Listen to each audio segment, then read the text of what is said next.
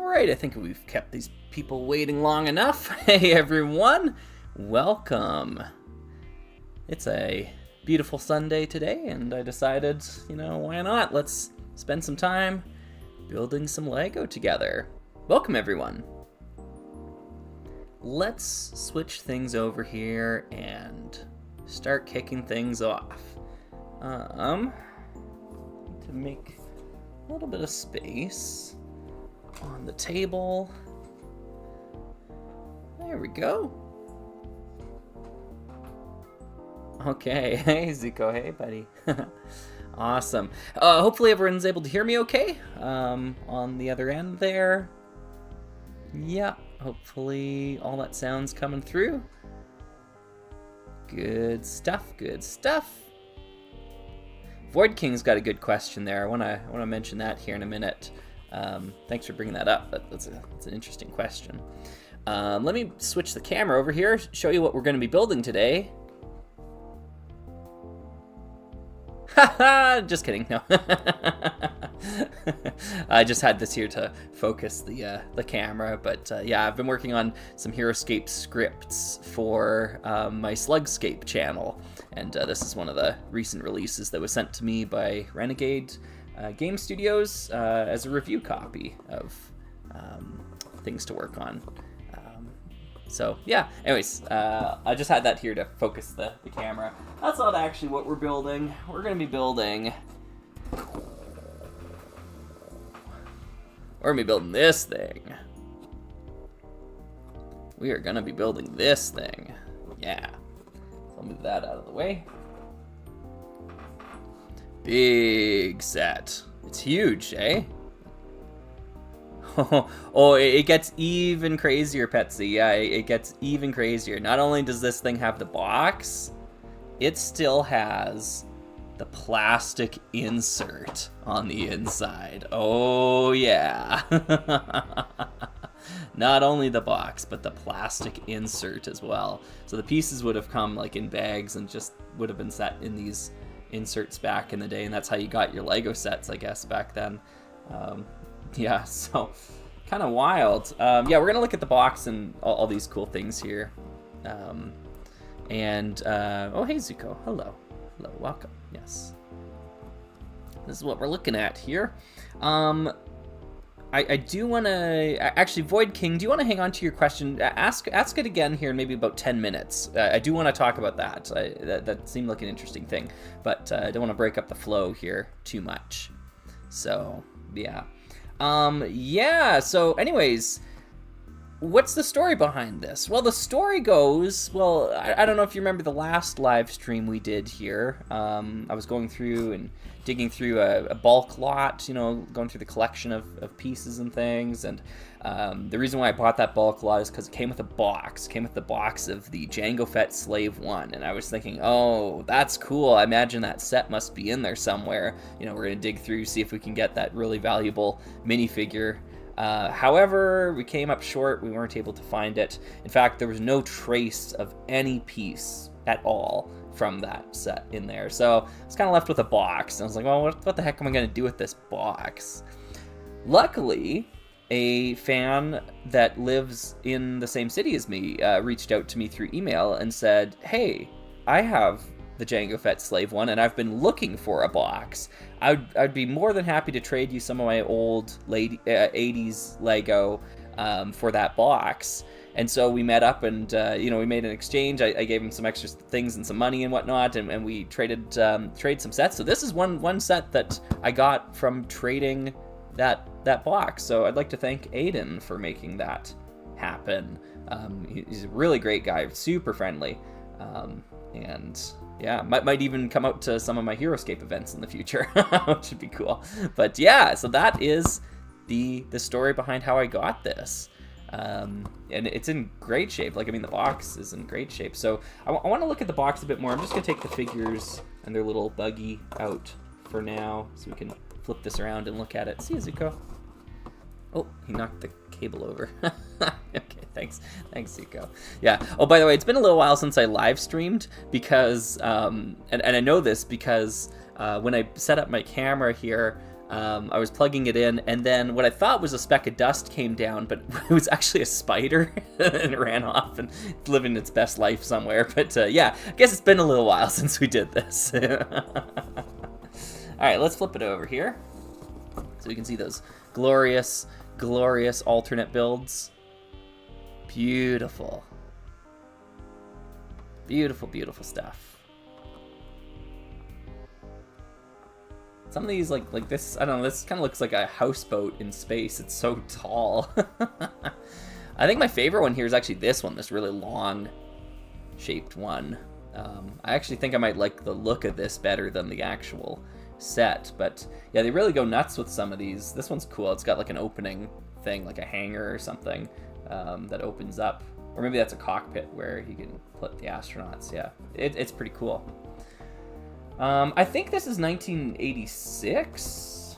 Yeah, it looks like it. Yeah. 1986 is when this set came out. So this is kind of during that decade of classic space where like every set kind of looked like this. I really haven't dove that much into 80s Lego space because it's very samey the whole way through. Like everything's blue, white, and yellow to some extent. Maybe, you know, it's just like that there are these colors that were associated with Lego space for basically the entire decade. Not saying that they aren't bad sets. I don't know yet. You know, we'll build this one. We'll see how we like it. But there's nothing like outwardly appealing or unique, because I'm so used to 90s Lego space, right? And 90s space is just wacky and weird. Every year there was a whole new color scheme, new this, new that, right? And then you look at the 80s and you're like, oh, geez, I don't know if this is kind of milk toast the whole way through. But yeah, at least from a visual department, I do like the spectacle of it all, though. Like I like all these abstract fins and sensors and this and that. Like all that sort of stuff's pretty cool. Yeah, when I got the set from Aiden, it was already pre-assembled, but I disassembled it and washed all the pieces.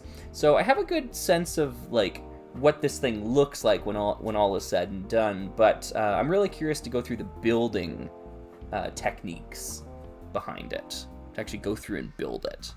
So I think that'll be interesting. The top flap here, I want to show you this as well too. This is actually really rare to get an alternate build on the top flap, but this alternate build is just hilarious.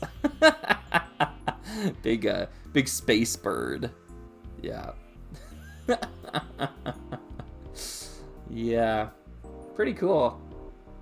This looks like an alternate build here too, actually, like this little space station thing. That's interesting. Yeah. Oh, there's another shot of the space bird. That's really cool, to be honest. Yeah, normally the way that I've seen it in the past with flapped sets is the top flap of the inside shows more play features and whatever of the main set, and then the back is where you do all the alternate builds. But maybe it was a different arrangement in the 80s. I don't really have any or many other 80s boxes. I've got the Bat Tracks box, and I think it's like that, but I can't recall, actually. I'll have to look at it again.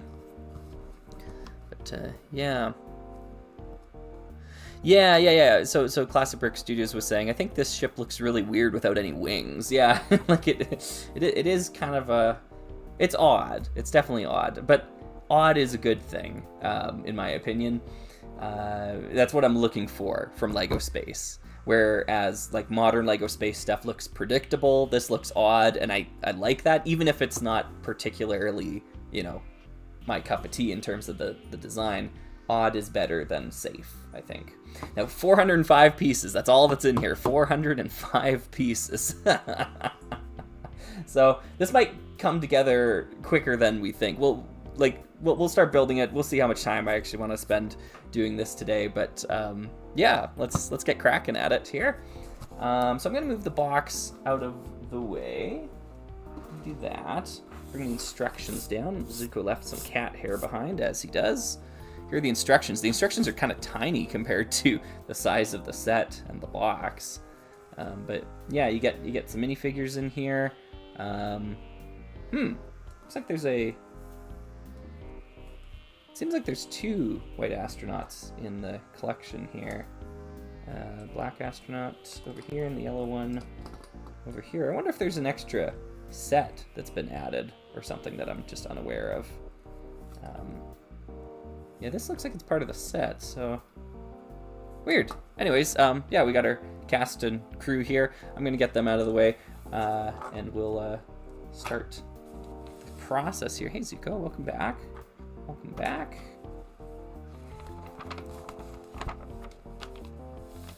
K2 Films is saying, is this the only set you're doing today? I'm not sure yet. Zuko keeps knocking this cable over. Oh, Zuko. Okay, what if I move the lamp a little bit? There we go. I'm not sure. Yeah, we'll see how long it takes. If I get this done in like an hour or something like that, then yeah, we should probably build something else. But yeah. How do I want to do this? I need to dump all the pieces there, but now there's a cat sitting here. This whole buggy actually looks like it's already complete. So I think we're done that step already.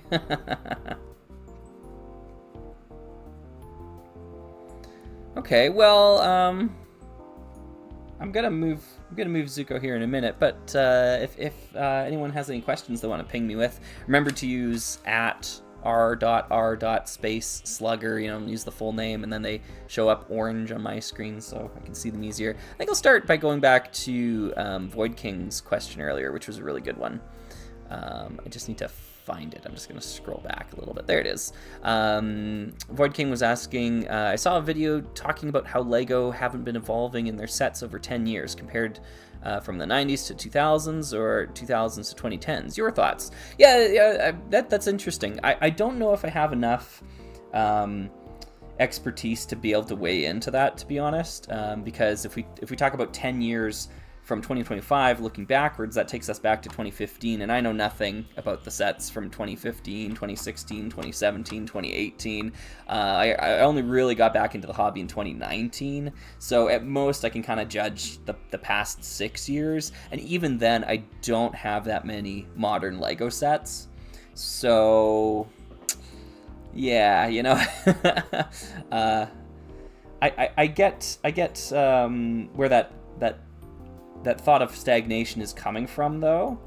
However, I think there might be a little bit of recency bias behind that as well. Because I get into these sort of discussions with my bandmates all the time, where we talk about, like, well, geez, there just haven't been any, like, big songs lately or big albums lately, or music these days is like this or like that.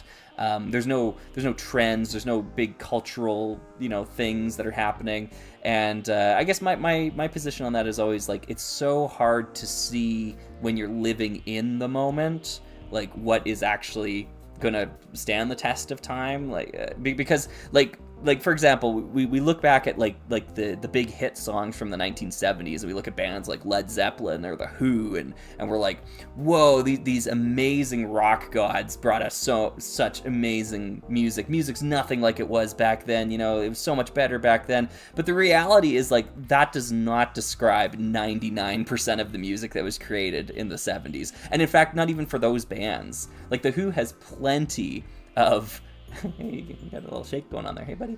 The Who has plenty of albums that have no hits on them. They're just complete duds, complete misfires. Like, so much music that was created in the 1970s was about quantity over quality, because, like, you were signed to a record label, and the record label would put you out on tour and then say, well, by the time you're done the tour, boys, you better put out another album. So you've done the tour, and then you put out an album, you go on another tour, and then you got to put out another album, because you got to sell these records, right? And so I guess my larger point is that it's really tough to graph these trends or to see these things happening when you're living in that moment. So I think for someone in the 90s looking at LEGO, I don't think they would see it as, radical revolutions in the building techniques and everything. It takes some time, to look back, which is one of those things I was talking about in one of my more recent videos, where I was mentioning modern LEGO versus old LEGO or something like that, and I drew the demarcation between 2003 and 2004, and I kind of made the claim that, like, if you're going to draw that any later in the timeline, you know, there's the possibility that it's our recency bias that's going to influence where to draw that, right? So I feel like you need that separation 15, 20 years, you know, to be able to say, okay, this, looking back, this is where it makes sense to do that.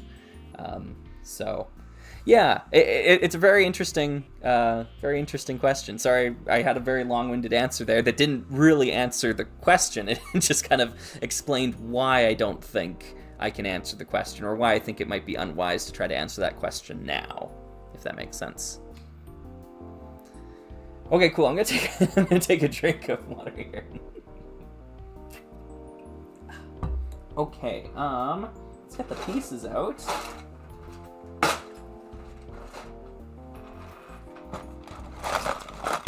Dumping out right here in front of us. I think I'm gonna move the instructions closer to me. I think that's probably the way to do this. Yeah, this isn't great. They're kind of gonna be off the table. Oh man. if this isn't old school Lego, I don't know what is, right? Like 2 colors. Just grab all the random pieces from these 2 colors here. Hey Zico, I don't think you can be up here anymore. Sorry, you might have to move to the other side. There you go. Okay, you can sit there. Yeah. K2 Films was asking, have you heard of Venice the Musical? I have not. I'll have to look into that. My dad's first live stream, and he loves classic space, so you have to be nice about the Wii colored windscreens. Well, welcome, Dad. Yeah, thanks for joining us here. Yeah, that's here. I've got the Wii colored windscreens in a separate bin over here. This is the stuff I didn't throw into the wash with the rest. Yeah, I don't know. They were certainly doing something. It wouldn't have been my color choice for the windscreen elements. I'll tell you that much. I think any sort of blue shade, like either trans light blue or trans dark blue, would have looked nicer with this particular color scheme. But nothing I can do about that now. Oh, I actually need one of those parts right away. I need a computer piece. Oh, do I not have this computer piece? Oh, it's blue. Okay. I was looking for a white brick, but it is in fact blue. Nice. Menson24 was saying, hey, our Slugger, glad I could join your Classic Space stream. I love the first year of Classic Space because I love the peaceful vibe and classic sci-fi aesthetic. Yeah. And I know on your channel you have a lot of these sort of sets featured in your stop motion and whatnot. Yeah, I'm kind of curious to try this out. Let's see how it is. Yeah. It's definitely a little outside my wheelhouse, let's say.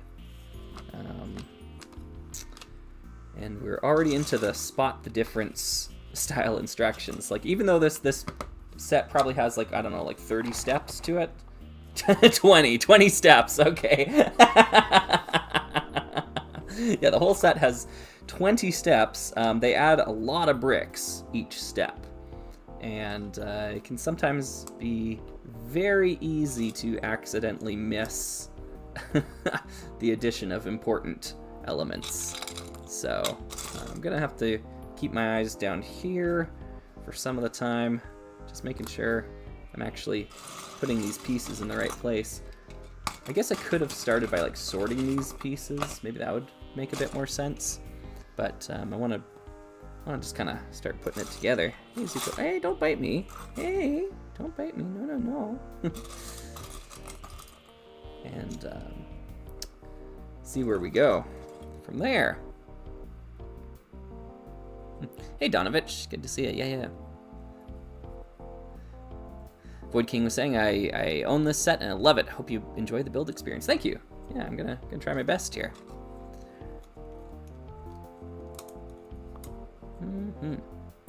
Alvar. Hey, Alvar was asking, do you like Radiohead? I really haven't dove that much into Radiohead, but no surprises. the song and the music video is like an artistic masterpiece. So I really love that track. I just haven't gotten into the rest of it yet. Honestly, for a long time, I guess probably because of like growing up in the 90s, I really just did not like music from the 90s. It's only within like, I don't know, I want to say like the last like three years, I've kind of gone back and given any of it a second chance. And like there is some good stuff from that decade. It was just like when you were in that era, I guess, like everything was like so grungy, and like the drums sound bad and the guitars sound bad, and I don't know, I wasn't really a big fan of the production on a lot of those records at the time. So I've kind of had to get used to some of those sounds and accept them. So like, I mean, like how many 90s tracks have a like that sort of drum thing, like those loops, and like techno was really in, and I just thought like, this is all trash, all of this. But I've become a bit more accepting of it in recent years. Oh, this is great. Okay, they're gonna make me count how many. I think these are the long ones. Gosh. Okay, what is that? By 16. Okay. Do that. Gas Mask Claire saying, darn, Slugger's not a drums and bass fan? No, sorry. And I know that might be surprising because the music I make for my channel is pretty like heavily inspired by 90s drums and bass. But I still maintain like the reason why I make that style of music isn't because it's my preferred artistic expression. It's because it's easy to make. So it's just a very basic genre, and that's not meant to be like a condemnation of it or anything like that. Like obviously there's tons of enjoyment to be had in basic genres. I mean, I listen to a lot of pop music, and pop can be very basic as well. But I don't I don't consider the music I make for Slugger's channel high art by any stretch. It's quick and efficient, and it's fun, and I think it's still good, like, but if I could write and record jazz music and like perform that, I would far prefer like something like that, something with some more intellectual meat on the bone, I suppose. But jazz is a little bit beyond my comprehension at the moment. I love it, love to listen to it, but creating it is difficult for me.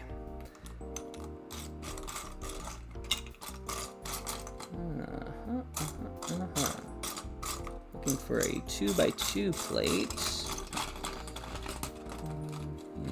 Guess I should move the big plates off to the side here. Yeah, looking at how fast this is kind of coming together, I don't think this is going to take us too long now that I'm thinking about it.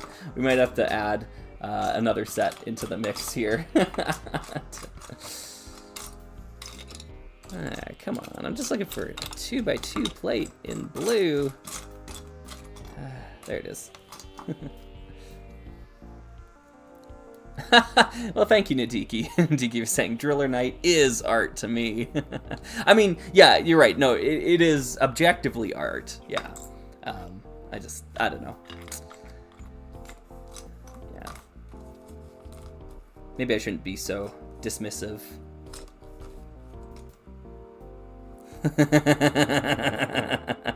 iLog saying, the simple trick to jazz is just 2-5-1 until you're tired. Yeah. And I have been practicing my 2-5-1s. Yeah. 2-5-1 is like, it's like a magic trick. It's so efficient at just getting the listener on board and taking them wherever you want. Wherever you want to go, the listener is gonna follow. With 2-5-1s. The idea behind a 2-5-1 is the minor 2 sabotages the current key and sets up a secondary dominant, which leads to the dominant of the new key, which is the 5, and then you pivot from a major 5 to a major 1 or a minor 1, depending on the situation, and that takes you into a new key. It's just great stuff. It's so, like, efficient. 2, 5, 1, and you go wherever you need to go. Yep.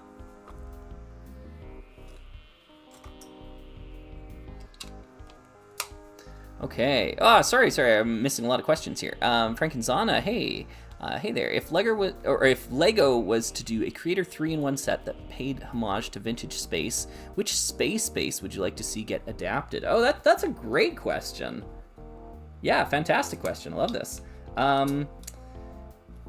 Probably the best bet. Oh, I can see it sitting on the table right over there. Maybe I could go grab it. Yeah, okay, I'll grab it here. Oh, that's kind of bright, isn't it? Or can everyone see that okay? Like, is the lighting okay? There's not really that much I can do about it, to be honest, actually, so I guess I'll, it's just the white bricks and whatnot there. It's the Futron one. Let me just grab it.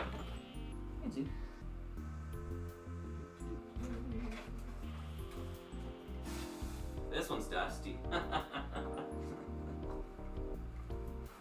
Yeah. This space base. This one's really cool. It's got these big windows thing. It's got the, like, spaceship that looks like it's like a toaster oven or something. It's kind of silly, the part usage there. These cool computer pieces, these cool arch pieces in transdark blue, and then it all opens up to launch the shuttle. I can't remember. There's the rack winder. Yeah, so you turn the rack winder and it opens the whole thing up so you can launch a spaceship out from the top. You can put astronauts in the little spaceship and the wings fold out and all that jazz. But yeah, like this one. And the reason why I would choose this one is not only is it a really great space base, like I think it is just like a really cool set, but the colors are still in production. And that's a huge thing, right? Like you can't do the Ice Station Odyssey because the colors aren't being produced anymore. So this is one where they actually do still make all these colors. Rather than, the grays would have to be updated. But, yeah, that'd be my pick.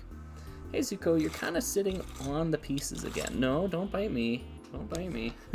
Anyways, I'm just going to pop this back on the shelf. But, yeah, that'd be my pick, I think. Mm-hmm.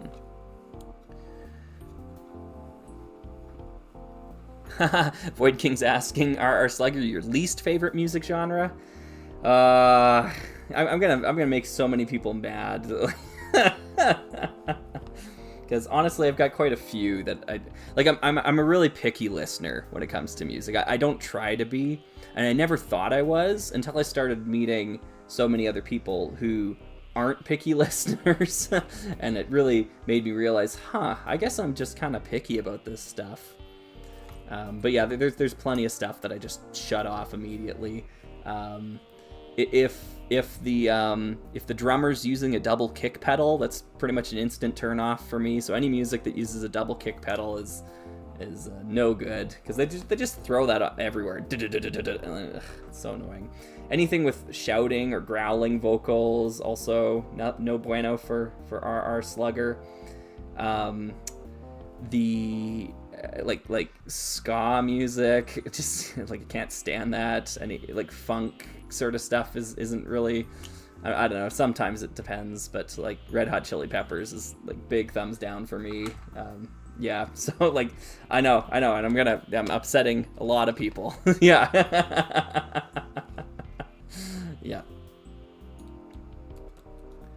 Yeah.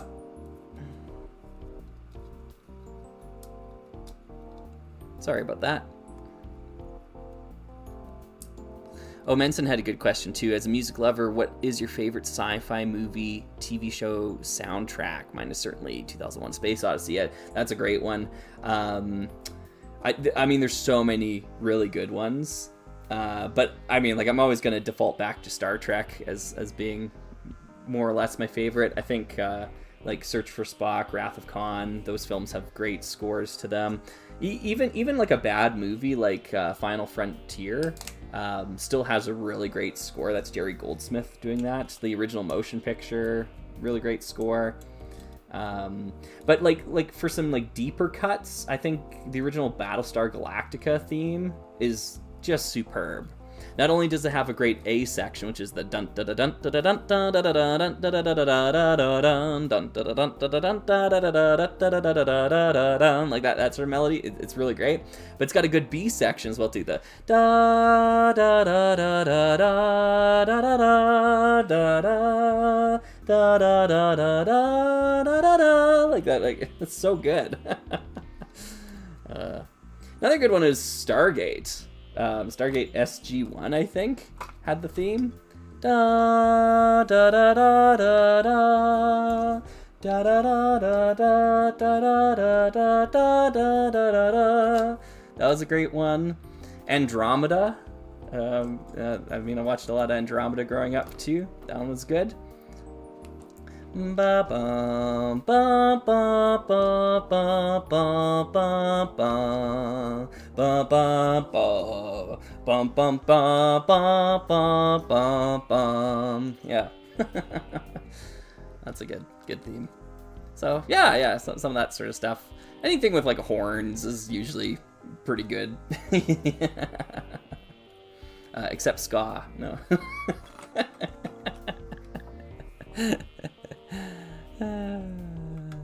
Yeah, Slugger hates all music. Yep. Anders was asking, speaking of sci-fi, did you finish Andor yet? No, I finished season 1 and I haven't started season 2.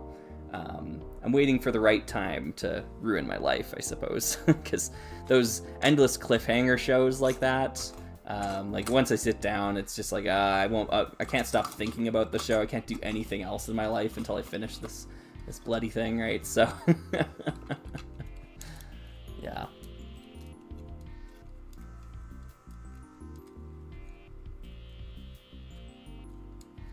GG Twin Bay was asking, what are your thoughts on Go Bricks? I don't know if I have any thoughts on Go Bricks. I'm not sure I know what those are. I'm assuming some sort of Lego competitor. Yeah.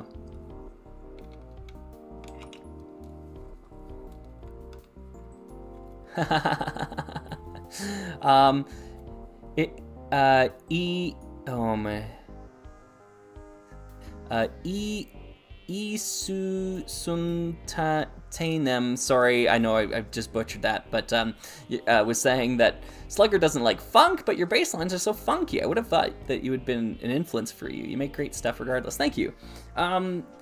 Like, it depends on the funk. Like, I mean, I love Earth, Wind, and Fire. Like, just spectacular group of musicians. But there's like a certain, like once you get to the Stratocaster with the wah pedal, waka chicka waka chicka waka chicka waka chicka, and like someone like rapping over top of that or whatever, that's no, I'm out. You know, that's that ain't for me. So yeah, it really does depend on the context, I think, because like Earth, Wind, and Fire is super funky, but like good, so great. I saw them tour with Chicago, the band Chicago, and yeah, they mopped the floor with Chicago. It was ridiculous. Even though Chicago were like the quote unquote headliners or whatever, yeah, Earth, Wind, and Fire just slayed. Yeah. Oh, Sven, hey, well, thank you for that. Eight pounds here. Some late donation to the Summer of Slug. Hope you're well. Thank you. Yeah, it's now officially the fall of Slug, isn't it? Yeah, I'm doing well. I'm back to teaching now. And even though I was kind of just like basically thrust into that from you know, the last day of the Summer of Slug to 2 days later, I'm in the classroom again teaching. You know, like you can just, like, I was just able to, you know, you just shift your thinking and then you're back into teacher mode. And yeah, I mean, I guess I've been doing it long enough now that I don't have to worry about prepping too much ahead of time. It's just like, okay, well, you know, I need to figure out what curriculum each class is going to do. That took me about 3 hours, and then printing out the sheets and whatnot, getting the song ready. I printed over 500 pieces of paper, which is pretty crazy. But I mean, like at a music school, you need your music in front of you to be able to do things. So yeah, that's kind of what I was up to there. But yeah. Oh, stupid. Sorry, I got mixed up here. I'm looking at the spot the difference instructions. I couldn't figure this out, but yeah, they want a piece here. Yeah. But anyways, yeah, sorry. Thank you for the donation there. Yeah, back to school. Back to school to prove to Dad that I'm not a fool.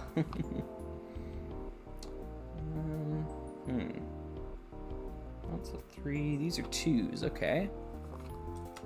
2 here. And 2 here. I notice a lot old Lego sets, especially old castle ones, have lots of things that are 5 length, like areas of things. Like there's a opening here that's 5 studs long. There's a stretch of blue pieces here that's 5 studs long. Those castle walls, those prefab castle wall pieces are exactly 5 studs across. It's just kind of shocking to me it took so long to get 5 long length plates and bricks and whatnot. It just seems like the need was there back then.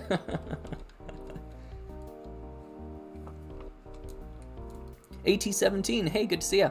Do you have any plans to make music tracks for Alpha Team or Lego Castle, or would you use some generic music for things like that? For Alpha Team, yes, and in fact I actually have already made a couple of music tracks for Alpha Team.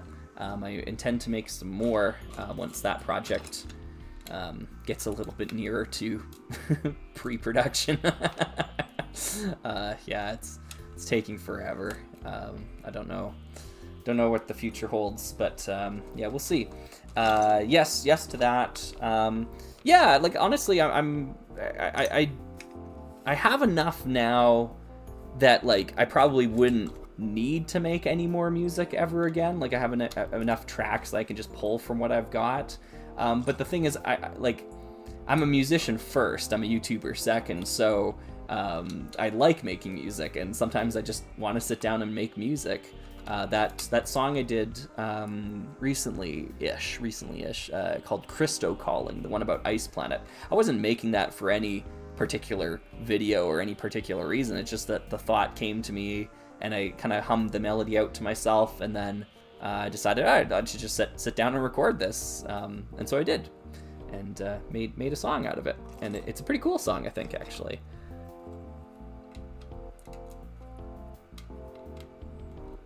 Yeah. Ooh, hey Nix.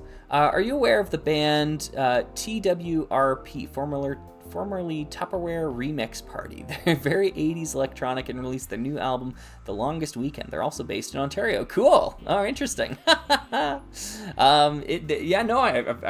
not familiar with that band, but cool to hear of some Canadian content out there. I'm a big supporter of CanCon, so that's good.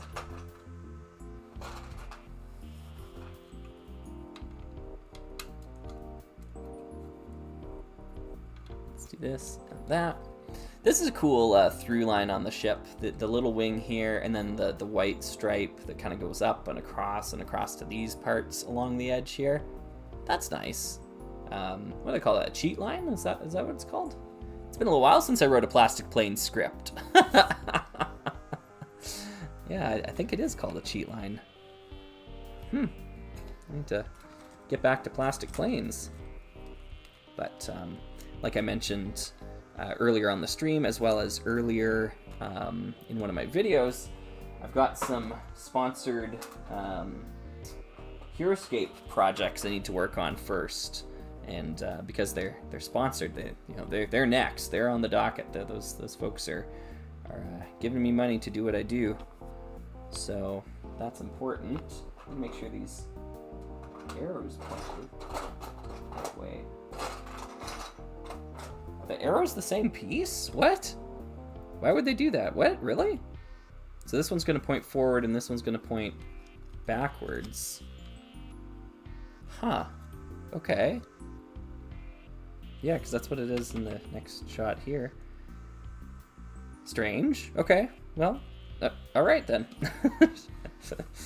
Yeah.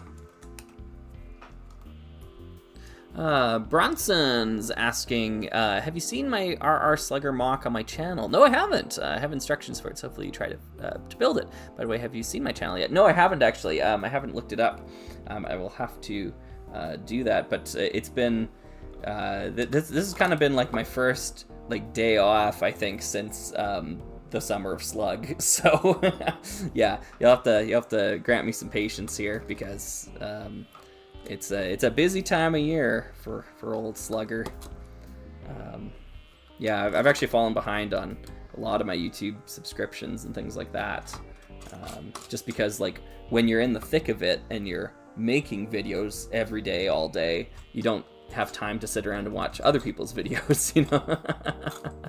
So like one of my favorite HeroScape channels, Doggin Days, just put out a big 2-hour video talking about some of the upcoming waves, and like I want nothing more than to just sit down and listen to him talk about these things for 2 hours. But it's like, man, 2 hours, I don't know if I have like the time to do that. And this project here kind of takes some priority, because this has been sitting disassembled on my table upstairs for a couple weeks now, and it's like, I need to get this off the table. So I need to build this, and I've been saving it because I want to build it on a live stream, and you know, you can see how that kind of snowballs, and one decision decides another thing. You know? One decision leads to the next, I suppose, is what I mean. Oh, hey, thanks, Benson. Hey, thank you. 5 Canadian dollars. Yes. Thank you very much. Gotta go. Have a nice stream. Thank you. I hope we will. Yeah.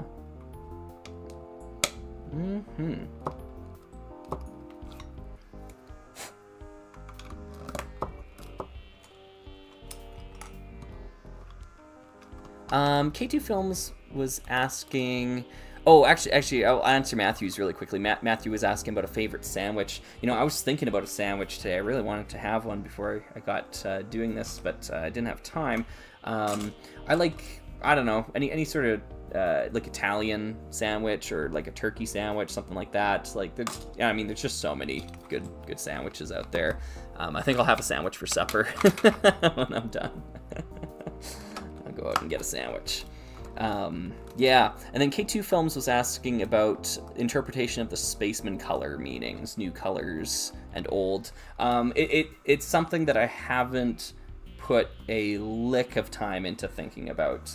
To me, they're just different colored spacesuits. I haven't thought about like, oh, this person does the security, and this person does this and that and whatnot. A friend of mine has gone through, and she's looked up the roles based on what they canonically were back then, like what the designers of the sets have said that they were. And unfortunately, somewhere along the way, it's been kind of contorted. So a lot of modern sources actually have it wrong compared to what they were contemporarily regarded as. So, like I said, I haven't put any time thinking about this, so I don't have the actual facts in front of me here. So sorry, I can't say like this is actually what they are, because I don't remember, and it's just something that hasn't ever once crossed my mind to really think about too deeply. But yeah, there's probably like a Star Trek influence there, right, where the different astronauts are wearing different colors based on their division. That would make sense.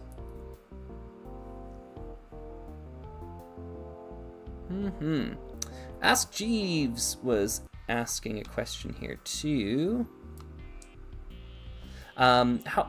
With how much modern LEGO focuses on adult collectors, do you think we'll ever see sets of R-rated properties like RoboCop or Breaking Bad?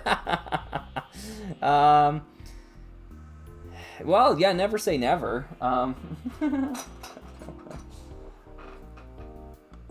Yeah, Lego's kind of made it clear that they're willing to chase the buck if they think it'll produce returns.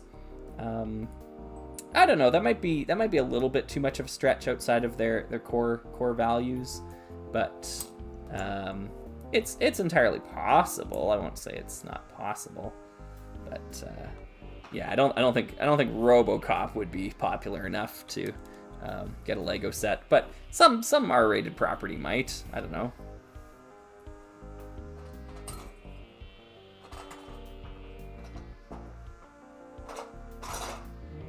We're gonna add some yellow to our spaceship. Yep, getting there. Alvar's saying, do you listen/watch anything while building Lego sets, or is it just silence? Normally when it's just me building on my own, I definitely throw on music or a show or something in the background, something to listen to, sing along with while I'm building. While I'm doing live streams like this, though, you're hearing music, but I'm actually not hearing music on my end, so yeah, it is just silence. Except for the sound of me droning on and on about Lego and other questions and things. Yeah, so a lot of the sound of my own voice while we do live streams is basically what I hear.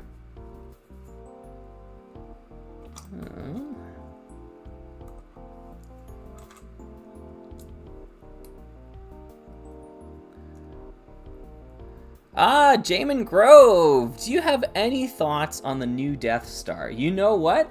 I do have new thoughts on the Death Star. I think it looks pretty cool. I think it looks pretty cool. I don't know, like people were freaking out about it, and when I saw it, I was like, that looks pretty neat. That's cool. It's like a cross section, and you see all the floors, and there's like the turbo lift, and yeah, like that's like that thing looks neat. I think I'd prefer having something like that compared to having like a big globe shaped thing that looks the same from every angle, you know? Yeah, I don't know. I'm not trying to be a contrarian, but yeah, I think it looks neat. Like, so yeah, I most certainly will not be buying it, you know, like yeah, that's so much money to spend on a chunk of plastic, right? That's just crazy. It could be a giant, like, amazing Rock Raiders display or something like that. I would still not spend $1,000 on a Lego set, right? Like, it doesn't matter the subject matter, it doesn't matter the quality of the build. $1,000, it's ridiculous. So, $1,000 American dollars too, by the way. So much higher in Canadian dollars. Yeah, but I don't know. I think the set itself looks neat. Yeah.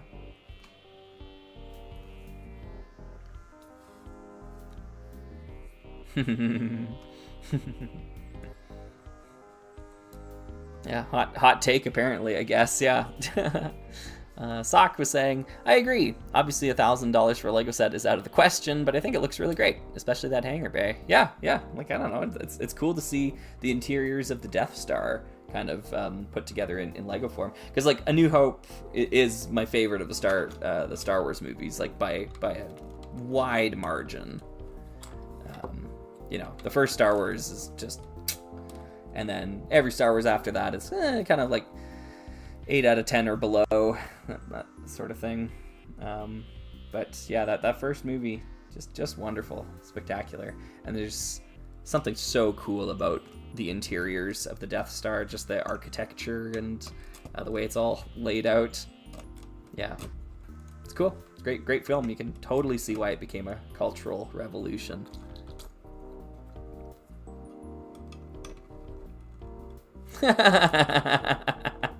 Ender saying hot take after hot take tonight. Yeah. you know, this is how I used to frame it, by the way. I used to say, like, you know, New Hope, 10 out of 10, love it. You know, my favorite Star Wars movie. Everything else Star Wars related is 7 out of 10 or below. But I kind of had to bump up Return of the Jedi to like an 8 or so, or you know, like it's like I think Return of the Jedi is my second favorite.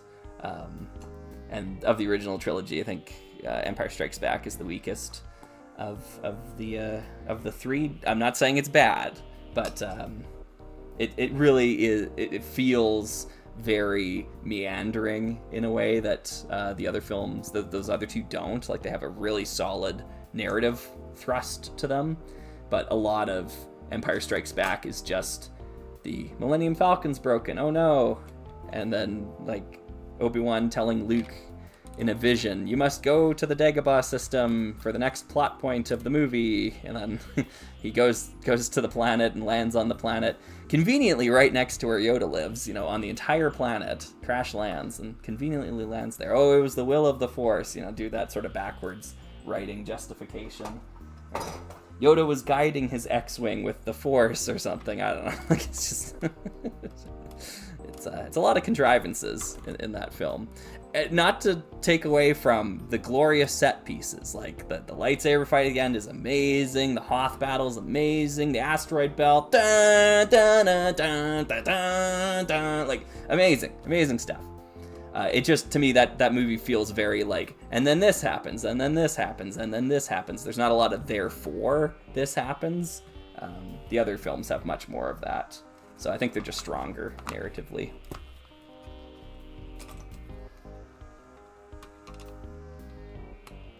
Yeah, Monty Mole's got it right there, I think, yeah. Has the most flawed plot and pacing, but the chemistry between the characters is top notch. Yeah, yep. Oh, and I also hate C-3PO in it. Like, they just decided, like, let's just make... What if C-3PO was just a Rob Schneider annoying tag-along character? Like, he wasn't like that in the first movie. Like he was competent and, he was prissy and all that sort of stuff, but, like, he's, like, made to be, like, a laughingstock in Empire. And it just, yeah, and he's so irritating. Like, yeah. Actually, this will ruffle some Star Wars feathers. I wish I had that hot take GIF that I could put up on the screen. I used to have that on my old live stream setup. But I watched The Rise of Skywalker for the first time somewhat recently. And I have to say, that was my favorite C-3PO movie. I think that was my favorite time he's been on the big screen. He had a great performance in that movie. And the cast, or the characters rather, treat him in the way that I think he's supposed to be treated, like he had stuff to do in that movie. He doesn't have anything to do in Empire, right? Like, he's just there. Like, give him something to do, right? But he had stuff to do, and he was funny too. Like I got a lot of laughs out of some of his things, some of his lines in that film. Oh wait, I just remembered another ooh, and just before he shuts off, or oh, Babu Freak, my oldest friend, Those are great one-liners, yeah. Yeah. So, anyways, I'm kind of meandering now. Master Builder was saying, "Hey Slugger, did you own this set as a kid?" No, I did not. No, this is new to me. In fact, basically all of Lego Space from like the 90s or this one from the 80s is completely new to me. I didn't own these sorts of things. Like the sets I talk about on my channel, for the most part, like I'd say like 8 out of 9 times or whatever, are sets that I've only recently acquired as an adult. The sets I grew up with as a kid are like, I don't know, Lego Island Extreme Stunts. I had like Exoforce sets, had lots of Bionicles. Yeah, like those sorts of sets. And I don't like ever really talk about those because this stuff is just way cooler than the stuff I grew up with. So yeah, I don't know. I guess I'm experiencing now what I didn't get the chance to experience when I was younger, and I enjoy this stuff. It's cool. Oh, Vexonia, hey, good to see you. I recently played a game with the new HeroScape pre-release units for Sir HeroScape's tournament. The gallery are honestly terrifying. Ah, yes. I've played a few games with the gallery as well too. Yeah, I heard about the results from that. It didn't surprise me. That much I can say. I know there was some fear about the great bow archers maybe being powerful, but I've been saying saying for months that I've played about half a dozen games with them, I want to say, at this point, and yeah, getting them to win even, let alone like a blowout victory, was really difficult. Like, it was really tough to find any matchup that they would win. So yeah, I think that hype was a little overblown. However, I shared Sir Heroescape's fears initially too, but glad to hear that it's not a problem. I'm a little disappointed that Maladrix is still such a huge threatening thing in Contemporary. I kind of don't like that figure, and like, kind of want her to be a little bit more fringe than she is. So I think they're gonna have to come up with something to take out Maladrix. Some sort of, like, I don't know. I guess I've also been saying like Sir Denric 2.0, someone who does more damage against huge figures. That'd be really valuable for Contemporary Heroescape, because there's so many huge figures. So yeah, it's interesting though. Yeah. Great bow archers are good with Maladrix, but otherwise not amazing. Yeah. And I think Maladrix is doing a lot of the heavy lifting there to make that combo work. Like, freaking lava crabs are good with Maladrix.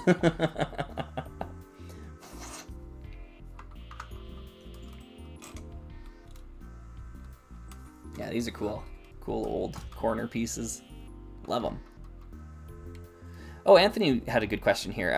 R. Slugger, what is your favorite Bionicle Titan set? I accidentally have 6 copies of Makuta. I don't know how.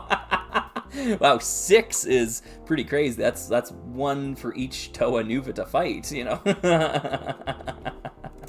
I think my favorite one is Toa Lacan and Kikanalo, from 2005 or something like that. It's from like the Metru era. Like, I know I've gone on record absolutely deconstructing the issues that plague the Toa Metru, and why I think they're considerably subpar compared to other Toa lines that came out, I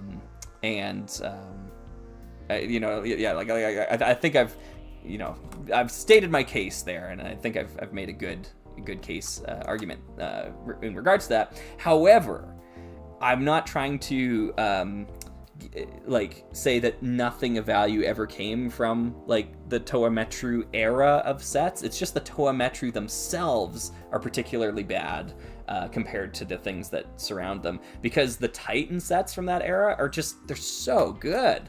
Like Hitangu as well too, and Nadiki. I had all of those big Titan sets from back in the day, and they're just wonderful, like superb. Even the Mask of Light stuff that came out the year prior, the Takanuva and whatever the bike thing was called. I love that one. Makuta, like you mentioned, is really great. Jala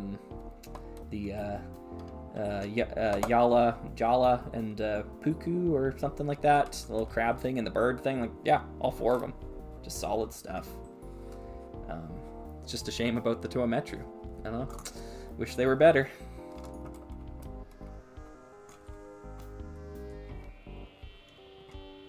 Nix was asking, what's your favorite, most interesting alternate / combiner model from Bionicle? Oh, this one's easy for me. My favorite is I can't remember what it's called. Is it the cow or the moo cow or something like that? It's the one where you combine Pohatu and Gali together to make the cow thing. I love it. I built that one so many times as a kid. So good.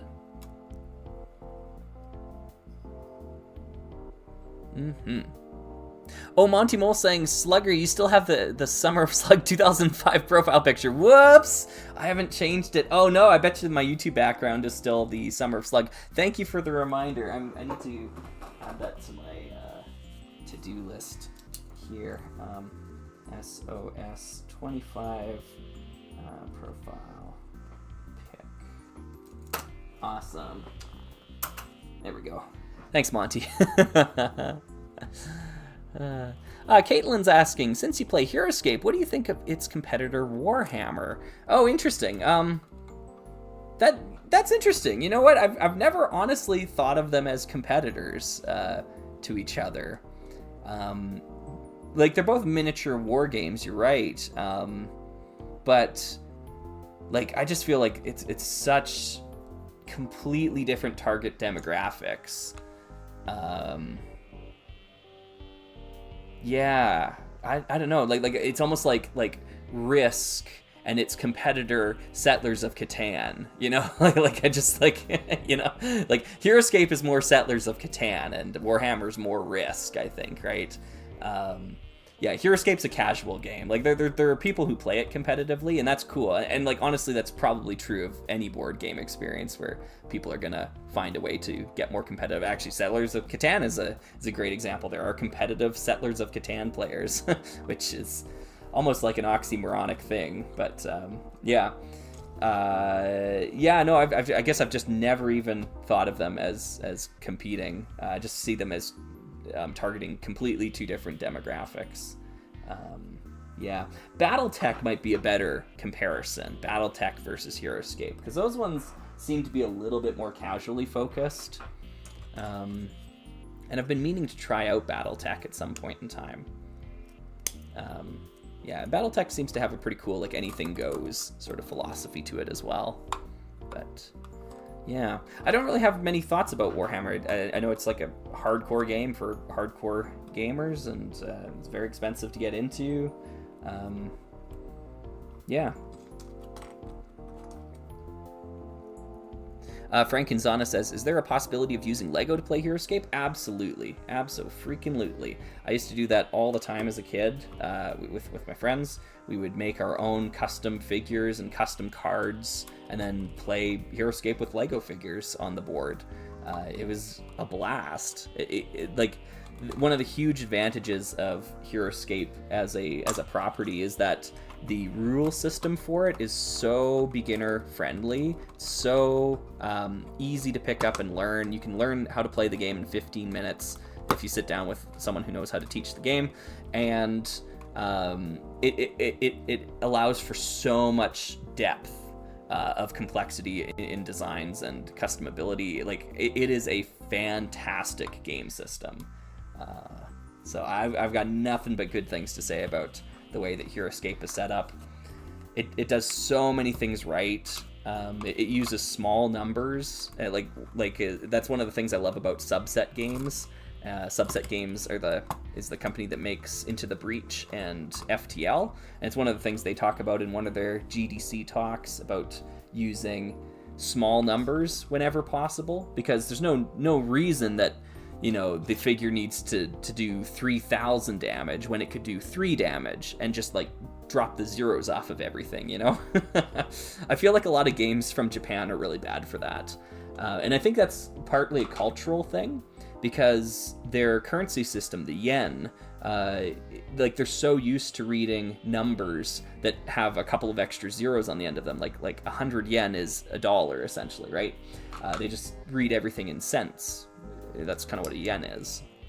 So I think that carries over into their video game design, because I've played so many games from like Japanese companies where, like, you know, 600,000 damage, you know, on this weapon or whatever, this attack, or your score is, you know, in those numbers. But I just think it's so much more user friendly to make those numbers smaller.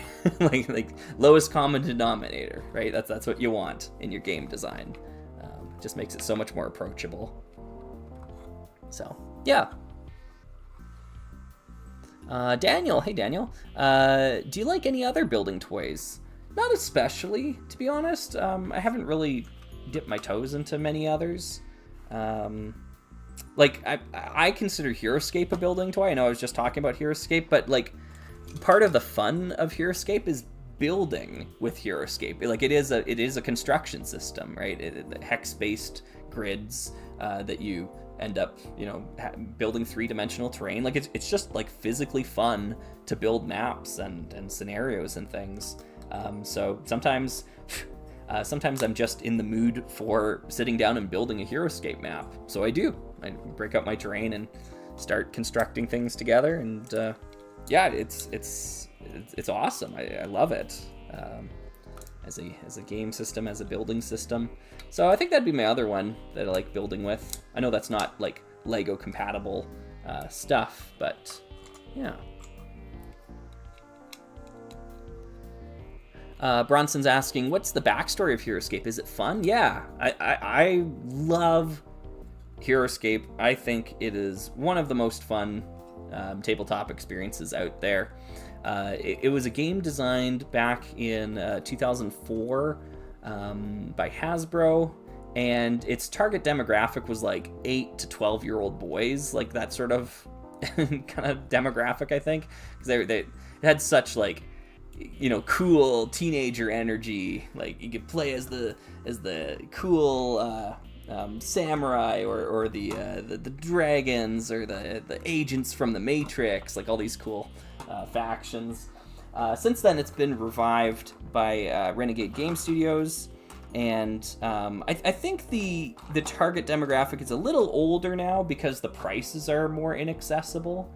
Like the pricing on the original releases was like so cheap, so affordable, like $13 for a pack of figures. Nowadays, that's closer to like $30 to $50 or something like that for the same pack of figures. Yeah, you know, prices have gone up. That's for sure. So it's not a game for the faint of cash, as I say. But it is a ton of fun, and it's still easy enough that kids can play it. That's the cool thing about it. There we go. Got the lid. The lid. All right. The lid, Patrick.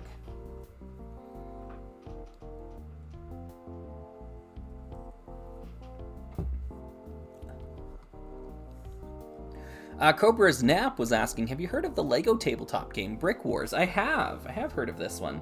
Folks have recommended it to me before. I just haven't played it. Never tried it before.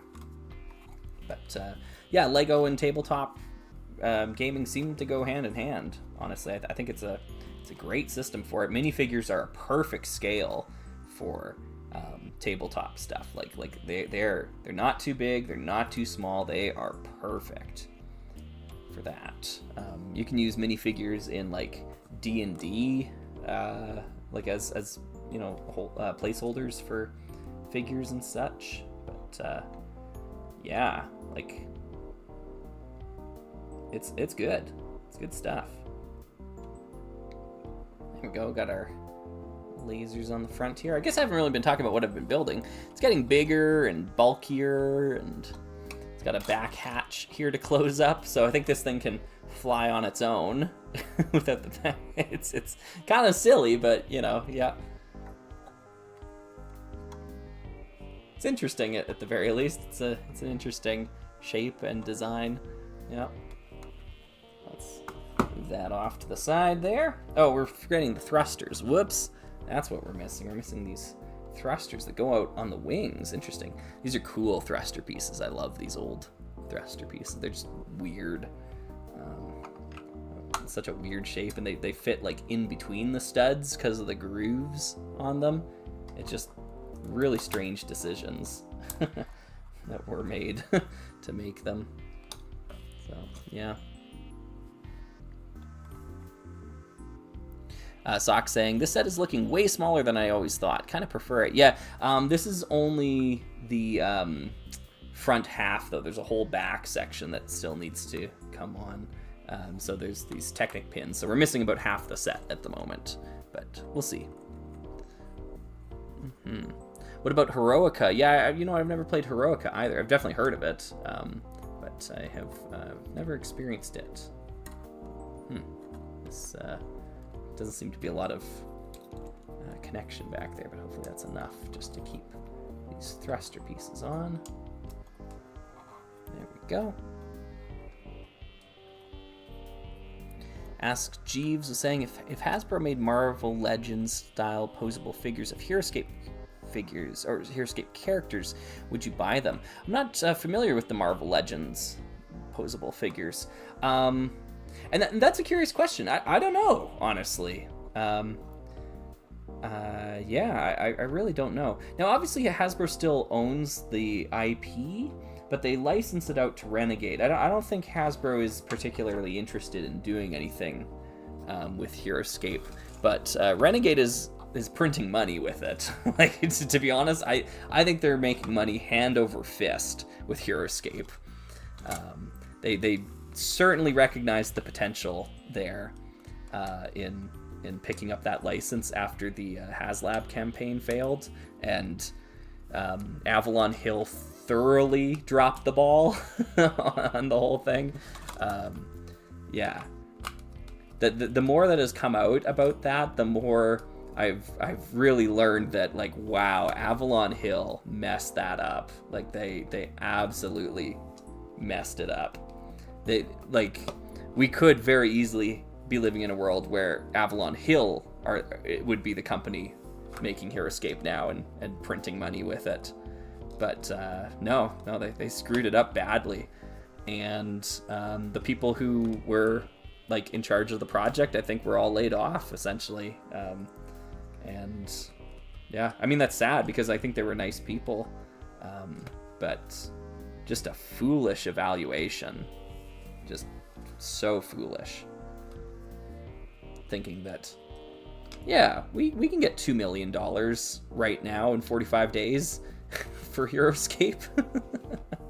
8,000 backers. Yeah, we can get 8,000 backers, even though the community does not, like, exceed 4,000 players, like, maximum.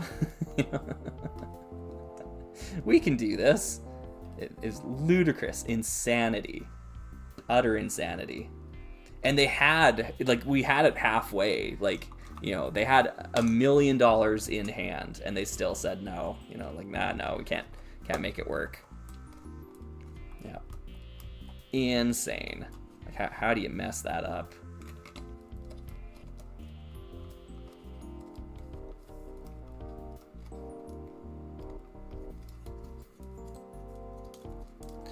Oh, Laura Mipson was saying, careful pressing the bricks into the instructions. Whoops, yeah, I guess so.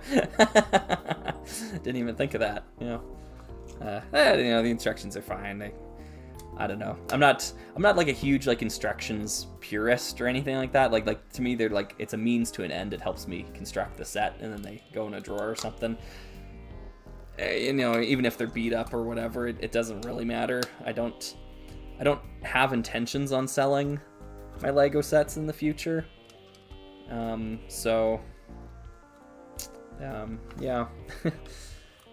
The condition or the quality of the instructions is a very low priority for me.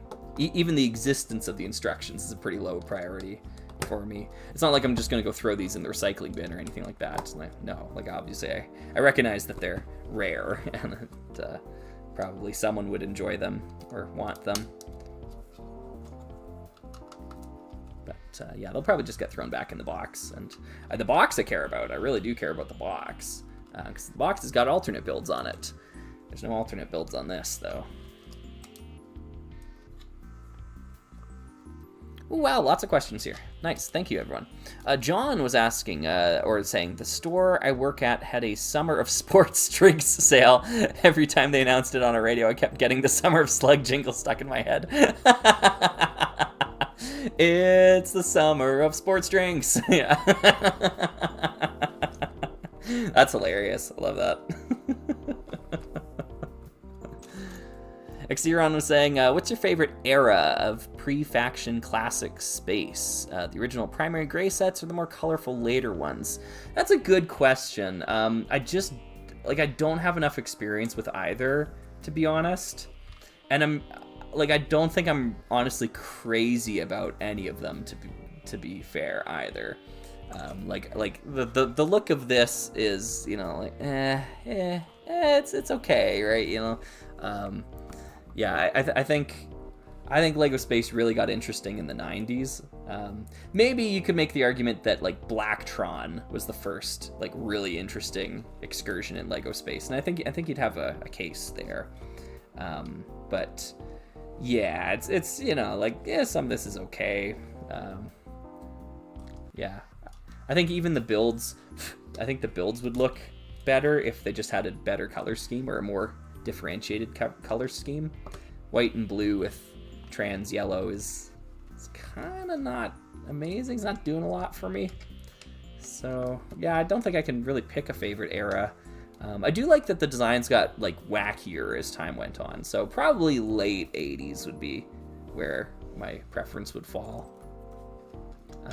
Like, when's the Twin Starfire from? That set. That's a cool set. I'll pick that. I like the Twin Starfire. That's a really cool Lego set.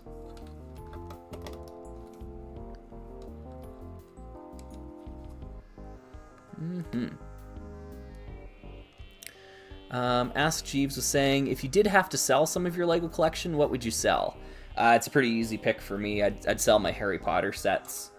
I actually have pretty much a full collection of the first, like, 3 years of Harry Potter. But it's, yeah, it's not something that I'm gonna end up showcasing on the channel in much detail. So, you know, they just sit in a bin. They, yeah, it's too bad. You know, I'm not the one that you know, turned Harry Potter into a contested thing, but I'm or an objectable thing, I suppose. But yeah, the woman in charge of that has she has the ability to fix what she's done, but refuses to and instead doubles down. So yeah, anyways, I don't want to get too much into it here today, but yeah, I would sell my Harry Potter sets if I had to sell any. Mantis Space is saying, if Slugger was an acronym for anything, what would it stand for and why? Yeah, I don't know. That's a tough question. What would it stand for and why? Yeah. Let me get back to you on that, I think. It's going to take me some time.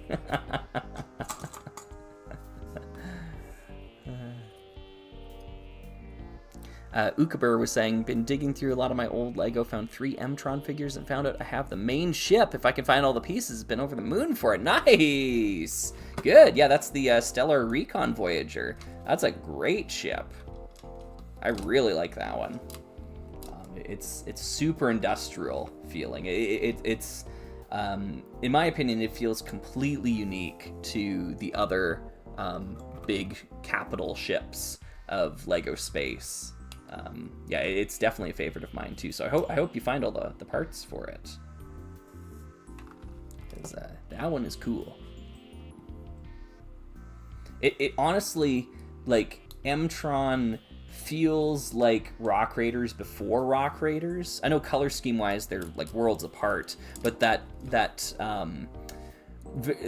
really like lived in industrial aesthetic is definitely something they share in common. Yeah. The Stellar Recon Voyager kind of feels like what I would assume a Rock Raiders supply ship would kind of look like. Yeah, and who knows, maybe the M-Tron people supply the Rock Raiders on their colonies or something. Yeah.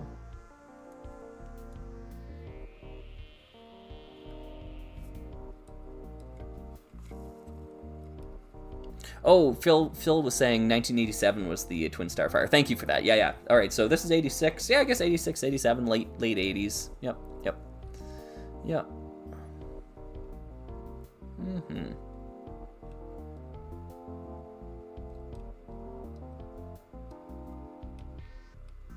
Hey, Aiden! Hey! Oh, nice! Oh, here we go. Aiden's saying, "Hey, Slugger, it's Aiden. Congrats on 50,000. Well deserved. Happy to see the set has been put to good hands. Looking great so far. My profile picture is pretty fitting, representing our trade." Nice. Thank you very much, Aiden. Yeah, Aiden was sounding off here in the chat. Yeah, I told folks earlier about our arrangement here, and yeah, we're building this big ship here, you know, giving it a try. I took the set apart and I washed all the bricks and everything like that. But yeah, thank you very much again for this. Yeah, big shout out to Aiden for helping me out here. And I hope, the deal has left us both happy. Yeah, I mean, you have my number if you want to get a hold of me. Yeah.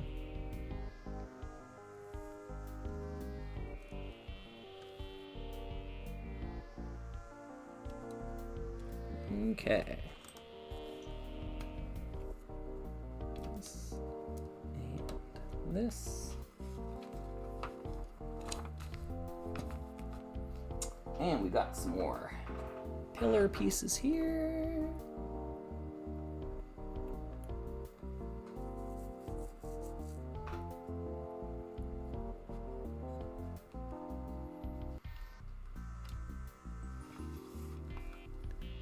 Let's see here. Oh, Optimistic Human was saying, still can't get over LEGO retiring trans neon colors. What's your opinion on the matter? Yeah, my opinion on the matter is well, I mean, there's likely I'm willing to accept that there's a reason that, like, we don't understand as to why those colors were retired, whether it be production reasons or like artistic reasons, like that sort of thing. Like maybe that, you know, the colors they look dated in a modern portfolio or something like that. Like, I'm perfectly willing to accept that they retired the colors, you know. That being said, it has made it virtually impossible to, you know, recreate any sets from the 90s with, you know, accuracy. like those colors were so important to LEGO sets in the 90s. So I think LEGO might have been a little short-sighted to get rid of them, because they've been leaning on like their 70s and 80s nostalgia so much lately, but they're not going to be able to do the same thing with the 90s, and maybe they don't want to. And I actually, you know, if I'm honest, I don't want them to. I'd rather not if they're just going to be half-hearted sort of recreations. I'd rather they not. just leave well enough alone, you know. So yeah, we'll see. Bronson was asking, what is your favorite snack, candy, and drink? Those are all good questions. I have to sit down and have a snack. I like apples actually quite a bit. So I think an apple as a snack is a good one. Favorite type of candy? Yeah. I like what are they called? Wonder Bars. Wonder Bars, right? And I don't eat a lot of junk food these days. I've definitely tapered back. I ate so much junk food in my 20s that, you know, by the time you get into your 30s, it's like, okay, I need to actually start taking care of my body a little bit better. So yeah, I've been majorly cutting back in that department, but as a treat, anytime I go on tour and I need to like get gas or something, I'll get a Wonder Bar at a gas station and have that. So sometimes I treat myself. Yeah, and in terms of favorite drinks, I mean, water is what I drink all the time, every day. I like Zevia as well too. That's a stevia leaf carbonated pop, essentially. But yeah, I think it kind of sums it up. Mm-hmm. Daniel saying, Slugger, how would you feel if they released a Rock Raiders gift with purchase followed by a CMF including Chief? I would feel bad. I would...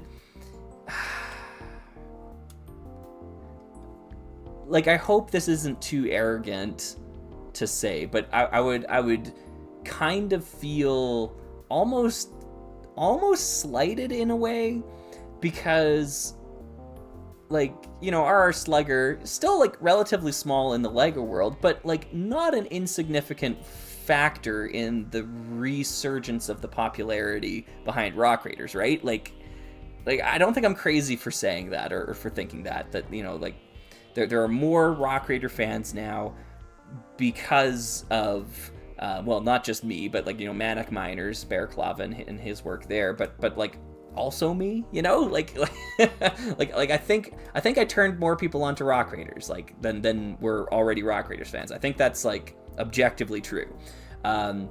So I would kind of see any such thing like that being like an effort of LEGO to capitalize on that newfound popularity that they had no part in creating, you know, and an effort to, like, cash in on something that I helped contribute to. And yeah, I think I would feel slighted. And like I said, I hope that doesn't sound too arrogant. And not slighted because I'm not getting a share of the profits or whatever, but, like, I just feel like that's kind of like LEGO trying to capitalize on, like, my art, you know, and, like, make money off of the art that I create. I don't know. Am I wrong for feeling that way? Just let me know. Yeah, you know, Blobby's got it. I think egotistical Maniac Slug says he single-handedly made Rock Raiders relevant again. Yeah. All right, well, K2 Films is saying you definitely got me into Rock Raiders. All right, well, there's one. big corporate 50K Slugger, yeah. Yeah, ain't that the truth? Yeah, Matthew was saying, of course, the only reason I got the Chrome Crusher was because of you. Yep. Someone on the internet probably. Thank you, Beckett.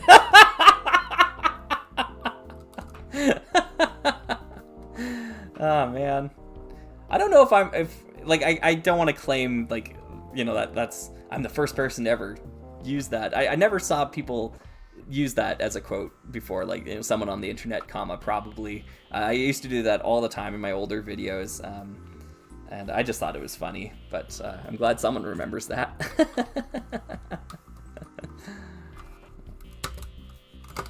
Oops.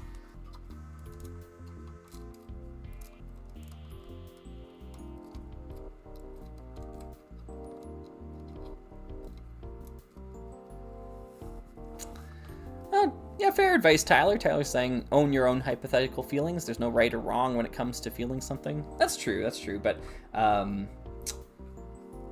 guess, yeah, no, you're right. You're like, you know, there's no right or wrong when you feel something. However, I just want to, like, you know, I'm kind of saying that as a sounding board to check to see if my logical conclusions, like, add up. Like, does it make sense? Like, you know, that sort of thing.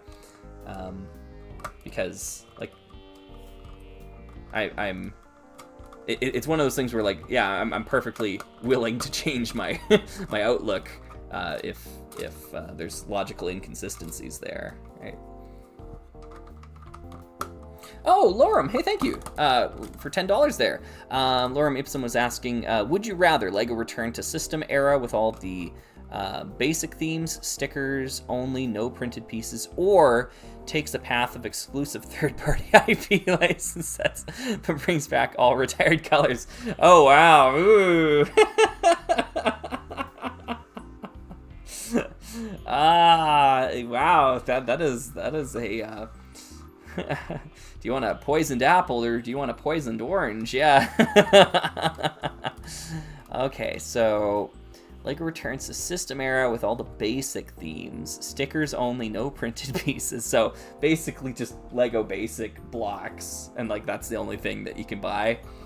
Or it all becomes IP sets, but they bring back all the retired colors. I think I have to choose the latter, because at least then I could get pieces secondhand that could be useful in the sets I build. LEGO would lose its soul entirely at that point. You know, there's no question about that. But like, you know, pragmatically and maybe selfishly, I think I would choose the latter if I was given the two options. So, man, quite the choice there. Anyways, thank you for $10. That was a funny question.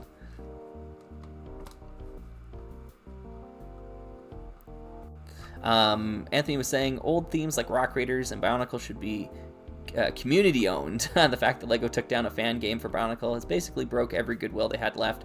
Yeah, like I get what you're saying there. I don't know all the details behind that project, so I don't want to, weigh in too much or whatever. Yeah, and I don't want to go to bat for a big company either and say like, well, they have a right to protect their intellectual property. I mean, yes, that is true, but like, does that make it right? Is the question?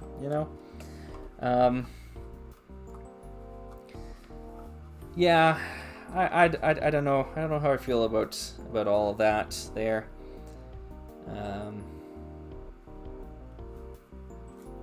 Yeah, like there's legally right and then there's morally right, and you can't litigate based on morality, So, yeah. It's a tough one.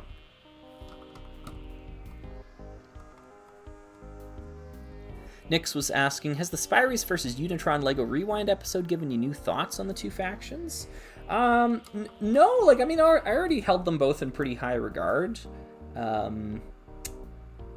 Yeah, like, I guess I see, maybe I see a little bit better what folks mean when they see those two as opposing factions, Spyrius and Unitron. To me, it feels like a really lopsided, like, conflict, I guess. Because Unitron was a region-exclusive series, and Spyris had all these sets. So I've just kind of seen them more as like neighbors, but not as like this side versus that side sort of thing. Because there's just like way more Spyrius than there is Unitron out there.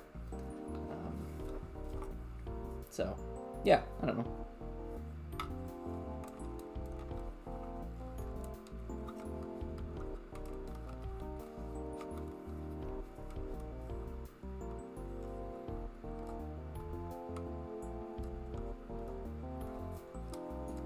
Yeah. T.I. Mona was giving a little bit more context. Yeah, it's kind of like they said sort of thing. Like he said, she said, whatever. Yeah, like I said, like I don't have any background with the project, and only hearing one side of the story doesn't like fill me with confidence, I suppose, right? Like. Yeah. It does remind me quite a bit of the Axanar situation with Star Trek. There was a fan movie being made called Axanar, and Axanar got the axe by Paramount midway through production because for a number of reasons, like there was, Paramount should have stepped in earlier. But they waited too long. Like, they basically waited till it was more or less a finished product, or close to, before laying down the law. And I think that's partially because they saw how good it looked, and then all of a sudden we're afraid, because Star Trek Discovery was just about to come out. It takes place kind of during that same era, and they were, reasonably so, worried that their new product wouldn't live up to this fan project, and so they had the fan project removed. And that to me kind of feels like something similar to this, where the fan project was more or less kind of revealed, and then Lego sees it and they're like, oh, this is way better than we thought it was gonna be. Yeah, we can't have this coming out, So it gives me similar vibes, and vibes are nothing to, base decisions off of, but, it's, oh, whoops, I built this incorrectly. Don't break. Ooh, don't break. Oh, okay, and this one, please don't break. Oh, okay. Don't break. These old transparent pieces. Just kind of like a nightmare to work with, these transparent plates.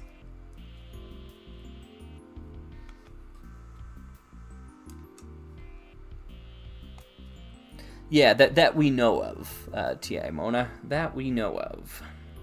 And like I said earlier, none of us, myself included, have the full picture on that. All we can do is, like,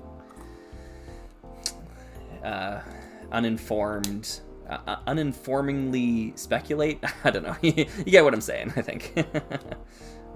All we can do is speculate with very little facts to back up what we're saying.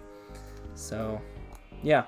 And moreover, I kind of feel like we, as the fans, have a bias. Like we already have a bias when it comes to taking sides in that. Like, of course we're gonna back the fan project.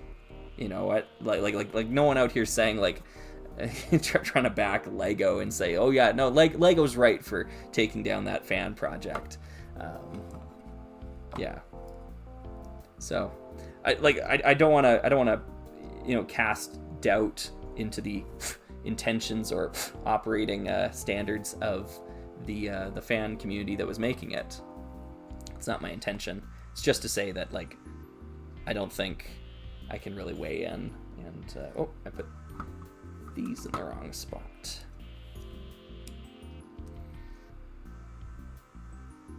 And yeah, I don't know. There are pretty obvious biases at play in the reporting of the information. If that makes sense. Hey, Ian. Ian says, Slugger! Ian!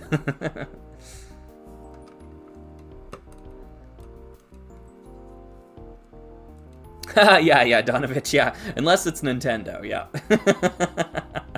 Yeah, Nintendo just seems to get a pass.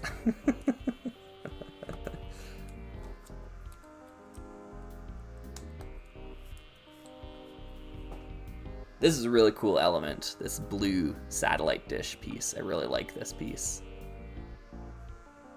Mm-hmm.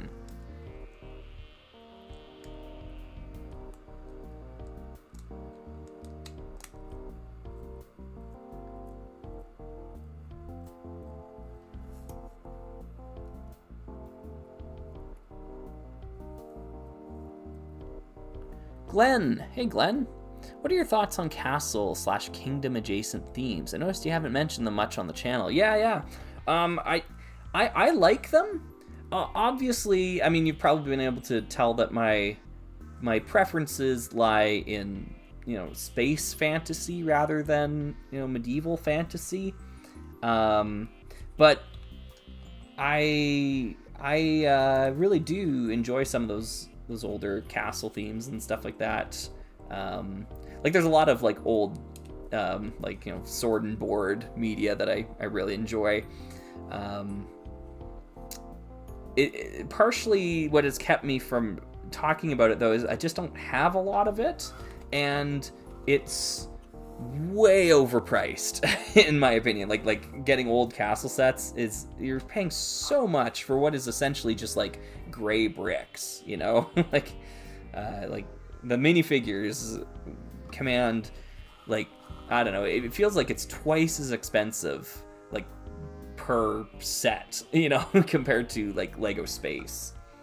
So one of the reasons I gravitate towards Space is because it's just more affordable. Like, it's yeah, Lego Castle is an expensive hobby to get into. I think this attaches here. Way across. There we go.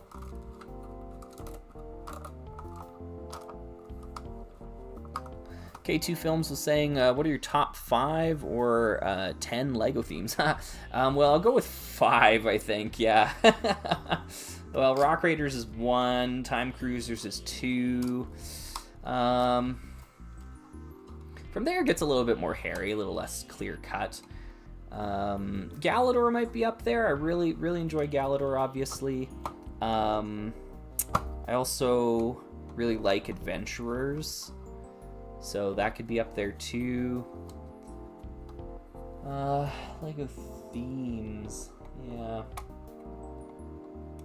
Some of those ones are kind of no-brainers, but like there are some themes like M-Tron that might be a little bit less obvious. Like I had 0 M-Tron sets growing up.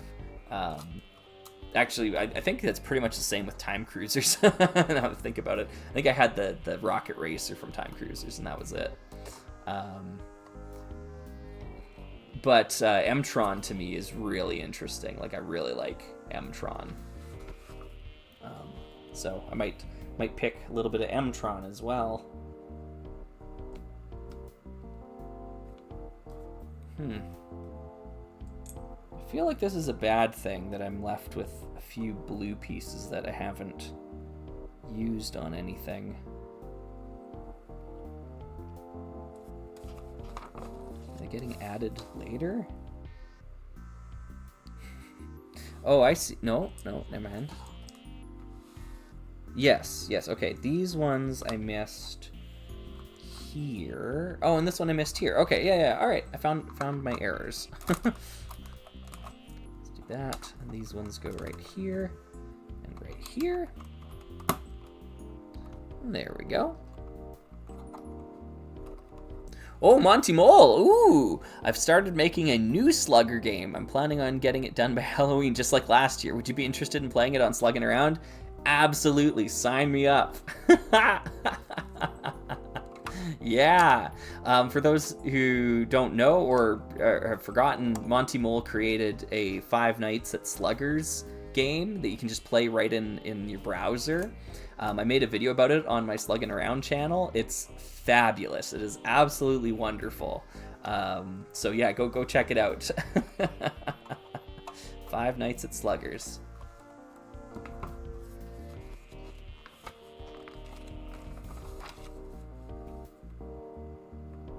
I'm also concerned about this white 2x2 that I have left over.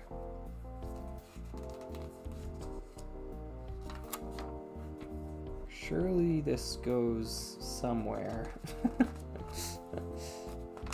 Search is becoming more desperate as I turn back through the pages here.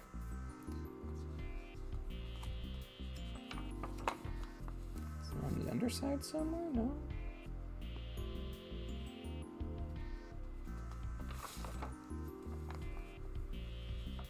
Oh no! I found it. Back on step 7. I see where it's supposed to go. Can I get it in there though?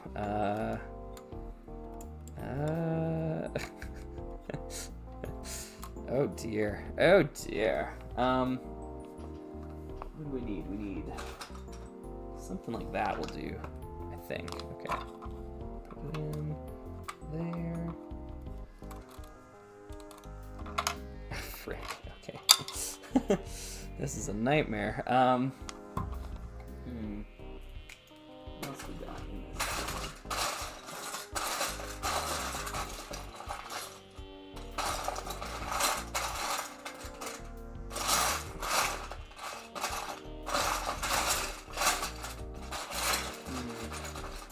This might work.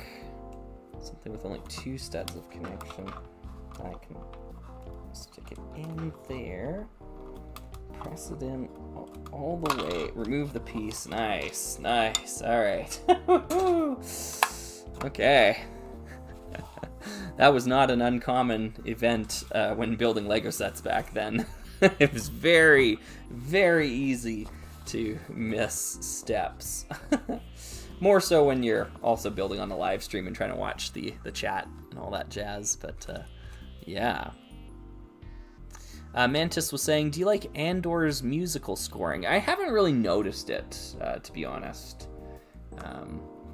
Like it's there, it's doing its job, it's making me feel things, like that's all good. But yeah, it hasn't been like outwardly amazing or anything like that.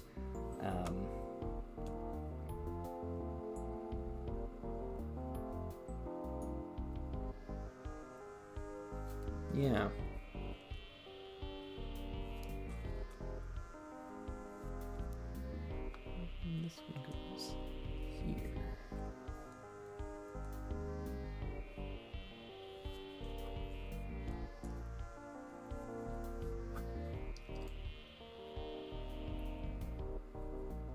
This is a really cool build, this little thing. What it's for all these tools. I'm just gonna dump the tools out here. And yeah, you clip on like the hand tools, like the scanner and the shovel and the pickaxe in black. Like I don't think I have any of these in black. This is really cool. Get like black shovel, black pickaxe, those sorts of things. And then it fits onto the back here as like a separate module that you can detach. So once you've landed, you can drop off the space tools and let the astronauts do their job. Yeah, it's cool. There's a second one here too that we need to finish building. Whoops.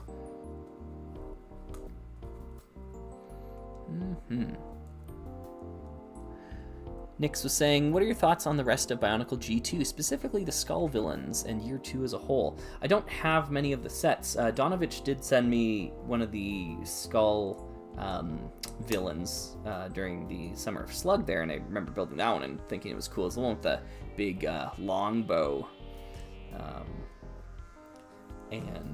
Yeah, I every time I build with CCBS, I'm really reminded how much I actually enjoy that build system. I think it's just a good system of pieces.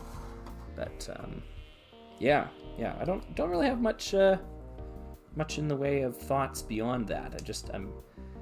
It's not a era of Lego I'm very familiar with, that's all. The tool racks can be connected to the rover. What? No way! What? That's amazing! Yeah! Thank you for that. Awesome, thank you, Pezzy. All right, let's connect them to the rover. That's great. That's awesome. That's super cool. Yeah, if only the rover wasn't a kind of piece of junk, but you know, I like that interconnectivity. The system there is neat. That's fun. Yeah, the rover is like even missing like a plate on top of the like Technic bricks to like hold them together, and like the astronaut is apparently just supposed to sit with this control panel thing hanging on over top of their lap, like.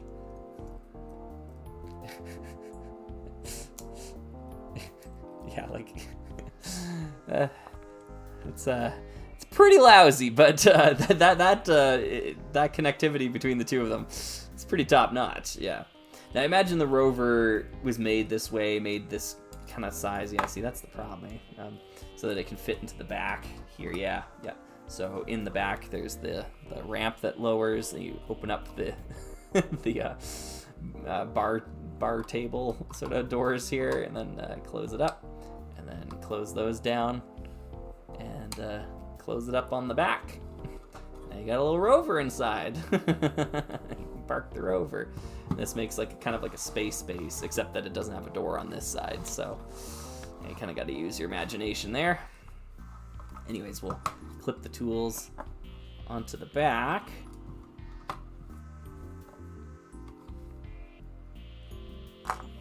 Move this out of the way, because that's the entirety of the instructions.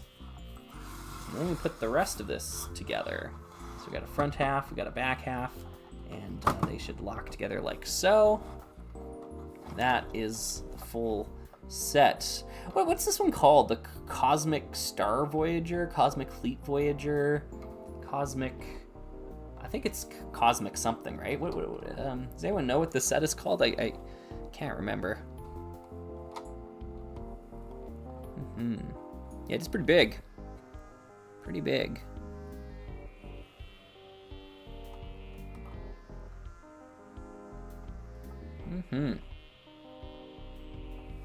Yeah, honestly, that back section is pretty cool. Cosmic Fleet Voyager. Oh, I got it. Nice, thank you. Matthew had a good question here. Matthew was saying, when you made your channel, did you anticipate that there would be child fans of your channel? As one myself, I find you spectacular. Thanks for having your music for free. I love it. Well, thank you. Yeah, like, I mean, I know I'm talking about old toys, like this is a toy from the 80s, but I'm still talking about toys, and, you know, kids are gonna watch videos about toys, and, yeah. Didn't really bother me, though, like I'm a teacher by day, and working with kids is what I do. Yeah, so like the idea of like not swearing and, you know, like trying to keep everything classroom appropriate is something that is already second nature to me, so it just made sense to do that on Slugger's channel. Yeah, so thank you for watching. Yeah. Let's see here. Yeah, it does look like a precursor to the Deep Freeze Defender, doesn't it? Yeah. Is the Cosmic Fleet Voyager as big or bigger than the Deep Freeze Defender or Explorian Starship? This is definitely smaller than the Explorian Starship, for sure. Yeah, the Explorian Starship is huge. Although you're giving me ideas. I do have the Deep Freeze Defender constructed. I don't know if I have it with me, though.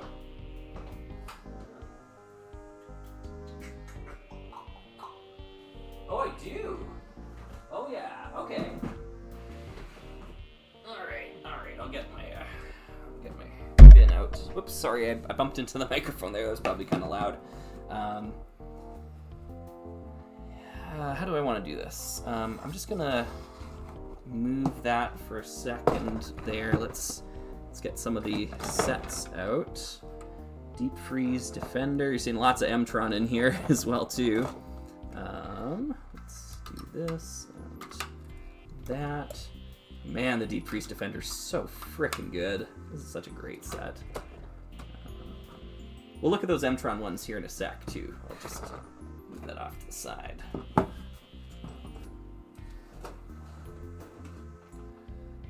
All right. And we'll clip that in.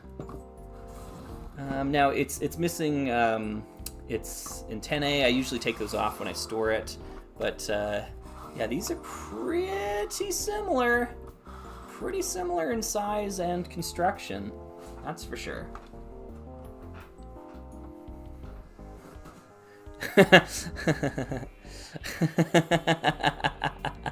I love hearing the voice from the distance. Yeah, like I'm digging through my bins. I'm like, oh, yeah, it's over here somewhere. Yeah, I think I can see it. Yeah.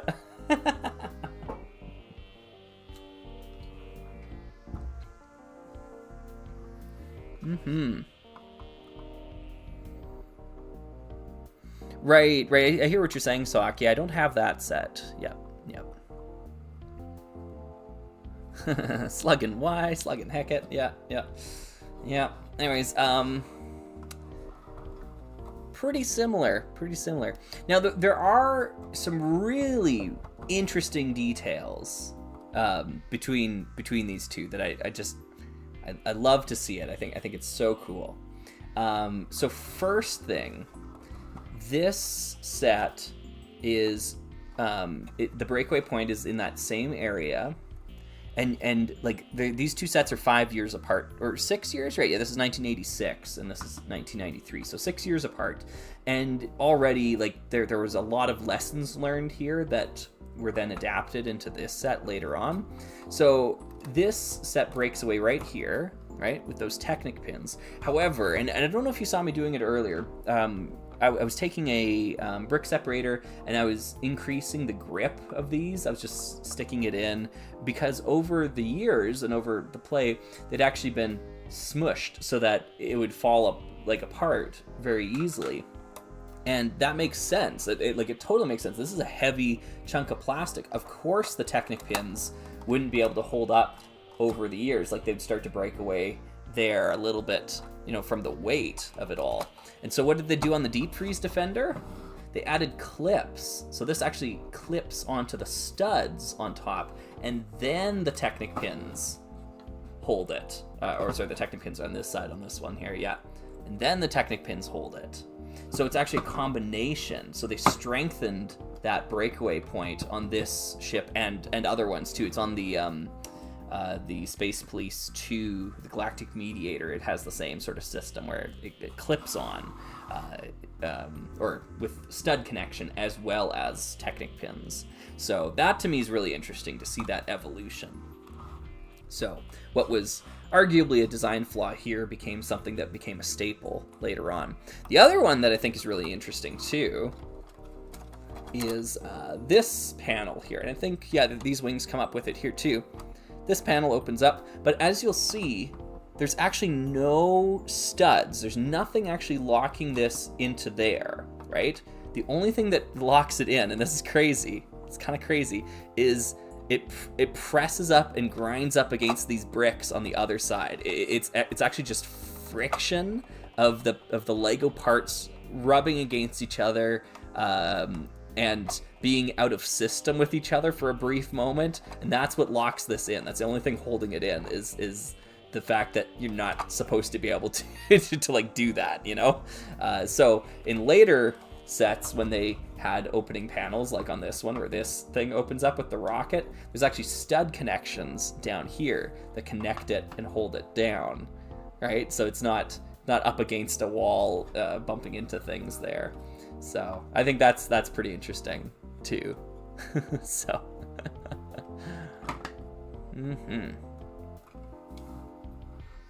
yeah, but you know, like they didn't know at the time, you know. It was different time, different era. Yeah. So when the two are connected, can this go down? Yeah, okay. Interesting. Yeah, it's tough to get a good handle on like what's going on inside this set. Like, oh no. Like, I mean, it does have these openings in it, but you can't really gain that much purchase to get inside. Yeah, this is a much more early attempt at the idea, you know. Yeah, see, oh yeah, even in the bottom Technic pins are coming apart, even just by holding it here. Yeah, the weight is just too much for Technic pins. It needed some stud connectors on the top and the bottom, some plates or a brick or something to hold it together like that. Yeah, I can feel it coming apart just by maneuvering it. Like I could feel the you know, the push and the pull of those Technic bricks. So that's definitely something.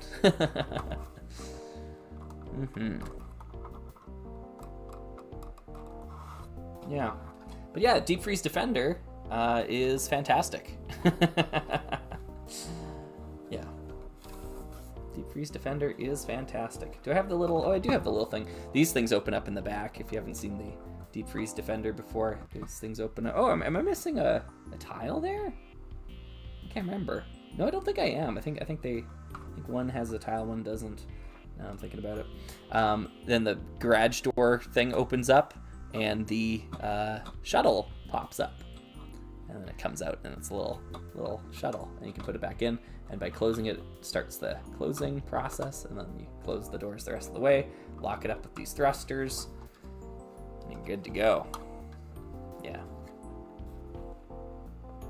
Deep Freeze Defender, pretty cool.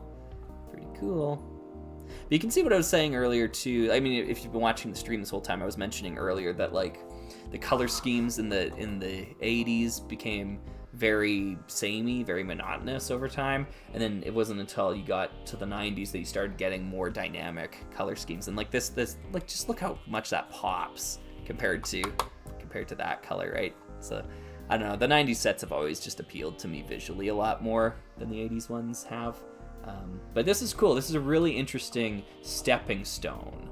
Like, I don't think we get this without this, if that makes sense, right? Like Lego had to do this set first before we could get this set.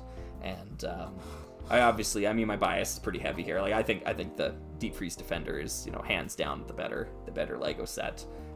Like, I don't know if everyone has fully appreciated or experienced like how this whole thing comes apart, right? So like those are the elements that come apart, but then you got this ship here, and you can add the ski pod. Now you can place it in the center, and it locks in using these center struts. Oh, sorry, I'm slightly misaligned. Yep. So now you've got a ship here, and because it was over on one of the sides before, but now you can put it in the center, and then this one can lock in right here. Bring those down, and now you've got two ships, and this ship looks awesome too, honestly. Like that just looks great. This one's a little bit more haphazard, but you get the idea, right? This one's the rocket transport now, because it's got the rocket on the inside. Let me close that back up. Oops, close it up. There we go. Yeah. It's like that. It's just phenomenal, right? Just phenomenal. So, anyways, I'm gonna put the Deep Freeze Defender back. Matthew's asking for a swoosh test on the big set. Let's see here. Oh yeah, oh yeah.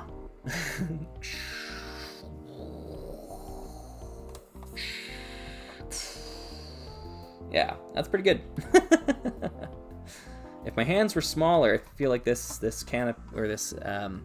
access point would be a little bit better. It's definitely made for smaller hands. This one opens up really nicely, so you get lots of stuff going on in here. And this one actually, it's another one that's locked in with nothing. There's nothing holding this in. It's just the friction of those joints there. If I turn this model upside down, let's get the car out first before we do that. I'm curious about this. So we'll get the little buggy out. If I turn this upside down, okay. So it's not coming out, and you're gonna hate the reason why. The reason why is because well, I don't know how well I'm gonna show you this on camera, but you notice how when this is open, there's nothing connecting these two top rows, right? Like there's no beam across here. And what's actually happening is that this plate right here, this 1x4 blue plate, is actually fitting in that gap, and it's like the slight, misalignment of the bricks here that are kind of like leaning in towards each other. They're kind of gripping it on the sides, and that's what's holding this in place. Like when I push that in, it's being held in place by the friction of the bricks on both sides. It's pretty clever because, like, evidently it works. But that's like, ooh. Yeah. Anywho, that's what we got going on here. Let's load that buggy back up. Load it up. Oh, no, it has to go in this way so that the bar table can close around it. We'll lock that back in. Yeah, they definitely ambitious. This is definitely ambitious. Yeah. Matthew Gross saying, do you have a number one recommendation for a LEGO space set? Ooh, well, I don't know if it's my number one, but let me grab it.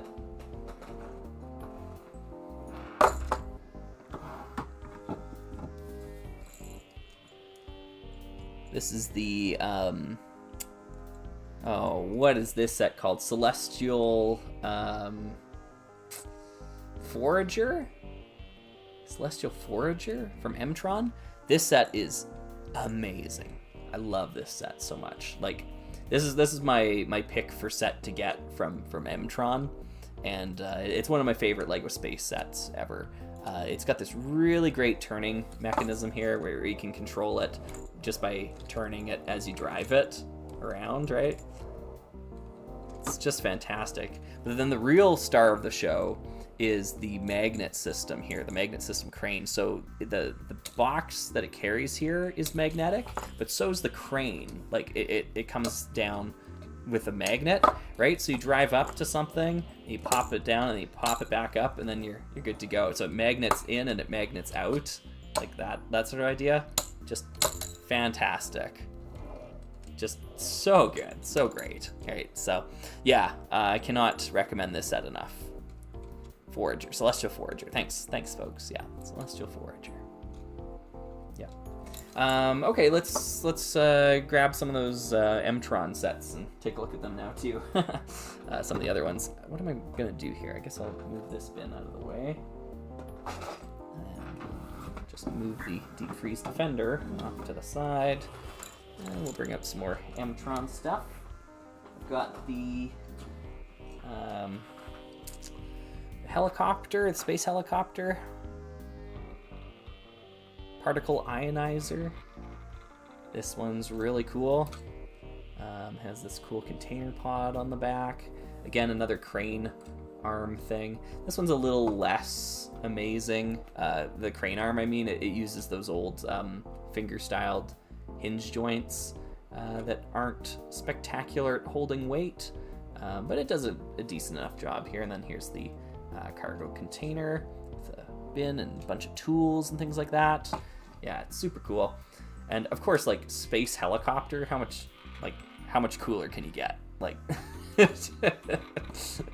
that is pretty much the coolest thing ever. The side skirts open up. I think you can store something in here too. I can't remember if I'm missing any pieces or something from this one. It's been a while since I built it, honestly. But yeah, the magnet just kind of holds that in place, and you have options with where you angle the wings, all that sort of stuff. So yeah, this one's great. This one's way overpriced though. Like I often see this for like over $100. Yeah, that's ridiculous for this set. I wish it was cheaper so I could recommend it more thoroughly, but yeah, it's incredible. And honestly, yeah, like with a helicopter, that really is proto Rock Raiders, right? It's like Rock Raiders is all full of helicopters too. And yeah, M-Tron has a lot in common with Rock Raiders. Yeah, it's cool. Maybe that's why I like M-Tron so much. Here is, it's another Celestial Forager. I have got 2 of them apparently, so we'll just park that one over there. Bring this one around, park it over here. This one looks like, I remember this. This is a vector detector alt build that I constructed. It's one of the ones on the back of the box. It looks like I'm missing the cargo case lid there, but yeah, it's got a magnet on the front. So this is essentially the vector detector, but not really. It's the parts of the vector detector. That's just an alternate build. This is, I don't know the name of this set, the tiny little rover set. Yeah, Trick Bricks has a great edit for this where he puts like the spring axles in there, and they fit really well and they look awesome, so I need to do that. But yeah, this one's kind of interesting, kind of a weird little set, not amazing or anything. But let's look at the Stellar Recon Voyager. So I'll have to make some room here again. Move some of these M-Tron sets out of the way. Stellar Recon Voyager, it's missing its antennae. Like I said, I take them off when I put them in the bin, so it has antennae here, and it has ones out of the front of the set as well too. This is a really cool ship. Like the profile of the wings, like they're up high and they have these struts on them. It's really unique look to this. Yeah, I love this set. It's got this really cool feature with the cargo containers on each side, right? So you'll notice, like, as I tip it, they don't tip. And the reason why is because they have these, or they're not supposed to tip. They have these lamps that are holding them in place. If I raise the lamp, then all of a sudden it tips whenever I move it. But with the lamp down, it holds it secure, which is really cool. There's something just so utilitarian about the idea of flying around with a rover, like, hanging off the front of your ship, right? So you land it, and then you got a little rover here, just off of a magnet system, right? And then that can drive around and carry the containers as well too. So that's pretty cool. So lock that in there. There's a big crane on the back of this one here. This one doesn't magnet in, but it does lower as well. So you can lower this big compartment pod out the back, and that is all magnetic. And the sides open up, and it's got tools and things on the inside there. But yeah, the back of it is pretty empty. Like, there's not a whole lot going on back here except this giant industrial crane. So it's mostly just made to hold stuff. Whoops. The sets are sticking together now. All these magnets. Yeah. But yeah, this is great. I love it. There's these doors on the side that you can open up to to get to the inside of the cockpit. It seems really strange to make that choice, but whatever. I guess you can pass things inside if you need to. But yeah, tons of cockpit space in there. And I love the use of these lattice pieces along the side. Right? They just add some detailing that looks very industrial. So, yeah. OK2 Films, that's cool. Yeah, using the particle ionizer in stop motion. That sounds neat. Oh, I'm missing one of my dish pieces. What? Did it come off? There it is. Alright, let's put that dish back on. Sorry, everyone. I didn't notice it had come off. There we go. And looks like I've got a Blacktron 2 set in this bin, too. This is the last one in there. This is the Alien Avenger. Pretty popular Blacktron 2 design. Yeah, this one's pretty neat. The X-Wing sort of shape to it is cool. These stupid printed pieces, those are so tough to come by. And to get 4 of them in like decent condition, yeah, it's tough. It's tough out there. But yeah, their pods are interesting. They open up like this. You got your pilot on the inside there. Yeah. Blacktron 2 is not my favorite, but it's also not bad. Like it's quite good, honestly, I think. And then they have these little pods that can eject, and some of them are compatible with other sets, and some of them aren't. The pods aren't designed the same way across the series. Like, I don't know. Blacktron is just really bad for that. Like, it feigns modularity, but it really doesn't have all that much modularity. So, yeah. There, we're still figuring it out. Yeah. All right, cool. Anyways, let's move that out of the way. I'm gonna put all these sets back in the bin. They go. Hopefully, I can fit them all in there again. I don't really remember how I had them.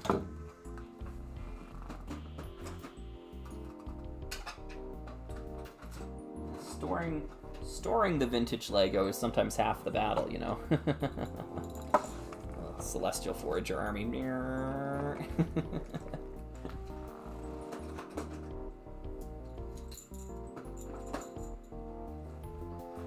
Okay, grab these ones. Bring this big sucker back out. Dun, dun, dun. There we are.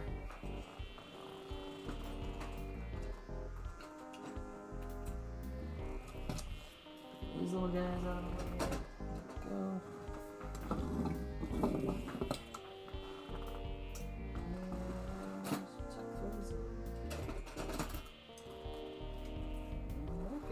Okay, good. Okay, cool. It's pretty convenient that I had those sets handy, actually. Pretty convenient. Yeah. Oh, Birdie's Brick Place is asking, where the heck is the big one from M-Tron? Don't say you haven't the Megacore Magnetizer in your collection. Yeah, I do. Okay, I'll grab it. It's just kind of it's in a different place. Let's see if we can fish it out.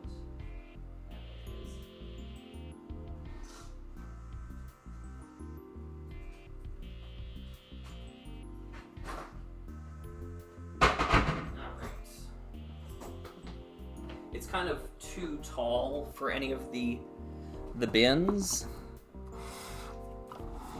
but yeah, so it goes in its own little cupboard. But here we are, the Megacore Magnetizer. It's big. It's real big. I'll just take those out for a second so I can turn it on the side so you can kind of get a good look at it from the side. Oops, I forgot those are just held in with friction. But yeah, the big one. The big one. Megacore Magnetizer. This is a fantastic set. There's no doubt about that. The price that you have to pay to get it these days, it pretty much makes it inaccessible, I think. So, like, like pound for pound, I prefer the Celestial Forager to the Megacore Magnetizer. Like, if I had to choose one, I would choose the Celestial Forager. I just feel like it does basically everything the Megacore Magnetizer does for way less. Although, like, there's no denying the awesomeness of having a giant vehicle like this. Like, it's just so cool. It opens up here, and then the front compartment opens up, and you can get at the figures, and they're all seated in there. Like, yeah, it's phenomenal. The crane arm is really great too. So it can access every single magnetic point here without having to use your hands to grab anything, right? So you can go out to here, extend the crane arm, pick up the container, bring it around, lean it down, drop it off. I guess you have to hold it down while you move the crane arm back up. There's these little rovers on the inside here too, so you can go in, bring the crane arm in, grab the rovers, pull them out, bring them down, drop them off, lift it back up, right? Oops. This box really isn't held in all that well. That's kind of a problem with it. Honestly, everything's just kind of hanging loose on top there. Grab the little container, bring that around, bring it down, drop it off, bring it back up. Yeah, I think it's awesome, you know. There's a ship in the back here as well too. So if we unlock this by moving these and drop this down, we can actually do this where we bring the crane in and around. We can grab the ship. Yeah, there we go. Oh, just about. Yep. And then pull the ship out. Kind of looks more like a toboggan, to be honest. Like a sled. And then drop it off down here. Yeah. So it's just, you know, it's outstanding. But it's also hundreds and hundreds of dollars. So yeah, it's definitely not the one I recommend getting if you know, you're just getting into M-Tron. I'd try out some of the smaller ones first. And the Celestial Forager does the same sort of trick with much less. So yeah, I know it's crazy. Like honestly, like it's a fabulous toy. Yeah, sensational. Yeah. So we'll go ahead and put them back. I mean, well, frick. I don't need to grab them to put them back. We can put them back with the crane. Like, I mean, that's what it's designed to do. There, bring this back around. Do it here. Yep. Drop it there. Set it off. Yep. Go back. Pick up the little box. Bring the box back. Rotate it a little bit there. Drop it off. Come around here. Grab a little rover. Whoop, whoop. Bring that around, bring it back in, spin it, yep, there we go. Drop it off, and grab the little toboggan. And then this one's kind of tough to put back in. Yeah, I might have to spin it, and yeah, you'd pretty much need your hands to drop that one back in. But presumably the astronauts would fly that one into the compartment. But yeah. So that's the Megacore Magnetizer. Whoops. Oh, darn. These magnets are strong. I think they're really strong. Anyways.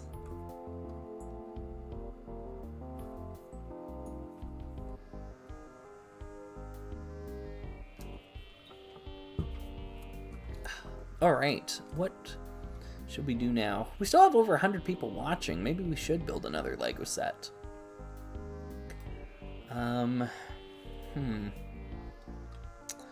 K2 Films, that's a good question. Yeah, I wanna get to that one here. What should we build? What should we build is the question.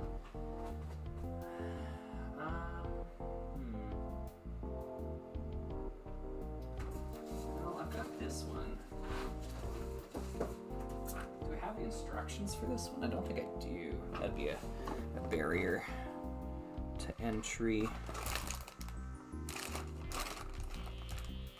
These can't be all the pieces. Yeah, I'm missing. Yeah, okay, no, I'm missing pieces from this. Okay, we can't do that one. We need some more pieces.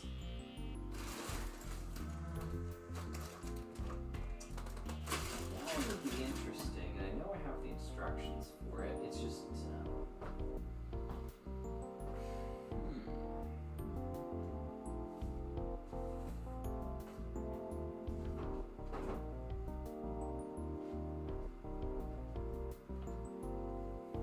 I guess we could.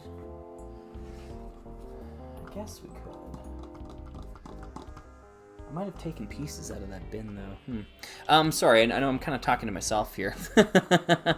Oh, Kurt's saying, yes, you should build another. Yeah.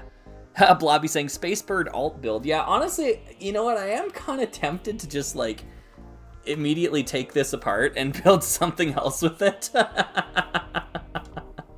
That is a tempting thing to do. Yeah. All right, let's move the Megacore off to the side there. Hey, Super Doom King. Good day. Yeah. Although I'm not sure the Space Bird is what I'd like to build, if I'm honest. The one I do want to build is this one. This one to me looks awesome. This big long-nosed thing with like the exposed reactor core in the middle. It looks fantastic. However, leering over top of like the box, trying to see what's going on, isn't my idea of like a really fun live stream experience. So I might save this for another day, rainy day, something like that. But alternate build for the Megacore Magnetizer. Yeah, I was able to buy the set. If you think I have the box for that, no. Yeah, that box is an expensive box. Oh my goodness, is that an expensive box? Very much so. Yeah. Okay, how about this? All right, let's leave this here for the moment. I'm gonna hit the ad break button. I'll be right back. Let's see if I can find those instructions I was talking about earlier. In here. So, let's try this one. Yeah, there they are.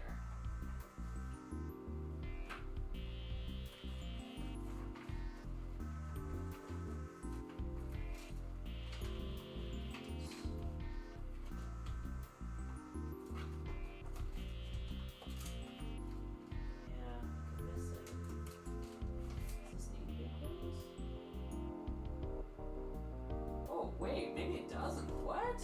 Oh, cool. Okay.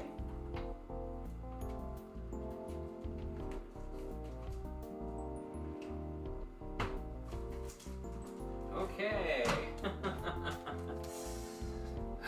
What are we building next? These are the questions that preoccupy the mind. I was able to find instructions for 3 sets. In this corner, 6977 Arachnoid Starbase, or something like that. The Insectoids big base set. I thought I didn't have all the pieces. That's the one I was opening the tub and looking inside. I think I do have all these pieces, because it looks like it doesn't need the big wings. It just needs the small wings. I think I have enough small wings. So that's an option. Let's call that option A. Option B, I think I finally have all the pieces for this set. This is Space Station Xenon. From Unitron. Pretty rare set. And option C down here is the Explorian Starship 6982. I think I have all the pieces handy for this one. Yeah.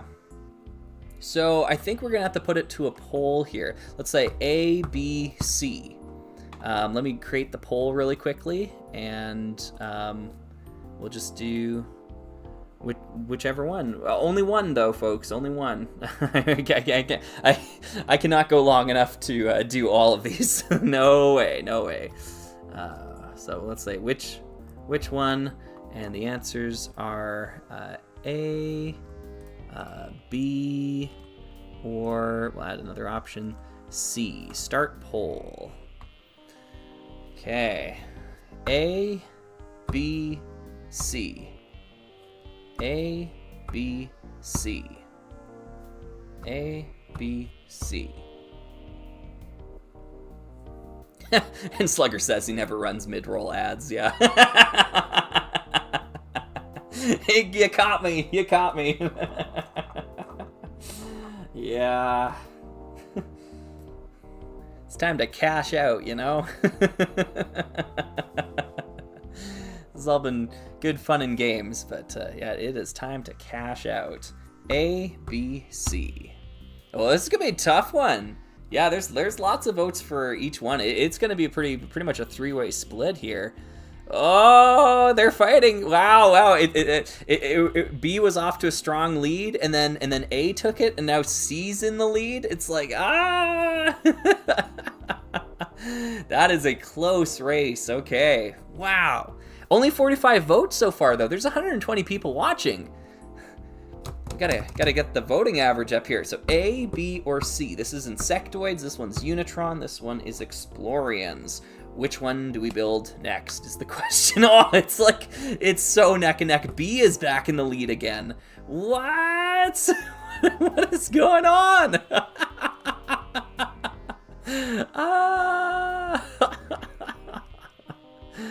Oh, okay, now it's back to C in the lead. Oh, what? But yet, only half the people watching have voted so far. I want to leave the votes open a little bit longer. Yeah, we're only at about 60 votes here, and there's 120 people tuned in. So if you want your voice to be heard, either A, B, or C. All right, 6977, 1793, or 6982. These are the choices. Choices.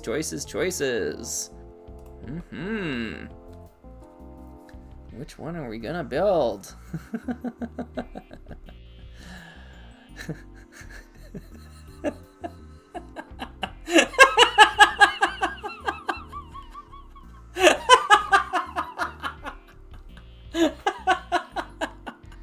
You folks are hilarious. That's great.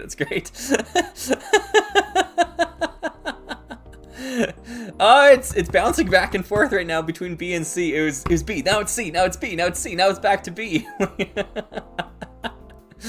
I know, yeah. So either A, B, or C. That is the question. Which one do we build next? A, B, or C?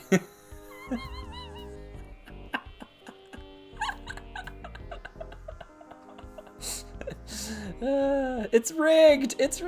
Yeah. It was B for a second there. Now it's back to C again. Yeah. Wow. Harry says I spoil my ballot.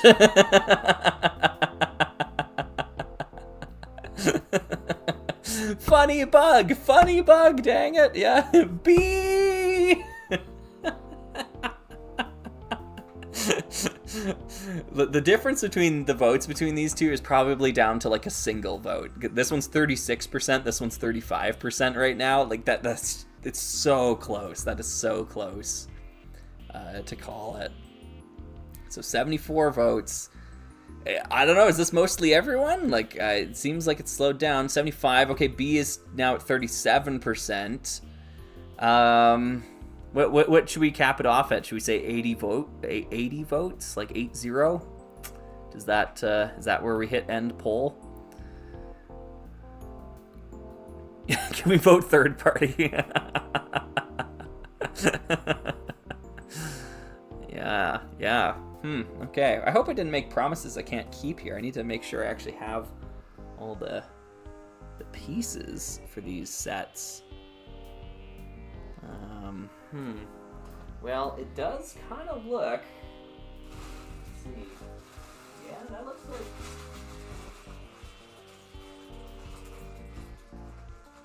Let's say Transtar Blue. Is that for Space Station C? Because I recently got that big set of parts and things. Yeah. Lorem.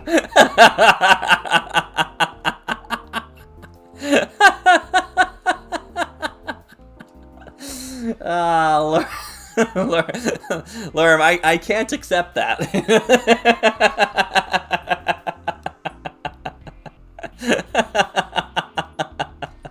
I can't accept that.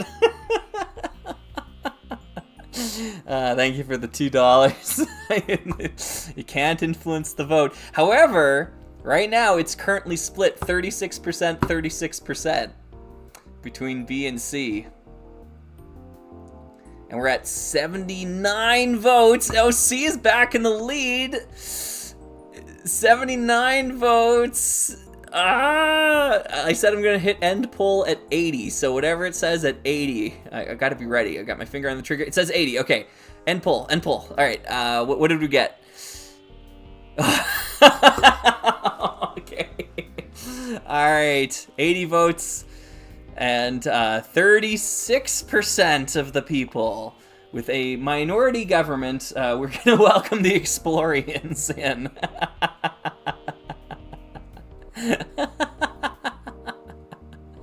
All right, we're gonna try to build the Explorian starship. I think this might have been a mistake to put this one on the docket, but we shall see. I think I've got all the pieces for it in a bin. So we are going to build the Explorian starship. Let me change the name of our stream here. Stream name. We're no longer building 6985. We are now building... Wait, what? This is 6982? This is only one digit off? This thing came out 10 years after this set.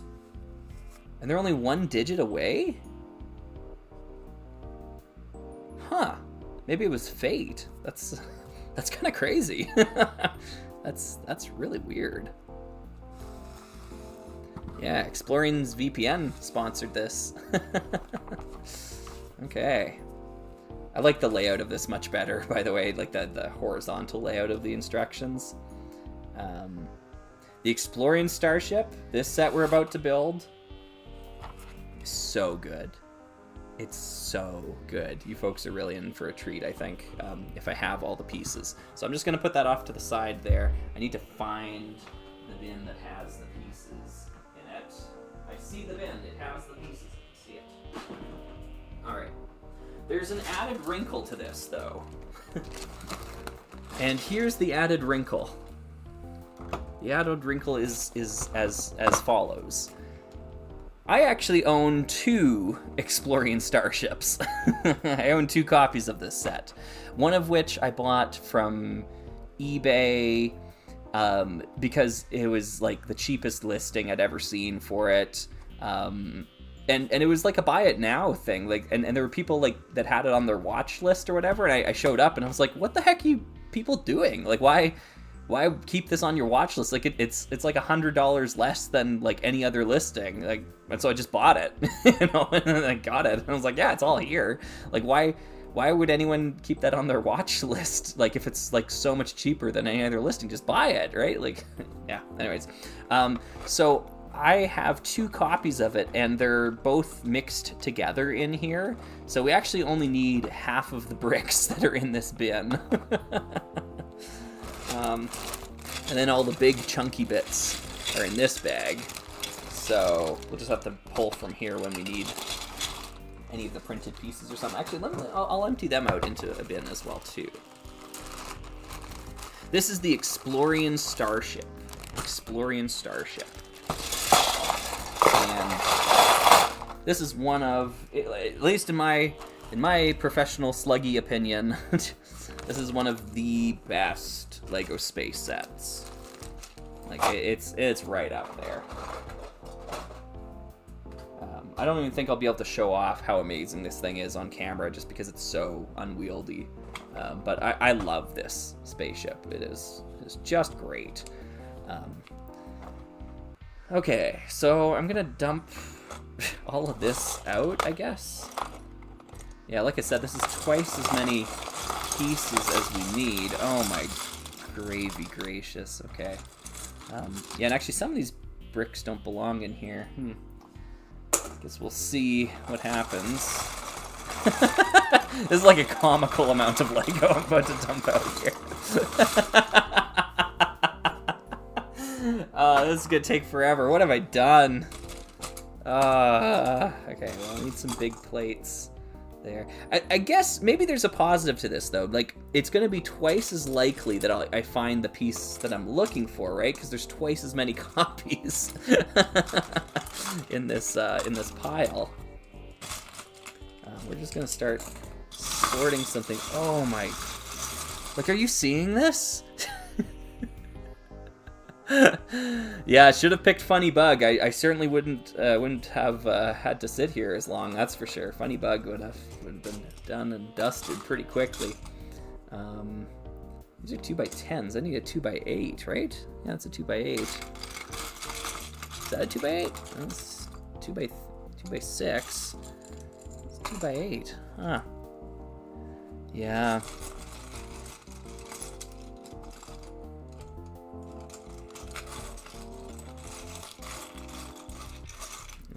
Okay. Well, here we go. No, that's 2x10 again. That's 2x10. It's 2x12. Yeah. Just need a 2x8. No. Is this 2x8? It's 2x10. That's 2x12. It says 2x8. This must be like the only 2x8 in the set, and I just need to find a copy of it. Those are 2x10s. That's 2x6. 2x6. Hey, found it. All right. Celebrate good times. Come on. All right. Yeah, what was that about twice as easy to find? Yeah, I should have known. I guess I'll build it here-ish. Like, this is comical, like the amount of pieces in front of me here. Like, it's just... Yeah. And I'm gonna need so much space to actually build the darn thing because it's so, like, spread out. Like, yeah. Oh... What have I done? Yeah. All right. Let's. No. You know, I changed my mind. We're just gonna start putting it all back. Yeah. Yeah. So for Explorians, this is like the set. Like Explorians. There aren't many great sets in Explorians, in my opinion. This is really the only time that I think Explorians hit that greatness mark. I think by and large, Explorians is a pretty weak space theme compared to its contemporaries. And like, I love the theming behind Explorians, which is why it's kind of like a shame to say that. I love the minifigures. I love the theme of exploration. Just Explorian is such a fun, stupid name, you know? Like, how could you not love exploring the galaxy, you know? But I do have to say that I don't think the quality of the sets is all that high. A lot of flimsy construction out there. But this one, it's like they saved up all their rocket sauce for this set, because this set, I'm overselling it at this point. Everyone's gonna be disappointed by the time I'm done. They're just gonna be like, well, that wasn't that great, you know. What are you talking about, Slugger?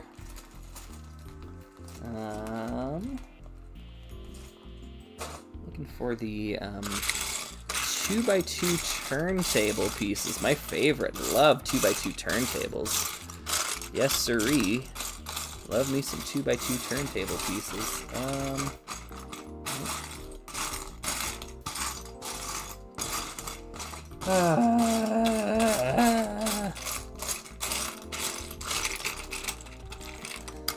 This is madness. This is Sparta.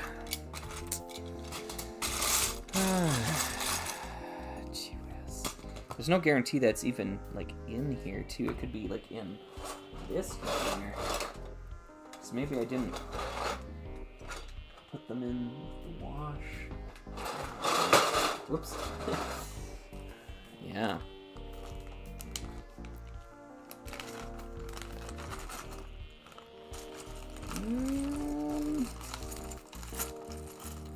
Okay, so I'm having a really hard time finding this turntable element. There!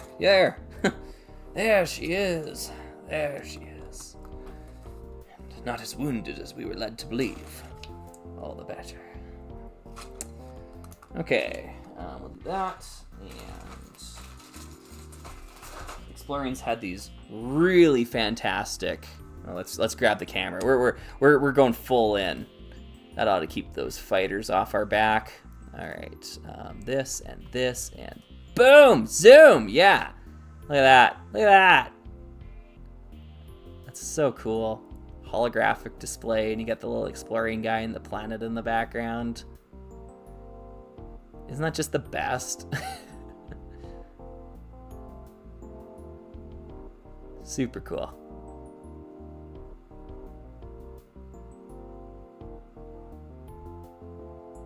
All right.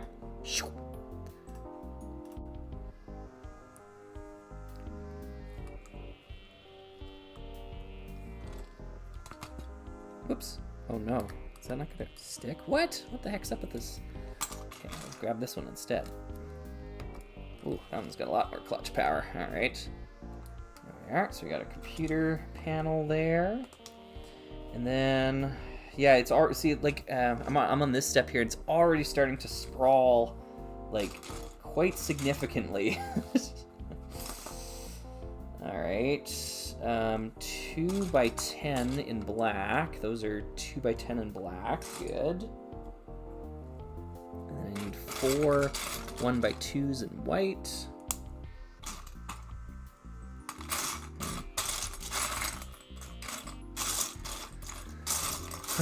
Okay, well, let's keep digging here.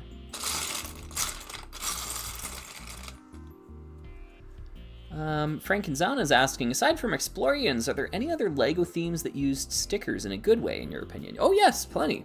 Yeah, I don't have I guess a stigma against stickers. I personally, I mean, even though all the themes that I generally enjoy all have printed pieces, and I do think printed pieces are better, I personally really like applying stickers to Lego sets. Like that's a fun part of the building process for me. And for modern sets, that's one of my favorite aspects of them, is putting the stickers on at the end with the brick separator and applying them. And yeah, so I don't have anything against stickers on Lego sets. However, that being said, I do think prints are better for most purposes. So if I'm given a choice, I will pick prints. But I will say, like, a theme like Exoforce, I think is like the poster child of what stickers can do for a Lego set or Lego theme rather than prints. Because you can imagine if they had decided to go the printed route, like I guess what I'm trying to say is the choice is never between should we make all these decals prints or should we make them all stickers. That's never the decision being made. The decision is we have this much money, like X amount of resources we can put into this. What can we achieve with prints, which are more expensive to produce, versus what can we achieve with stickers? And you can imagine then, with that framework in mind, looking at Exoforce sets, some of which have 50 stickers on them on different places there. You can imagine then that had they gone with prints, those same sets with 50 probably would have had like 5 unique prints somewhere in them. So Exoforce is highly elevated because of that mecha sort of aesthetic that needs all the decals everywhere. You need that and stickers can provide that, whereas prints can't, without making it absurdly expensive. Like, yeah, I hope I kind of made that distinction clear between the two.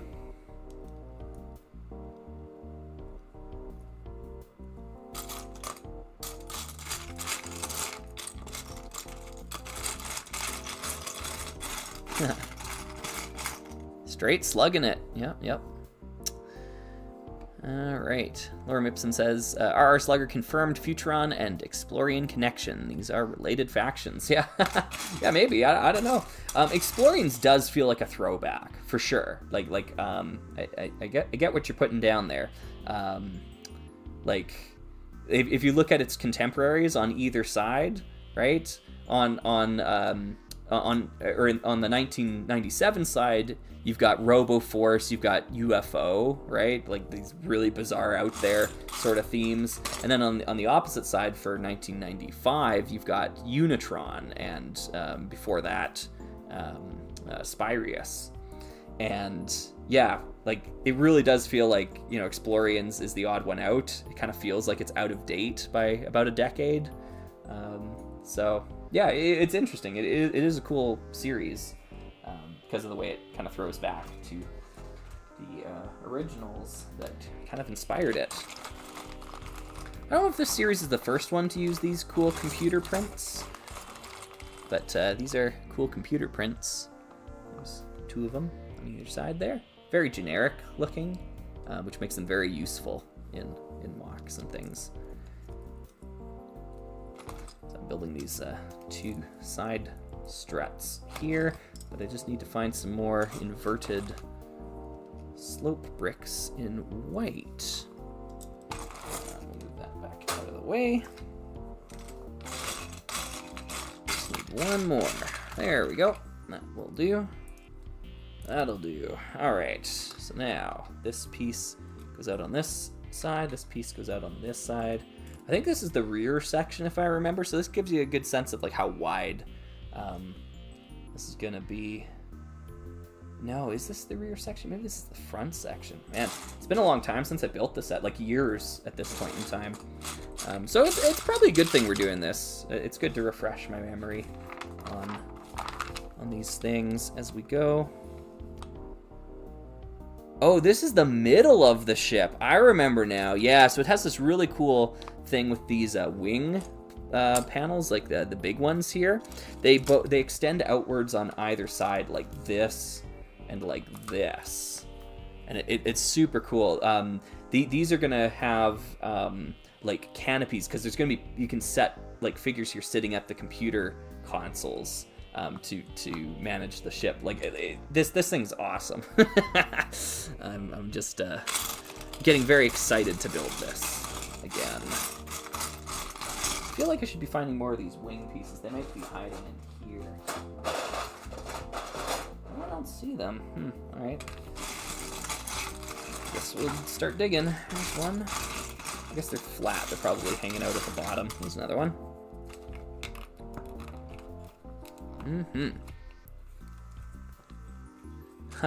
Mantis Face was asking, favorite obscure Star Wars bounty hunter? I love Zuckuss and Forlom. Yeah, I do too. Yeah, those would be my picks. That bounty hunter book, like the novel or whatever. I don't know when it was written, but a long time ago now. It was fun with like IG-88 becoming part of the Death Star or something. Like it's just like absurd, you know. It's just I remember reading that and thinking like, what? Yeah. So it's a good old book there. Yeah. Okay. Yeah. I think I remember. This is towards the front. Yeah, because we still, the nose of the ship is going to go here. This is where the nose goes. And then this is the midsection that goes out to the back end of the darn thing. It's big. And I feel like I'm just going to kind of keep repeating myself as we build this. I'll be like, oh yeah, this set is so awesome. Like, this is such a cool set, you know?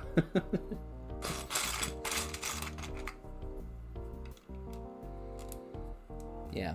Explorians is a series, though, like, that has not increased in value the way that other space themes have. I still see, like, the odd Explorian set being sold for, like, $20, you know? Other space themes have really increased in value, not Explorians. So if you're looking at Explorian sets and you're thinking, like, oh, you know what, that actually does kind of look interesting, then I say go for it, and go for it now before they do end up spiking. Once someone comes along, I don't know, some RR Slugger that is going to talk about Explorian sets and, you know, make everyone see and appreciate these in greater detail. Yeah. I do think Explorians, for me, serves a really good purpose, like a really useful purpose as a, like, I don't know, like I don't want to say like I'm a critic of Lego, you know. I don't think that's really a good, you know, summation of what our Slugger is. But as somebody who constructs opinions about, or no, not constructs, who works through like my opinions, like I formulate opinions, I suppose. I don't fabricate, if that makes sense. Trying to, you know, respect the distinction between them. But you know, like when I'm trying to describe my opinions of things, Explorians is very useful for me because it allows me to point to a 90s space theme that I don't love, like that I don't just say like, oh, this is amazing, this is the best thing ever. No, I can use this as an example of, like, I'm not just saying that, you know, I like these sets because they're old or they're from the 90s. That's not, you know, there's more to it than that, because I can point at one series and say that this is one that I don't love. You know, I think there's a lot of places where it could have been improved with better set design. Let's see if we got some less yellowed. Yeah. I think they're just getting more yellowed the more I try them. I love this part here, by the way, this big slope, anti-slope sort of thing. Yeah, it's just such a useful piece for building ships and things. Yeah, Lego Reviewer maybe. Yeah, that's a good way to put it. Lego Reviewer. Oh, this is really cool. Whoa, I don't know if I've ever seen this before. Okay, let me move this. It's in the instructions. Right here. Oh, you can't see this. Let me just let's just zoom that in. Enhance. There we go. Right here. Right? You see how this step shows the whole piece? This step, they cut it away. Like, it's actually, you can see it's like cut away to show you the things going on below it. I don't know if I've ever seen that in a Lego set before, but yeah, it actually, like, they just artificially cut the piece so that you can see what's happening in there. Pretty cool. Pretty cool. Zoop. Normal magnification. All right, there we go. Sock was saying, have to go to work now. Oh, awesome. Good. Have a good day at work. Thanks once again for making my Monday morning with a live stream. I'll be itching to watch the rest on my lunch break. Have a good night. Well, thank you.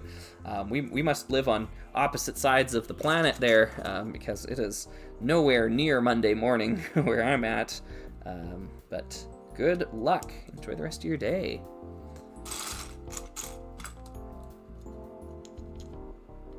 Okay, so I'm just gonna get these pieces down in there. What is this, 2x10? 2x10 in black, is that a 2x10? It is, very good. Okay, that's gonna go here. And more awesome wing parts going out the other side, flaring out this way, flaring out that way. Love to see it. Here's another one.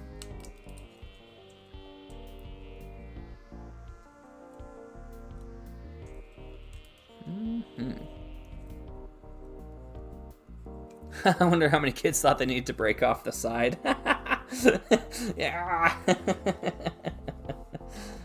Yeah, maybe. That would be unfortunate.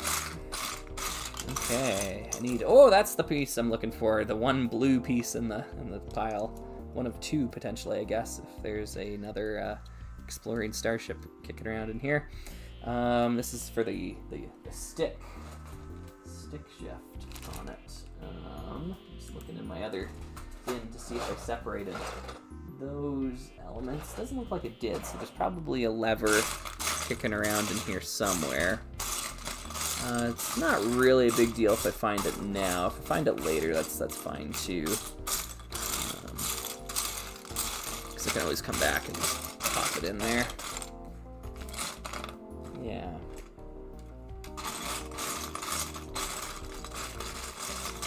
What color is white and black. Well, that really narrows it down. There it is. Okay, cool, cool. I'm just gonna pop that in. There we go. Well, it looks like Zuko came back. He doesn't really have anywhere to sit here, though. I think he's gonna have a bad time. Oh, I love this part of it. Yeah, okay. I'm a broken record here. This part is so cool. Okay, they want this panel sticking out, and then a wing facing the opposite direction, like facing outwards like this, and then that goes out here and lines up there. I love that so much. It's so cool. And this is one of the things that makes like old space sets so much fun to construct, is that they have these big chunky pieces in them. Like we saw that in the cosmic, whatever this thing was called, right? When we were building it, like these big corner panels and the big thrusters and stuff. Like big chunky pieces are like, I think, in my opinion, they're one of the more fun elements to build with. Yeah. It's pretty contrary to what you get in modern Lego sets these days, but yeah. Hey, Lorem, thank you, $5 there. Lorem saying Explorians and Futuron are directly related. Android is related to the red droid, Andy, from the UFO series. Andy was reprogrammed to be evil. Ah, interesting. Well, there you go. I did not know. Yeah, and I wonder, like that must be like from a Lego magazine or something, right? Yeah, some source along those lines. Yeah, they did a lot of interesting things with that. Cool. Well, anyways, thank you. Yeah, thank you for $5. Thanks for letting me know about that as well too. UCS Explorian Starship. Yeah, honestly, it kind of is. You know, it's big and takes up a lot of space. I guess I'll have to get another plastic bin to put this in when all is said and done. Hey, Zuko. Yeah, I don't think there's really going to be much room for you here, buddy. Sorry.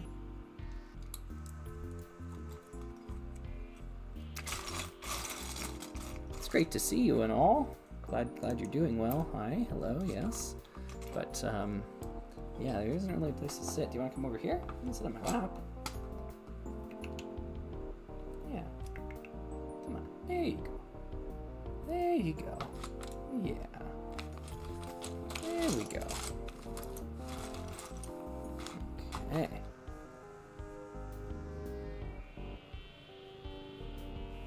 Oh, your cat's name is Zuko. I've been worried about that. Yeah. Yeah, my cat's name is Zuko. It's a good thing I wasn't calling for my other cat. My other cat's name is Kyle, which is a pretty common human name, you know? Yeah, Kyle and Zuko. And, yeah, actually last night, I pretty uncharacteristically for me, I spent a couple hours playing a video game, like a new video game on my PlayStation. You know, it's been a long time since I did that, but I was playing. Oh gosh, what is the game called? It's that Borderlands spin-off, Tiny Tina's Wonderlands, right? It's called Wonderlands. Yeah, I started playing that one, and I was really enjoying it, honestly. It was on sale for like $15 or something, and I just decided, yeah, you know, I'm a big fan of the Borderlands, or at least the first Borderlands game, you know, and now it looks like Zuko has human arms. I didn't notice you could see him there. That's so funny.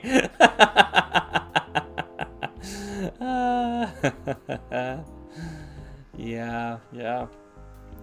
But yeah, I was sitting down and I was playing that, and Zuko came and sat on my lap, I guess, or it's almost more like my chest. He was like really up high, and like kind of like this as I had the controller in my arm, and he kind of fell asleep, while I was playing, and Kyle was sleeping on the blanket right next to me, so they were both just hanging out with me. It was pretty cute. But I was having fun with that game. It's kind of like Borderlands meets D&D sort of thing. And I might end up going for the new Borderlands game when that comes out. I'll wait for reviews and such. But I don't know. I'm kind of a sucker for that game series, even if it's really just the first game that I love. Yeah, like love Borderlands 1. I could just continue playing that game forever. Love it. It's got perfect level scaling and all these other aspects about it that I so enjoy. And then Borderlands 2 is fine. It's probably the most fleshed out the story ever was, at least in a positive way. And then I really enjoyed a lot of things about Borderlands 3. There are tons of quality of life improvements. But the people just shouting in your ear relentlessly, it's just, it's really tough to put up with that for extended periods of time. And Borderlands 3 is just filled with that sort of stuff. Pretty obnoxious. So I'm kind of hoping Borderlands 4 will be a little bit more hands-off in that respect. I've heard it's big, like there's big 4 open world maps and you're just supposed to go explore on them. And that sort of idea of like being out in the wilderness exploring is exactly what I love about the first game. Because I don't know, like I feel like everyone has the impression that Borderlands was always like Borderlands 2. Like Borderlands 2 is a very different game than the first one. The first one is largely unfinished, I think it would have been more like Borderlands 2 if they had more time to make it like Borderlands 2, but they didn't. And that's a good thing, in my opinion. Borderlands 1 has real vibe, real atmosphere to it that none of the other games have been able to recapture, unfortunately. Yeah. Okay, Zuko, you are kind of like exactly on top of the instructions right now. I know, buddy. I know. I love you too. Okay. You're gonna have to go. All right, let's go. Come on. Thank you. Bye-bye. Okay. So we got our cockpit coming together here. Yeah. Yeah.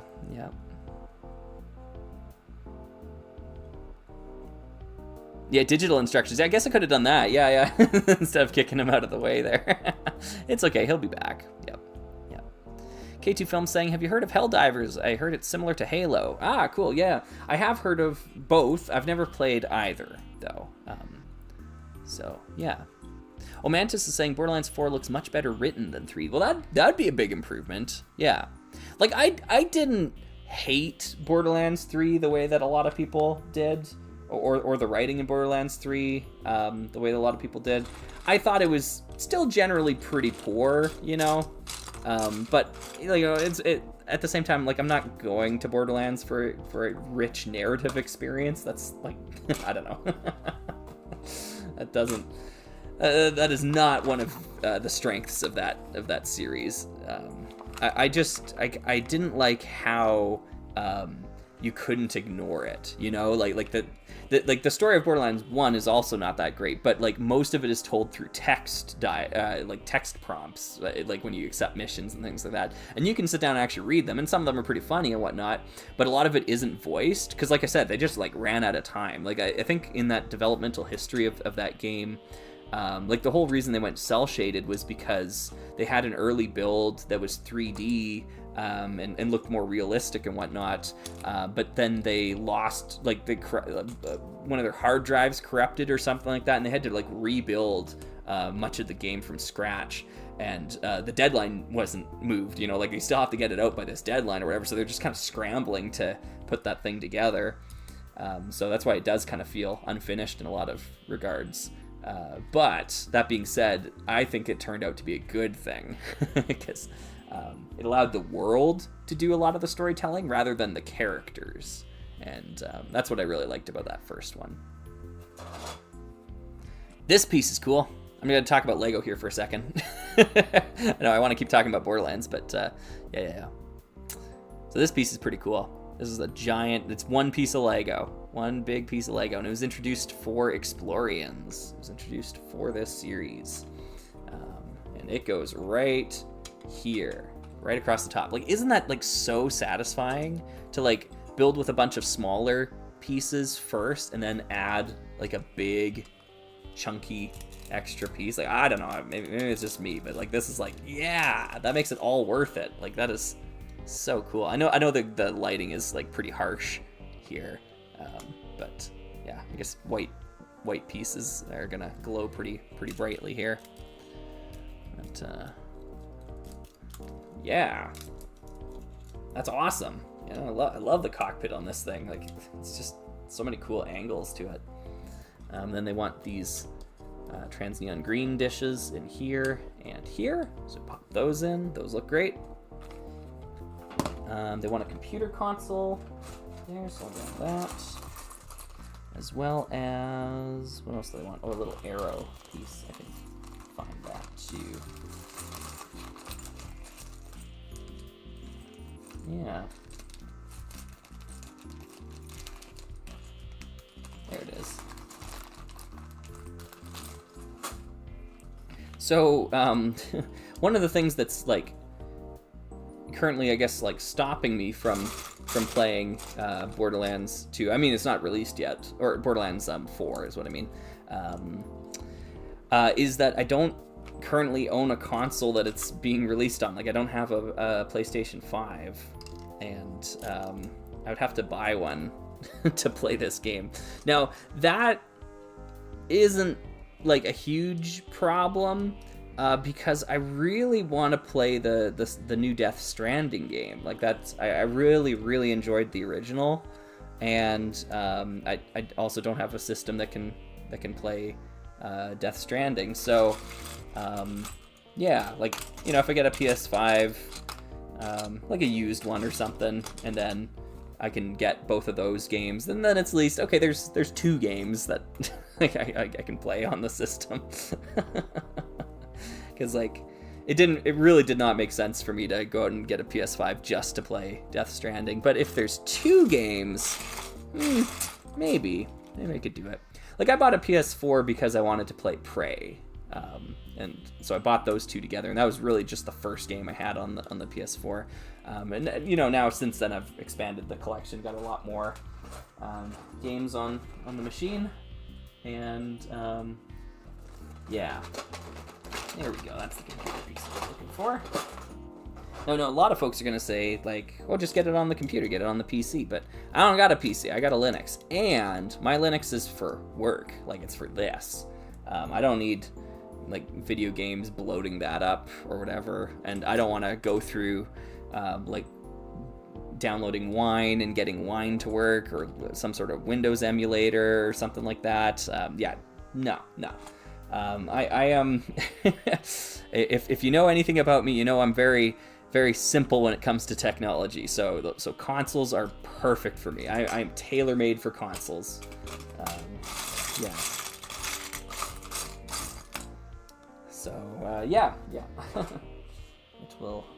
It will be a console, or it will be nothing at all. Oh, Matthew Gross says, you did it for Manic Miners, though. You're right, I did. I did download Manic Miners. I didn't do it on Linux, though. I did it on one of my older Windows PCs. But yeah, Manic Miners is not a resource-intensive game, the same way that these ones will be. Look at this cockpit. Isn't that just amazing? It's so cool. A great design. And and it's got like all these computers and things on the inside in there, like in the Explorians logo. Yeah, it's so cool. Anyway, sorry. Yeah, Steam Deck. Yeah. I guess I could, but I mean, like, it's going to be way cheaper to buy a PlayStation 5 than a Steam Deck. So, yeah. And then I can play it on my TV. Like, I can make it all big. Or maybe you can do that with the Steam Deck. My brother's got one. He seems to enjoy it. But, yeah, it's just kind of like, why not get a console, you know, if it's all right there, and I like the form factor. The controller is better. I don't like, you know, having to mess around with mouse and keyboard. Yeah. I know that's probably pretty foreign to some folks, but yeah. Oh, Steam Deck cannot run Death Stranding 2. Okay, good to know. Well, that's one of the 2 games that I want to play.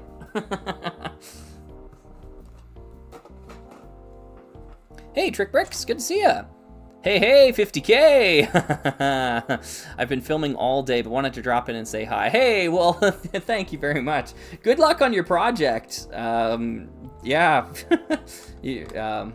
Trick Bricks is working on a big video, a massive video, I must say.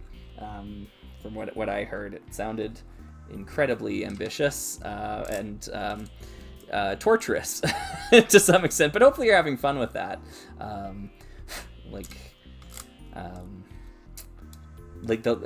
guess, I mean, I've mentioned this to Jamie here, but for other folks listening along, like, the longer the video runtime of the project is, like, the longer the project is, there's kind of like a cascading effect in how much time it takes, because like imagine you're making a video that's like 20 minutes long, and it takes you X amount of hours. Then you make a video that's 40 minutes long, like double the length, and you think, okay, it's only going to take me double the time to make this compared to the other one. And in my experience, that's not the case. Like, I find it's actually, it's not double the time. It's like 2.5 times the time, because the longer your video is, the longer it takes any time to like listen through for the video playback, or to navigate the timeline, or like, there's just like these intangible things that make the whole project experience longer. This goes for music production as well too, especially like when you get down to those final mixes, you need to listen to the song all the way through, and then the longer the song is, the more time is actually being consumed by listening to it to make those final mixes. So yeah, that's why I was saying to Jamie that, like, yeah, you need to be prepared. You need to be prepared for this to take longer than you expect it's going to. So good luck. We are all we're all counting on you, you know. Yeah. Over here, we're making the Exploring Starship, because 36% of the people watching voted for it. So we're gonna work on this big project. And let's get that in there, yep. Okay, I think we're ready now to attach this to this. Yeah, okay. So they go together right here. And this locks in there. Yeah, so there's this really cool feature on this set where there's this lock. That's what this light gray thing is here. And that keeps the cockpit horizontal with the rest of the ship. But when you unlock it and you bring it in like this, then it allows the cockpit to dip. It's like the droop snoot on a Concorde jet. It droops down. It's so cool. So we're just gonna keep it locked in for now. And then we continue with the rest of this build. What are we gonna do here? What do they want? Oh, they want these pieces here. Okay, cool. Yeah, I'm down with that. Let's do it. So some more of these big suckers that I was talking about earlier. Love them. We're gonna do some 1x4s. Here's a 1x4. And here's a 1x4. That one's pretty yellowed. Well, there's gonna be a cockpit over top of these, I guess. I don't know if it really matters. Maybe I can get a different one. Hi, Zuko. No, sorry, I don't think we can do anything here. Yeah, these cats are probably starting to get a little hungry. It's been hard because Zuko is pretty good about not overeating, I guess. But Kyle is not. Kyle has been kind of gaining some weight, so we're trying to make sure that Kyle doesn't gain too much weight, but Zuko still has enough food, you know? And that's sometimes difficult when you have two cats, and they're usually just used to grazing. But I might be looking into other food options for them as well, too. We had to switch them because they stopped making the food that they were eating before. It was this good, like, ocean whitefish stuff, and now they're eating same brand, but, like, chicken. And I feel like the chicken is what's kind of porking Kyle up. It's not necessarily the amount of food that he's eating. It's got something to do with the ingredients in it or something. Just kind of making him a little bit more bloated. So, you know, and it's the pet owner's responsibility to help them manage their weight. They don't, you know, they don't know what they're doing. They're just animals, right? So, yeah, got to keep them healthy.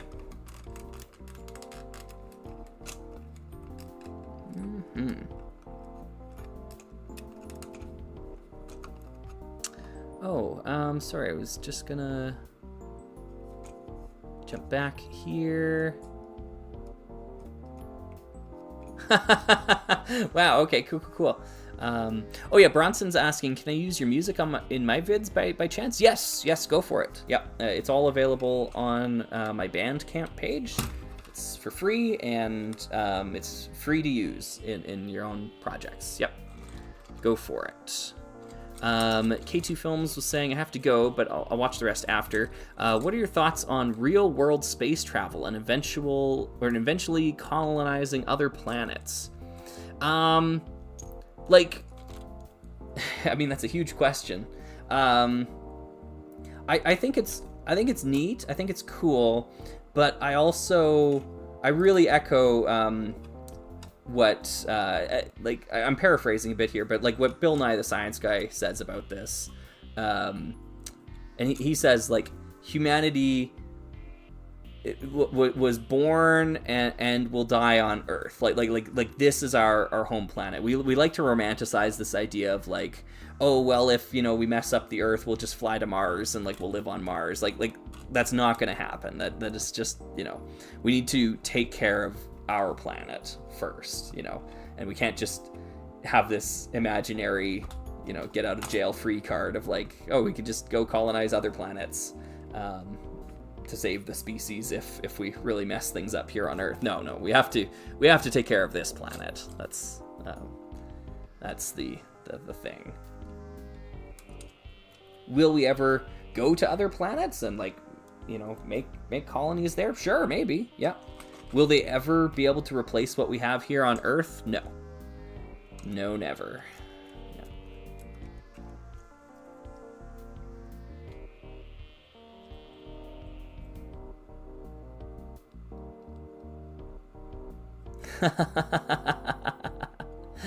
Ooh, yeah, Trick Bricks, that's a lot of work there. I'm finding that out firsthand. I'm averaging about an hour of filming per minute of finished footage. About 70% done of the 40-ish minutes. Oh my goodness. Yeah, that's...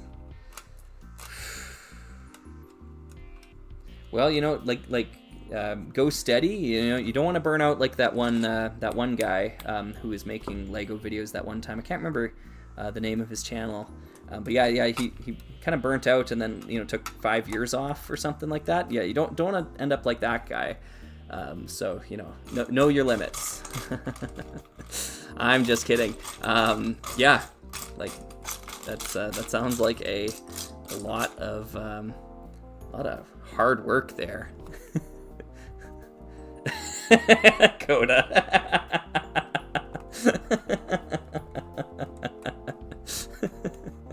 I jest. Yeah.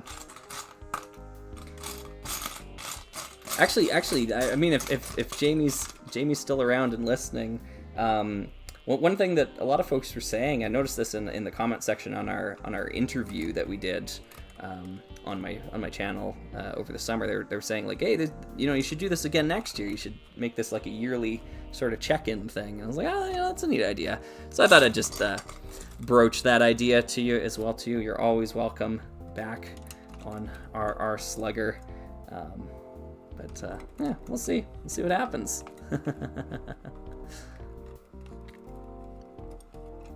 K2 Films is saying, at RR Slugger, now I really have to go, but do you believe in aliens?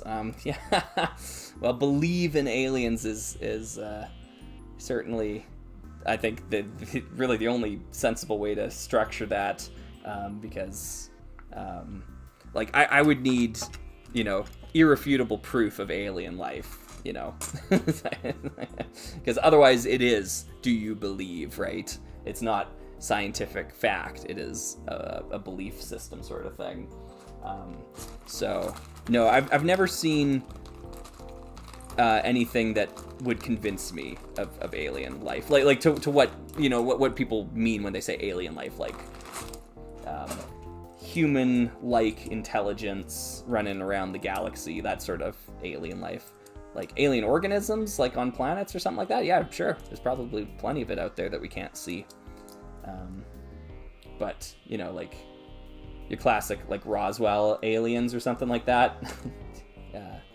No.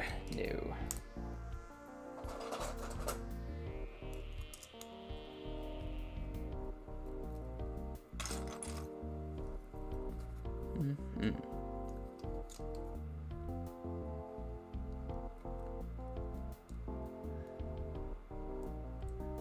Atomic Playboy, hi. If the new $1,000 Death Star bombs, could it signal the beginning of the end of LEGO's current business model or direction? No.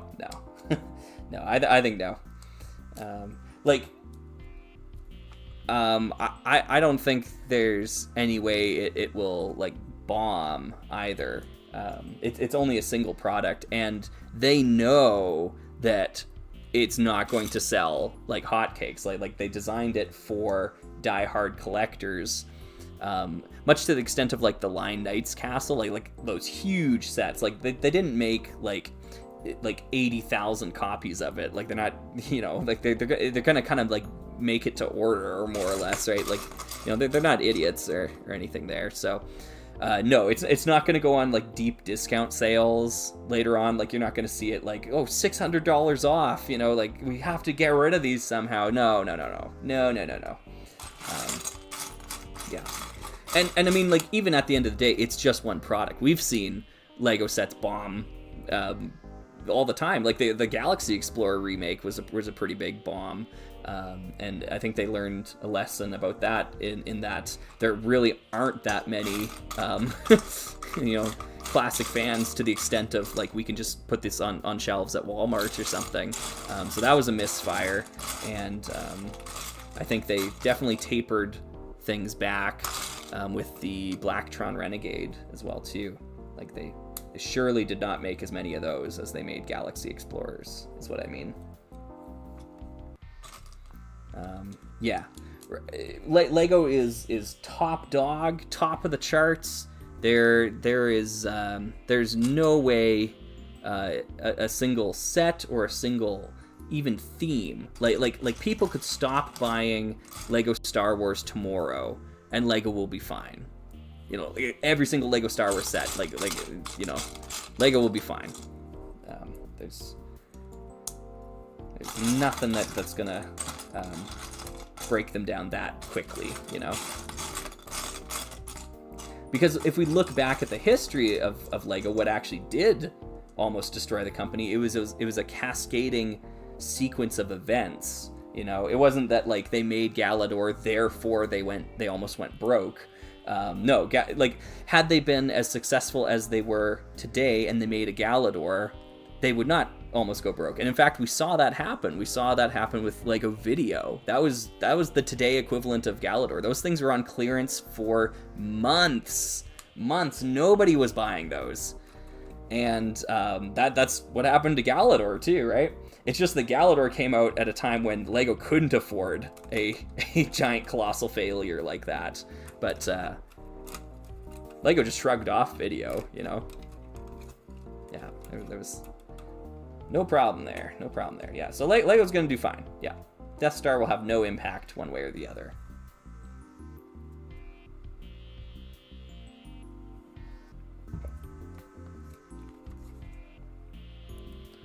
So we're getting the lid here, the top of our spaceship. So you can see it's kind of sprawling out. I love the side cockpits here, and I love the kind of diagonal sort of shaping to it, diamond shaping, I suppose. There's also these side panels that'll open up on each side, which will be really cool.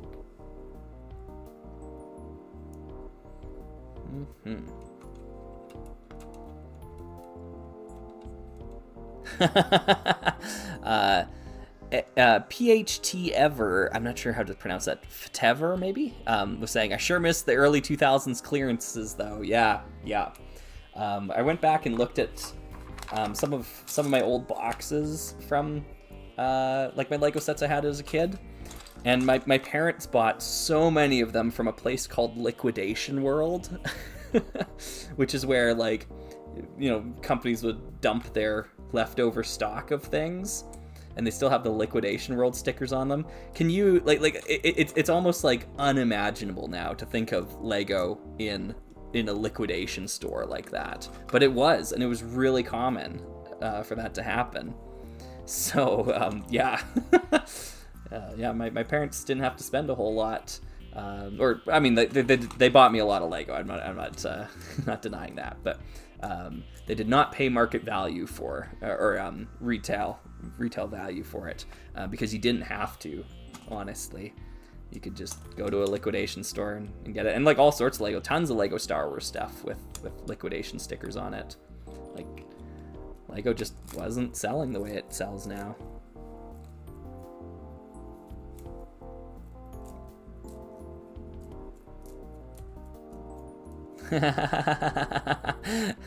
Matthew Grow asking, if Trick Bricks is the king, are you the prince? Or maybe Duke? Yeah. I think I am but a commoner that heard the tales of grandeur, you know, of the king, and has been fortunate enough to meet the king, and yeah. But yeah, certainly someone inspired by the king's work. Let's do this one here. This is the neck, essentially, of the ship. This part that we're building, and it's really sturdy. They lock it in with a ton of plates on the top and bottom.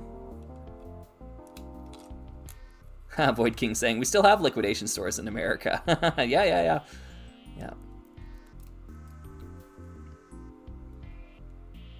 Oh, Phil saying, yeah, that was a good time. I got the first Jango Fett ship and the Kenobi Starfighter at a KB clearance. Yeah, like, that was just the reality of it, you know?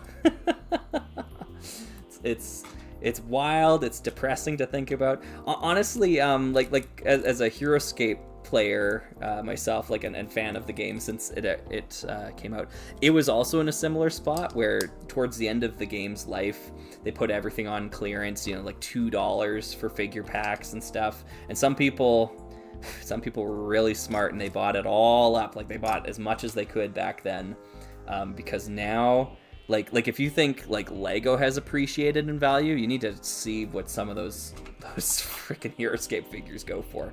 Like 1,000% return on investment for some of those figure expansions, like, if not more, you know. Like, it's nuts. Like, I've got a huge Lego collection, right? Like, tons of Lego, but a couple years ago when we moved into this house, I went through and tallied, like, the monetary value, because we had to get new insurance and all that stuff, the monetary value of my Lego collection versus the monetary value of my HeroScape collection, and my HeroScape collection was worth more, about 1.5 times more than my Lego collection. It is crazy, and honestly, I bet you it's gone up significantly more than my Lego collection, because that was kind of before the relaunch of HeroScape. So now prices are even higher for some of that old stuff. Outrageous. Yeah, Blobby saying, try not to bring up HeroScape challenge. Yeah, I know. Impossible. Impossible for RR Slugger.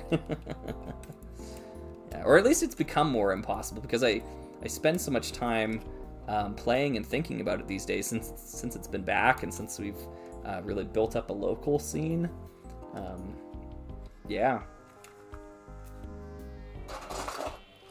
Another one of these big pieces. Just gonna stick that on the back here, and that fits in right there. Another thing that big pieces do is they add a lot of stability to things. Like this is really steady now, really solid with those extra supports. So this is the front of the ship, and then there's like a whole back section that goes off the end here. Yeah, this thing is massive. Like so the front of the ship. So here's the one we built earlier, right? Just for scale, right? Here, oh, I've got to move this a little bit more. So you can already see the exploring starship is basically the size of this full ship right now, and there's still like a whole back section that we have to put onto it. Yeah, it is nuts. This is crazy how big this ship gets. Let's see here. Frank Canzano was saying, watching your videos, there are a few tracks you've done that aren't on your Bandcamp page, like the Wild West theme. Are those tracks going to make it onto your Bandcamp? Oh, okay, gotcha. Sometimes you have to check my video descriptions, because sometimes I'm sourcing the music from elsewhere. So that Wild West one you're talking about is a rendition that someone did. I can't remember their name right now offhand. Online, it's just on YouTube. You can find it there. And so I link it in the description of the videos that I use it. Yeah, they just created that. And they're actually, that person is a really cool artist as well. I commissioned, they do like D&D character art, or that's kind of what they specialize in, is like you give them the concept of your character, and they draw it and give it back to you. It, like, really affordable too. It was like $50 or something, and they did a full color digital drawing of my character for a D&D game. So I was really happy with that. I was like, thank you. Yeah, that's awesome. So I try to shout them out in my video descriptions anytime I use that music track they did, and I try to promote their art as well, because they're really talented artists, and like really good value. Like, I don't know, I felt like $50 was pretty cheap for what they gave me in the end. So yeah. Some tracks are a little bit harder to track down. The one you're listening to in the background right now, it's one I always get requested. Like people are always asking about it. Like, what is that song you use in your live streams? Because they want to listen to it and all that. And I have such a hard time with this one. It's a song called Soft Funk.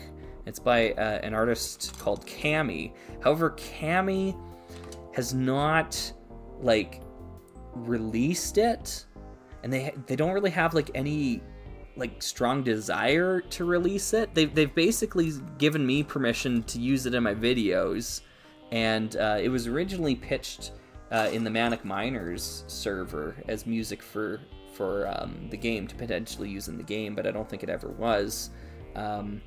And yeah, they don't really want to make a Bandcamp to put it on, and I keep, like, I used to just, like, I'd ask them every time I wanted to use it, I'd be like, hey, can I use the song for this purpose? And eventually they just kind of said, like, yeah, like, just go for it, like, you don't have to keep asking,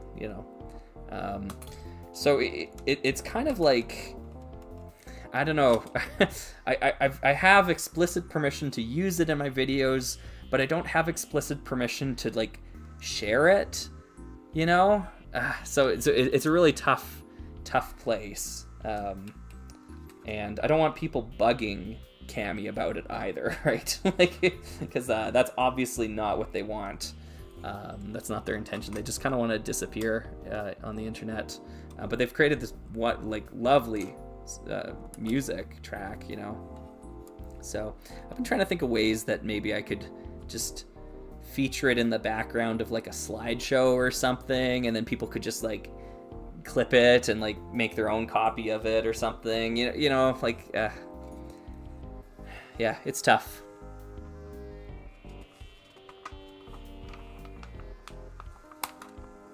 Yeah, Shy Guy saying, like, I assumed this whole time you'd made the song yourself. Yeah, and I don't blame you for assuming that. I wish I had. Like, it is such a brilliant track, and it loops, and it's amazing, but it's not mine. It's not my creation. I think it's better than anything I've made on this channel. I really do think it's brilliant. It's so soft and relaxing, and it's got that just sweet vibe to it. But no, it's not mine. I wish I could say it was. Maybe I could buy it off of Cameo. Just send them some money or something. I'll pull a Michael Jackson. Just buy it.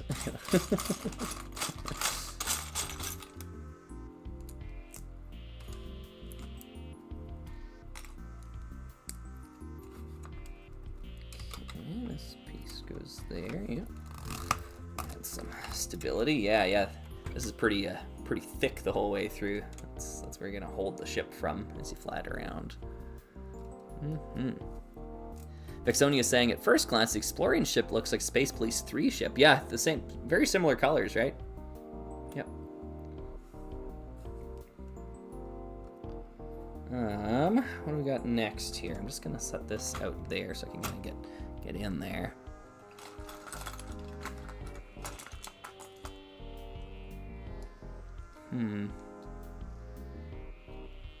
Oh, Trickbricks is asking, Slugger, speaking of music, I've been really analyzing Dance on a Volcano by Genesis. Have you heard it?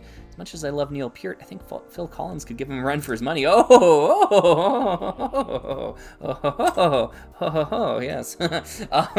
No, you know what? Genesis is one that I haven't, like, it's a band that, like, it's still on my to-do list to get into Genesis. The way I often listen to music, though, is I kind of like pick an artist and then I obsess over them for a while before moving on to another artist. And I guess I just haven't sat down and picked up Genesis yet, added them to the list. But yeah, they're on my list for sure, for sure.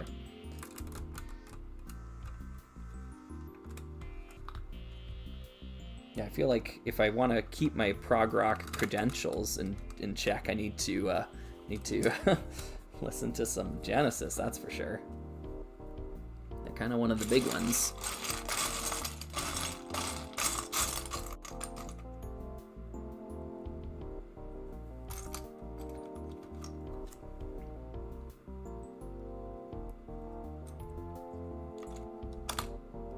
Master Builder was asking, hey Slugger, how many ships are you building? Just the one right now. Hey Zico, hi. Yeah, just this one. Jeez, buddy. Okay, well you're, yeah. Okay, come on down. Come on. Thank you. Bye bye. Bye. Room to jump. There you go. Yeah. Okay. Sorry for that. Just getting the cat out of the way.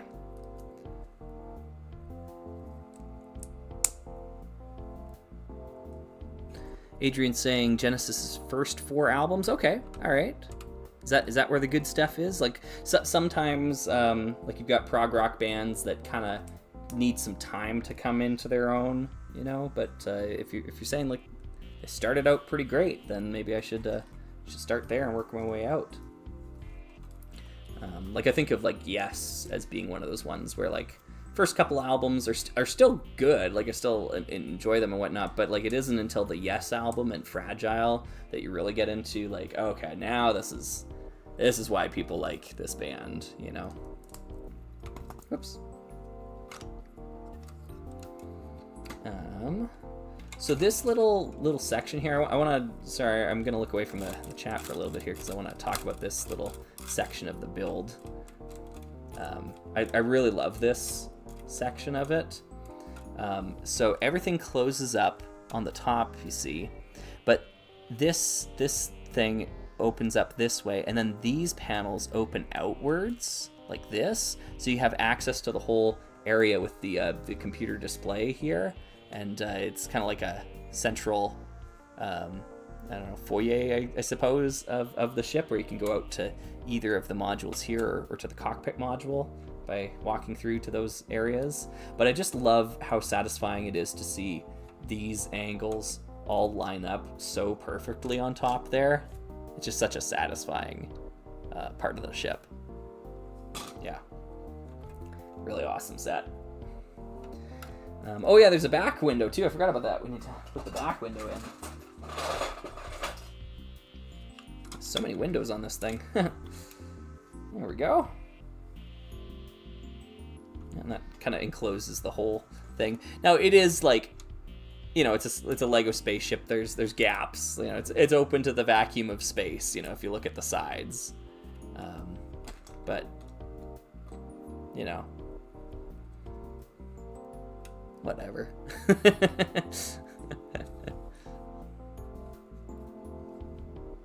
Oh, I see what you're saying, Adrian. Yes, I heard about that. Yeah, it got more pop. Now that actually wouldn't turn me off all that much, to be honest.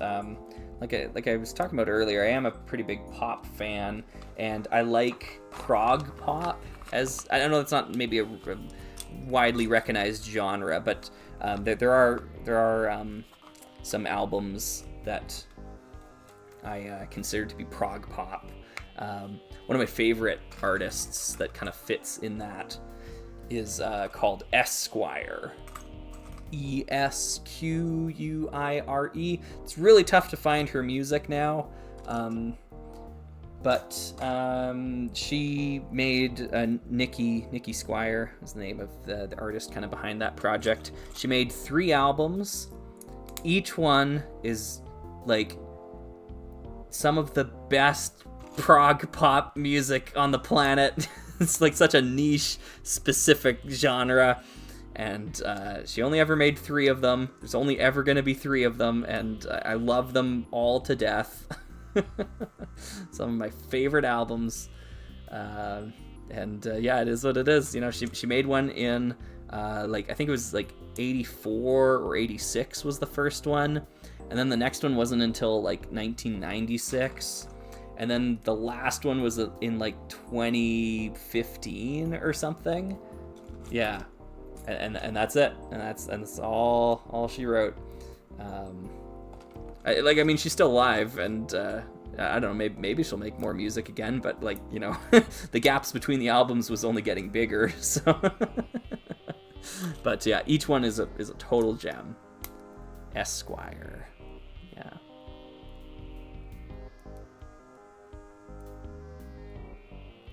Oh, nice. Thanks, Trick Bricks. Yeah, thanks, Jamie. Yeah, it looks like...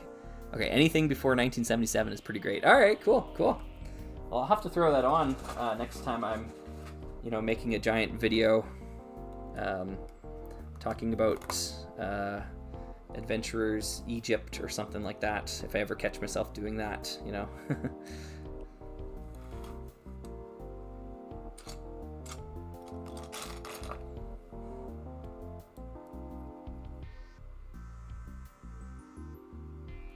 That is a lot of chickens, Bronson. That is a lot of chickens.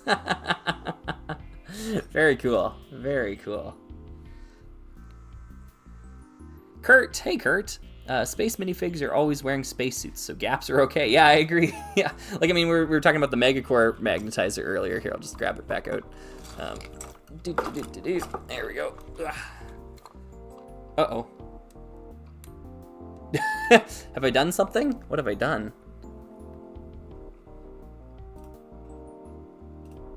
My camera has stopped. That's not good. All right, deactivate. Yeah, activate. We're back. Okay.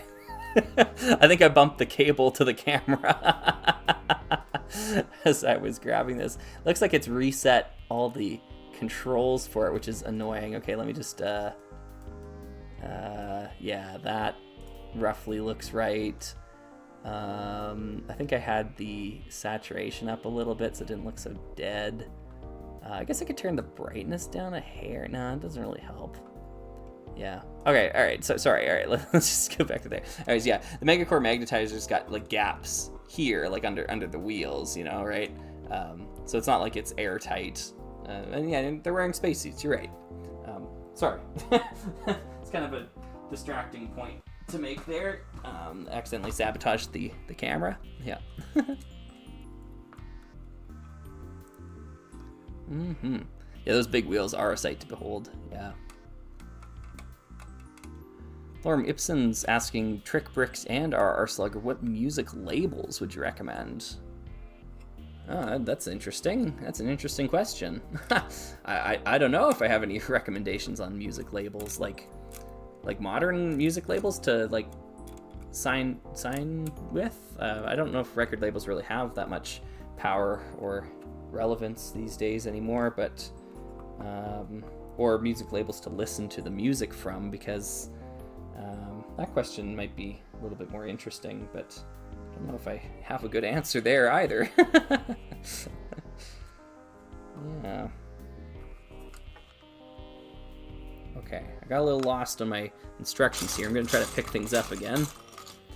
I need a 2x2 tile. There we go. That goes on top there. These are the sensor dishes here. We've got red here, and we've got blue here.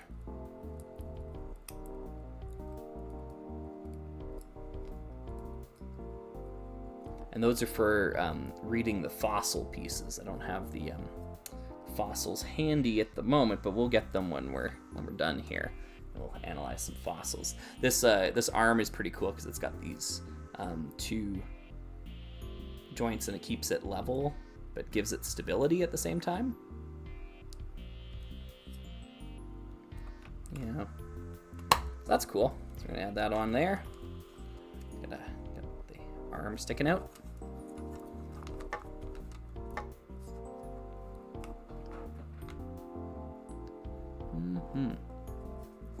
Bronson's asking, quick question, did you keep that letter I sent you? Make sure to keep it. I certainly did. I actually have all of the letters and mail and things that everyone has ever sent me.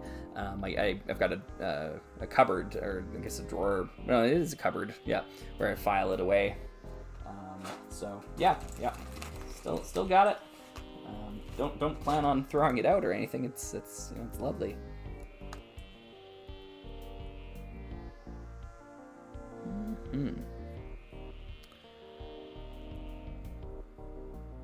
That's the piece I'm looking for.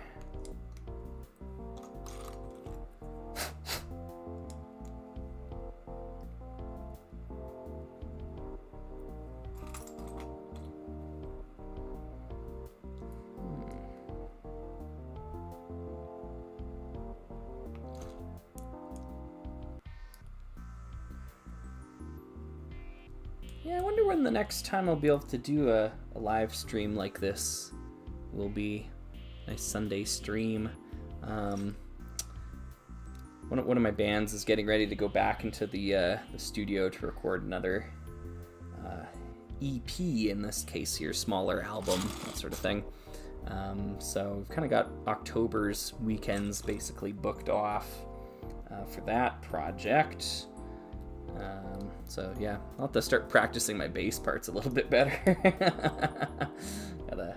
Gotta start writing some more sections to it. There are a few songs where I'm still just kind of like playing the root notes underneath, and I'm like, all right, I need to do something to make this a little bit more interesting. Because right now, it's not a lot going on. Yeah, I'll have to get some new strings for my basses, I suppose. Yeah, so I'll probably need to use my 5-string on one of the tracks. Yeah, just lots of little things. Lots of little things.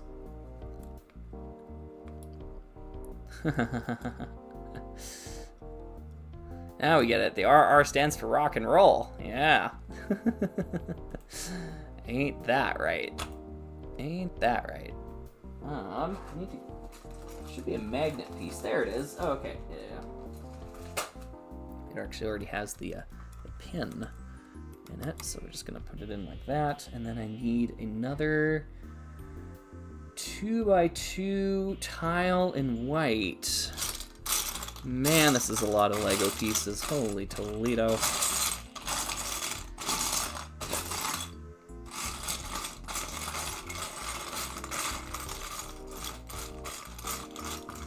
2x2 tile in white.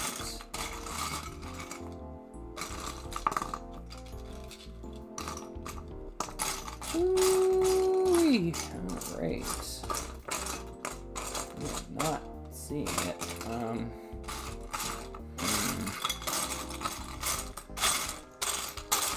I have to go find one. This is a 2x2 middle jumper, which probably got in here erroneously. That's another middle jumper. Neither one of those are quite correct for what we need here. I think I'd be able to find one though, right? Like this should be twice as many exploring starships than I actually need.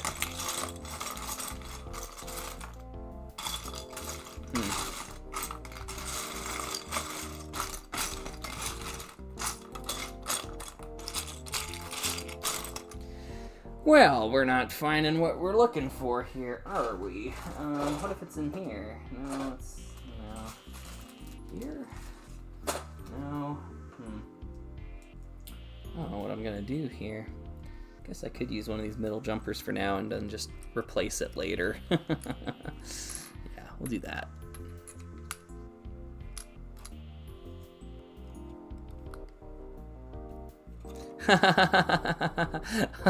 Nice, Bronson. Yeah. Have fun feeding the chickens. Very good. Very good.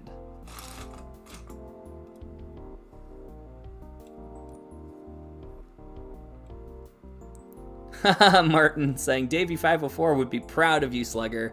Well, I'm not so sure. I am mostly a pick player. I play with a pick, so I think Davey504 would be pretty disappointed in me. Yeah. That being said, I think this record that we're going in to record is going to be the first time I play a track, at least with this band, with my fingers. There's one song that I've been, just using fingerstyle to play, and that one has been pretty good. At least I think it sounds good with just fingerstyle. So yeah, I guess there's that. Just a subtle difference in the the sound that you get from the two. There are certainly some things that you can do with your fingers that you can't do with your pick, and vice versa. I don't think there's an inherently better technique out there, but it is fun to kind of meme about it. Yeah, because if someone out there is trying to make the argument that someone like Chris Squire's not a real bass player because he used a pick, I don't know. You gotta provide some evidence on that one. I'm afraid, because that's a pretty tall claim. What the heck is going on here? Okay, why is this not? Do I have too long of a? Yeah. All right. So I think because every part in this set is either black or white, I think I mixed up how wide this black plate on the bottom is supposed to be. I think it's 2 studs too long.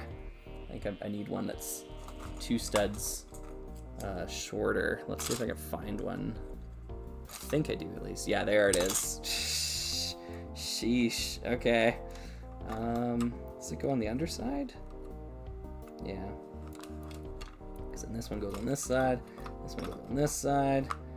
And the bricks go here and here.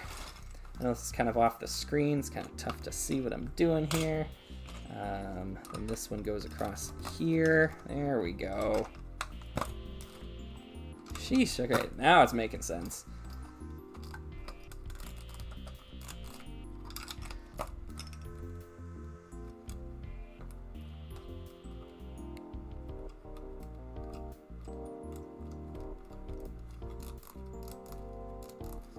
Oh, good questions. Xeron was saying, what instrument do you enjoy playing the most? Well, I mean, it's changed throughout my life. I used to be just like electric guitar through and through all the time. And then, actually, even before that, I was like a drummer. I was like, I love playing the drums. I still really enjoy playing the drums. Like, it's a great instrument. And then as my theory knowledge evolved, I think I feel the most comfortable on piano. Maybe it is bass now. But yeah, bass is really up there for me. I feel really comfortable with the fretboard and finding my way around and not looking at my fingers. And yeah, and just, you know, I think having a deep theory knowledge really helps on bass. It's an instrument that really benefits from knowing how music works, you know, because you have so much power as the bass player to decide how the audience interprets the rest of the band. That's kind of like the job of a bass player. Like if I'm playing the root note underneath whatever the guitarist is doing above, then everything sounds right. It sounds relaxed, you know, in that moment.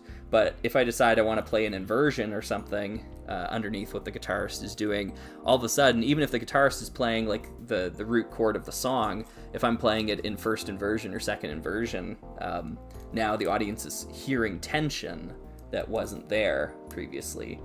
And the guitarist doesn't really have that ability.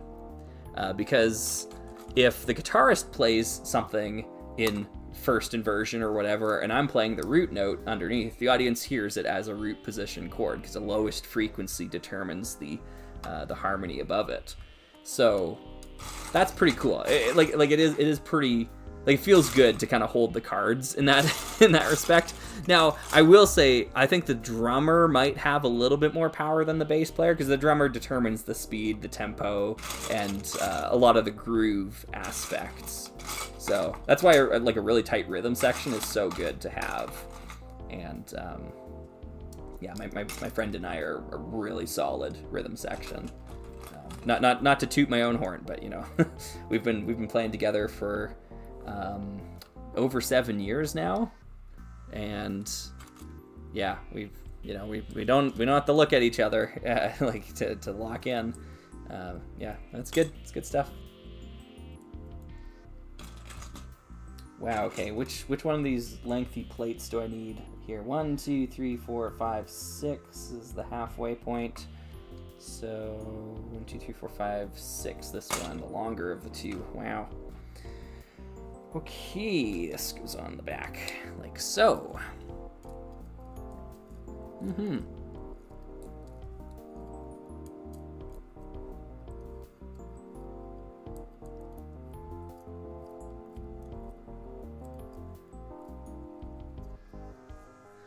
Hey Caleb, big fan of yours and a fellow musician, Lego fan and builder. Hey, well thank you. Yeah, we were just talking about some music there, talking about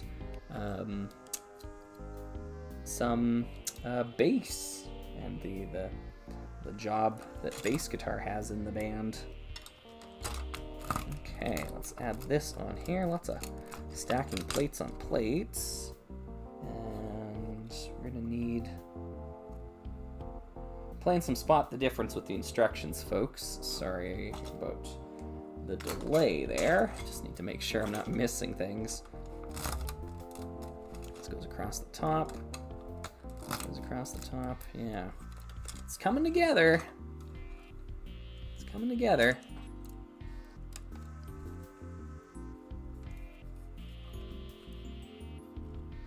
Mr. Funnyverse has a good question here, asking, at our Slugger, what do you think you'll do for your 100,000 subscriber special? I'll delete my channel. Thanks for asking.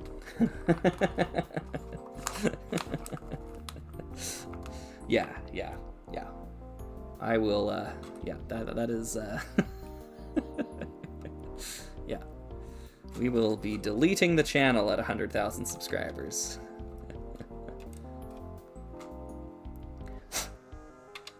There we go. Sounds like a plan. Yep.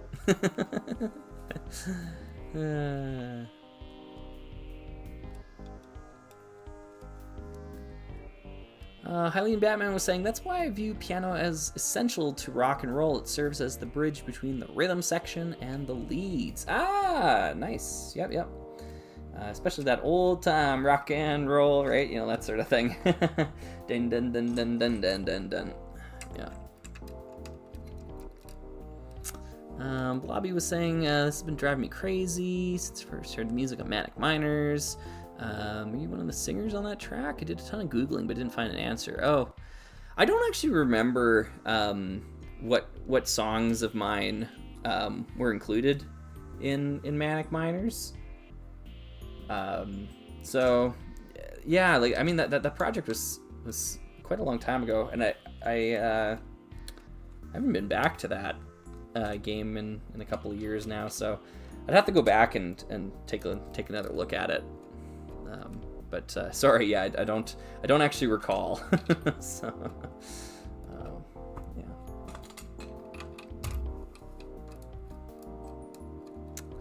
Let's see here. Are Slugger becoming lost media? I would cry, huh? Yeah.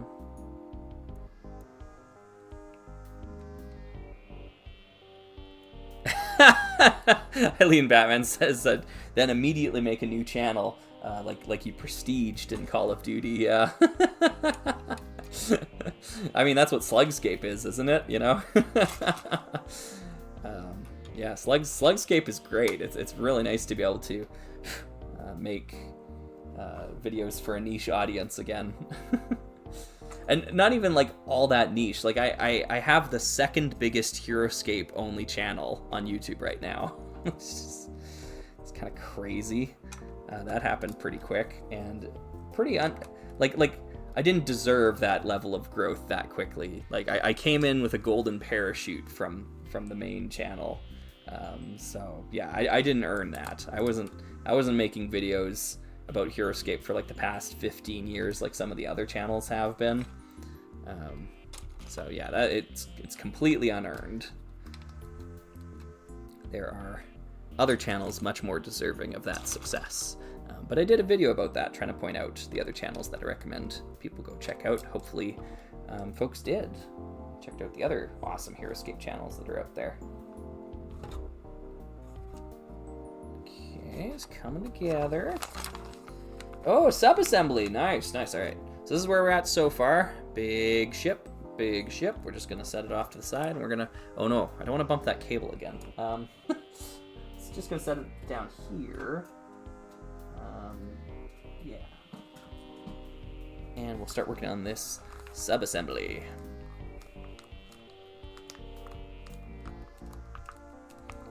Let's see here. K2 Films was asking, Slugger, are you finally completing the Orient Expedition next year? I'm planning on completing it this year, actually. Although completing is a strong word, I suppose, for what I'll like feasibly be able to get done. I'm trying to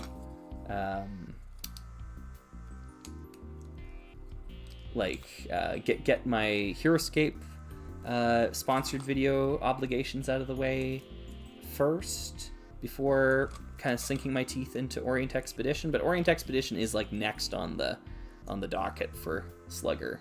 Yeah, that's my next big project, is to go to China.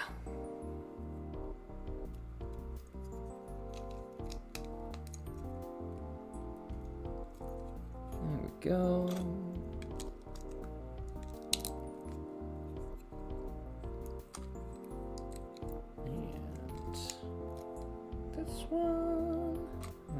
Music stand these. Oh, Matthew Grow was asking, hey Slugger, does your partner have a musical background as well? Yes, actually. We actually met in the music program. That's how we first crossed paths. We were both studying music at the same time. And yeah, she ended up doing her music minor, and I did a music major. And yeah, the rest is history.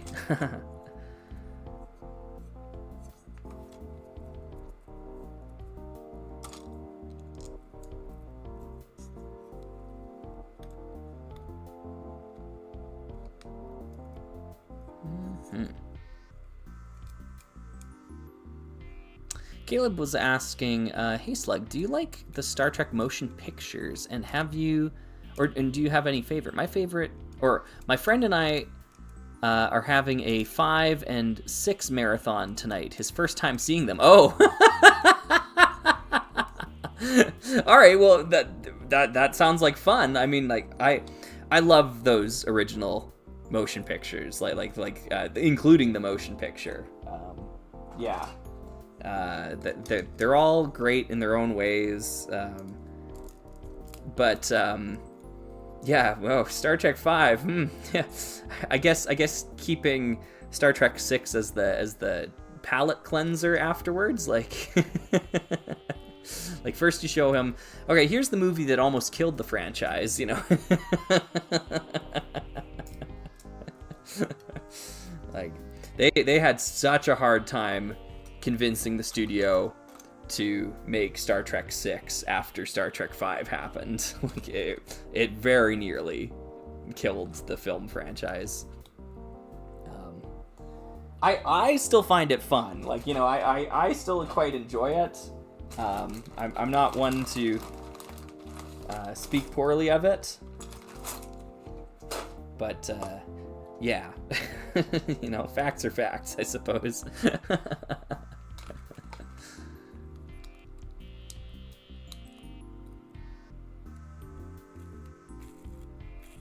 Yeah, yep. Oh, Frankenzana, yeah. Mentions going to China for the Orient Expedition. In my mind, where in the world is R.R. Slugger? Yeah. At the, where in the world is Carmen Sandiego? Actually, that's not the way that one goes, right? I'm thinking of where in time is Carmen Sandiego, right? How's that one? We're on the hunt and we're chasing her through history. Where in time is Carmen Sandiego? Yeah. I had the computer game for that. It was on 2 CDs. It was awesome. It was like, it had full motion video. The Chief, she was in it. She's so good.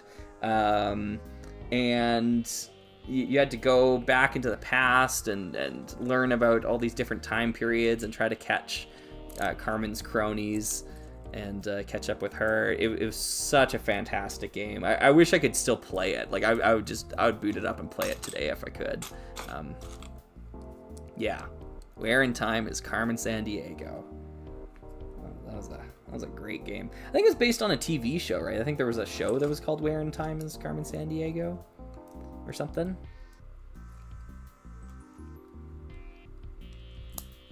Or maybe it's We're on the Case and we're chasing her through history. Yeah, that sounds more lyrically correct.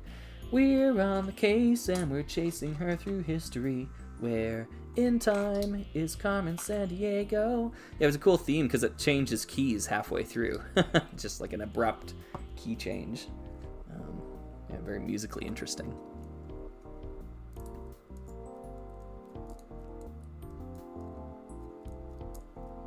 Landry. Hey, Landry. I think you mentioned it not being a beloved color of yours, but do you know we are like 4 pieces short of getting a metallic gold slimy slug, the Slugzilla body type? Oh, interesting. That's cool. No, I did not know that. That'd be awesome to have a gold slug.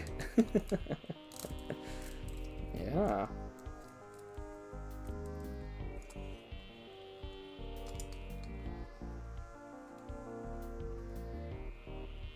This goes across the top. What color is that? It's white. It needs to be 2x6. There we go. Hey, Slug, or I was gonna call you Slugger. I'm Slugger. Hey, Zuko. Hey, buddy. Yeah, good to see ya.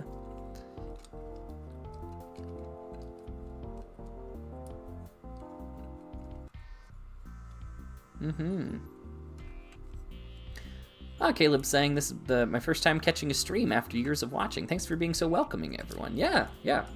I generally find the folks who tune into these are really really awesome people, and yeah, pretty chill group.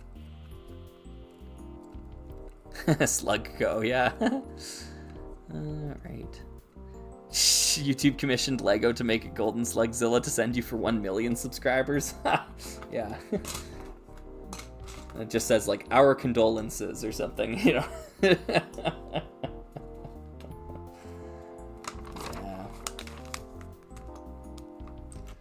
No, sorry, buddy. I know you're getting hungry, because I'm getting hungry too, actually. I'm thinking about that sandwich I want to go eat. But look, we got so much to go. We have to build 2 Explorian starships. No, no, we're just building the one here, folks. I'm going to package up the pieces for the other one. I think what's honestly, what has happened here is that I've had this bin with the Explorian starship pieces in it for so long that I've been maybe reaching into the bin and grabbing pieces out to build like in other things that I need. I don't think there actually is a complete 2 Explorian starships in here. It's 1 and a bit. But yeah, we're working on one of the arms, I guess, of the ship, because it gets these huge arms that kind of stick out on either side. Yeah, this thing's fantastic. I love this. We're looking for a big Technic beam. That looks about the right size. And then we're looking for a latch. So I'm going to grab that one. Thank you, Zuko. Yeah. Combine them into an even bigger one. Yeah, that'd be wild.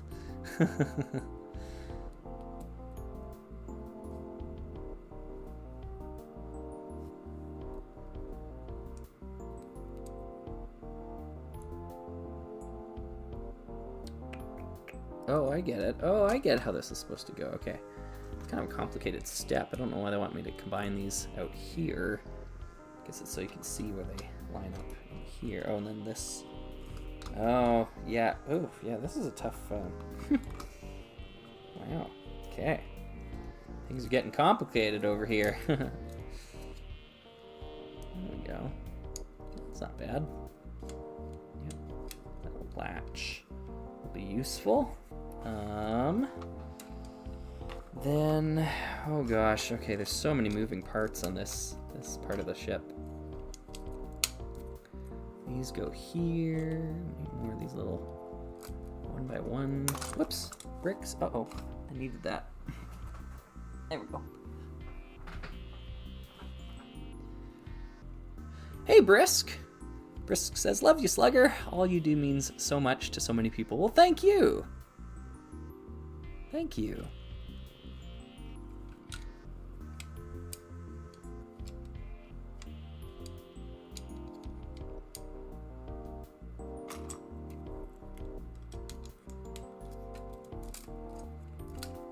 Yeah, it's one of those, like, it costs nothing to be kind, you know? I just, yeah, try to do the best I can. Need to grab some arrow pieces here.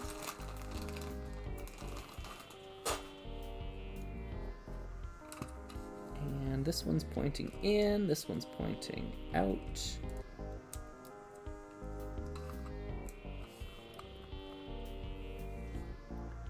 Hi, Zuko, I can hear you purring from here. I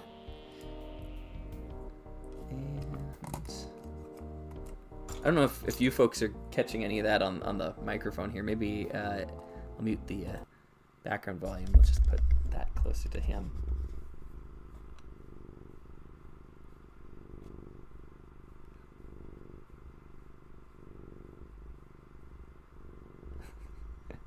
Getting some feline purring there. Oops. And background music back. There we go.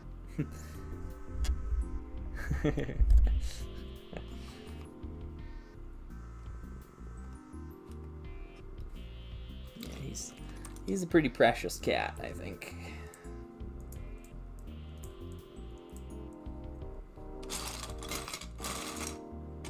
I'm gonna need these eventually. Oh, I got a bunch of them there. Okay, that's not too concerning then. I do need a black handlebar piece. That thing. Yeah, one of those.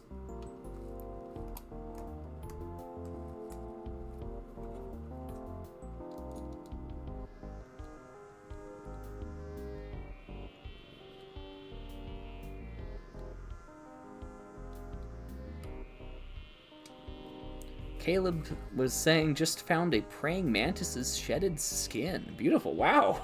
Praying mantis. Whereabouts do you live? I don't know. I mean, up here in Canada, like the bugs are tiny. They don't live to be very big. I don't know if we have praying mantises. I've never seen one up here before. It gets pretty cold in the winter.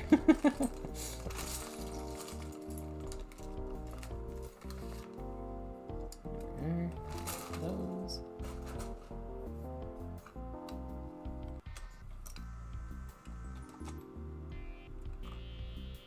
Hey, buddy. Yeah. See you later. Helene Batman says, I think the cat loves you. Just a hunch. Yeah, maybe. Yeah, maybe. Okay, I think this sub-assembly is done for now. This is one of the wings. I need to do basically the same thing now in the opposite orientation. So we're gonna do that next.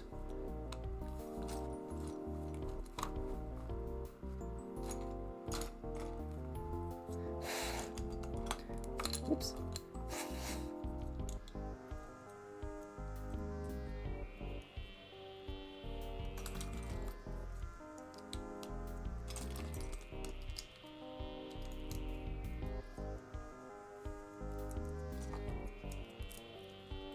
There.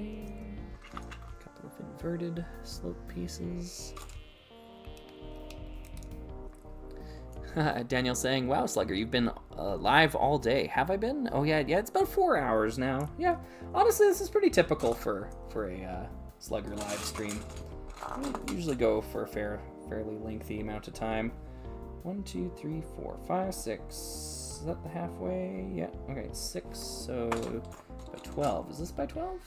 That's by 10. This is by 12. Yeah, that's the one. And then... Okay. These.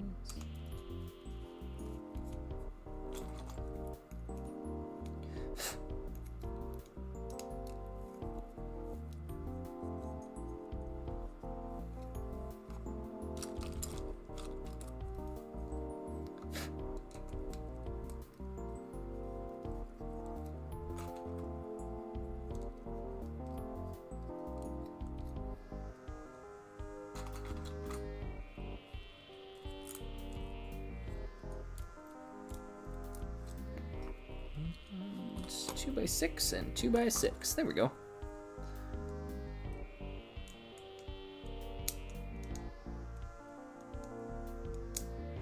Oh, Matthew's saying, I recently got my first Bionicles. Their building system is unfamiliar to me, so it's strange, but also fun. Yeah, yeah, I suppose so, eh? Yeah, they really do kind of have their own system going about them there. And Alex was saying, going back to Andor, there's some really incredible music in Season 2, Episode 3 in particular. Okay, I'll keep my ears open for that. I'm not quite yet ready to jump into Andor and let it ruin my life for a little bit longer, you know. Need to get through a few more weeks of teaching, I think. Lots of new names to learn every year, right? That's one of the big things. Is that the yeah, I've got 3 weeks to learn everybody's names. That's my my timeline there.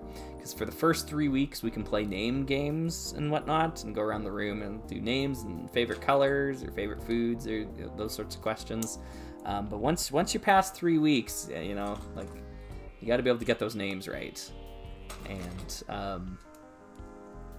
like, it's such a like fundamental first step in gaining trust and like respect from your students.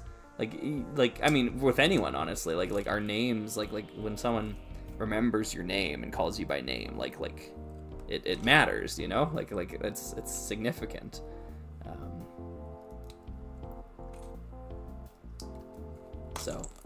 yeah, gotta get there. Gotta get it done. I have to be able to do it. So far, so good. I haven't been faced with any extraordinarily difficult names yet.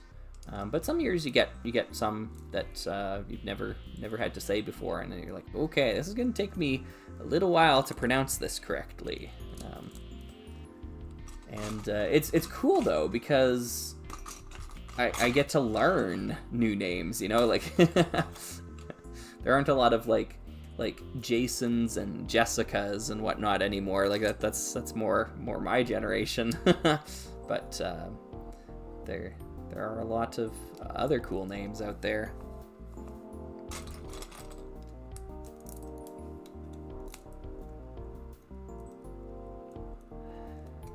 Alex saying, I'm terrible with names, so I respect the dedication. Yeah. I'm honestly really good with names, but it's because I put in the effort. I mean, like, here's a really easy trick to help improve anyone's abilities with names. You have to try your best to use the person's name who you just met within like the first like 2 minutes of meeting them.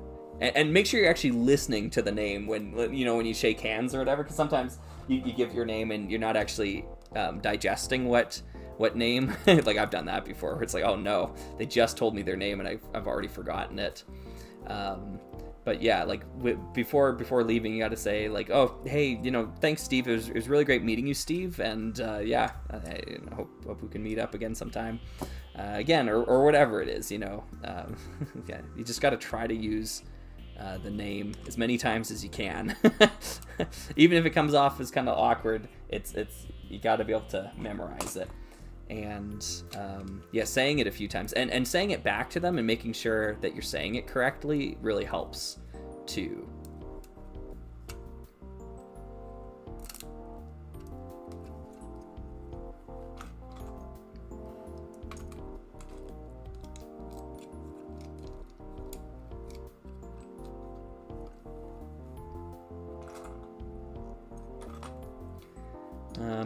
However, that being said, even though I say I'm really great with names, one of my teaching advisors when I was in the education program at the university, she was great, but she told me, like, you'll put so much time and effort into the names, and then in a couple years you forget them, and it is what it is. Like, you have to be willing to accept that you just aren't going to remember, like, over the course of a teaching career, like 4,000 names. Like, that's just not it's not a reasonable expectation. So as long as you can get through your school year with everybody's names memorized, then that you gotta be willing to say that's good enough.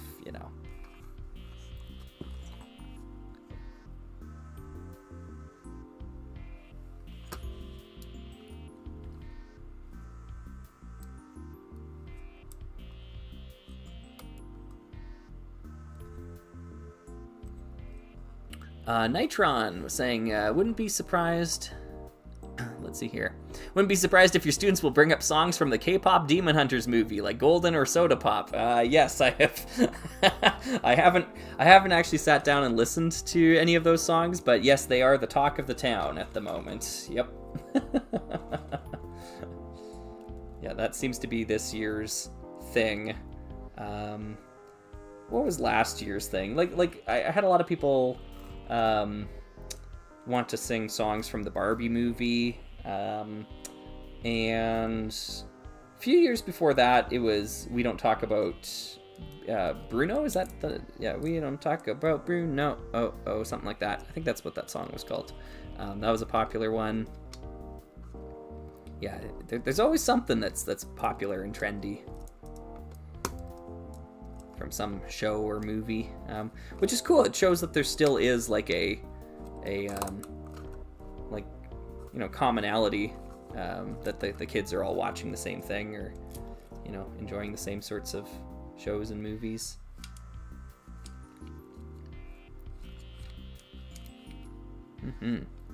Frankenzana says, are there parts for like more than just a Explorian starship in there because, like, you know, you've been building for a while and it doesn't seem to be getting smaller. Yeah, there are 2 Explorian starships in this pile, and that's why you're seeing the pile not really get that much smaller. Yeah, I'm not building 2 today. I'm just gonna build 1, but I do own 2 of them, and I guess Slugger in his infinite wisdom thought, oh, the best way to store this is just to put 2 sets in 1 bin.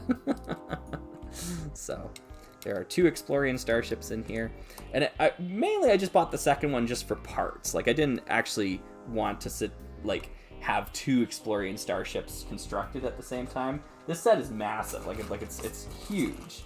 I feel like it would be infeasible to have 2 copies of the set simultaneously constructed, and it's supposed to be the Explorian starship, you know? Like, I don't know. I guess you could have a fleet of more of them.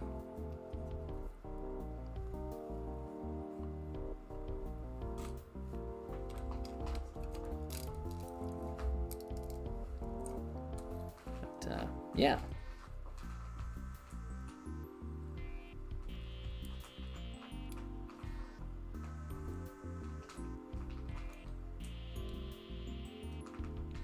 Matthew's asking, do any of your students watch you?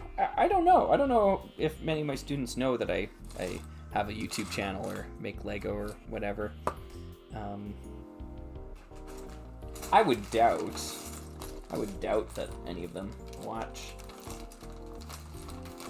But, I don't know, maybe, yeah.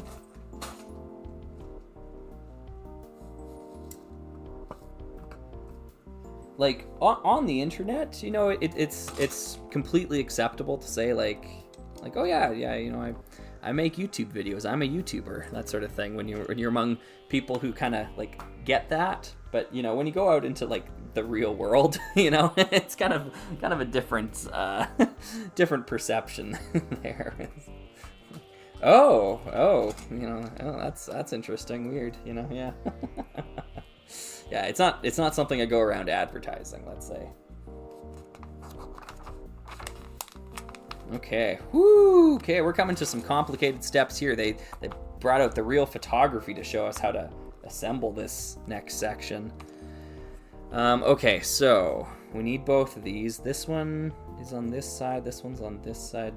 Are they not symmetrical? Like, am I missing something? Like, why did I have to go through 2 different pages there? Ah, whatever.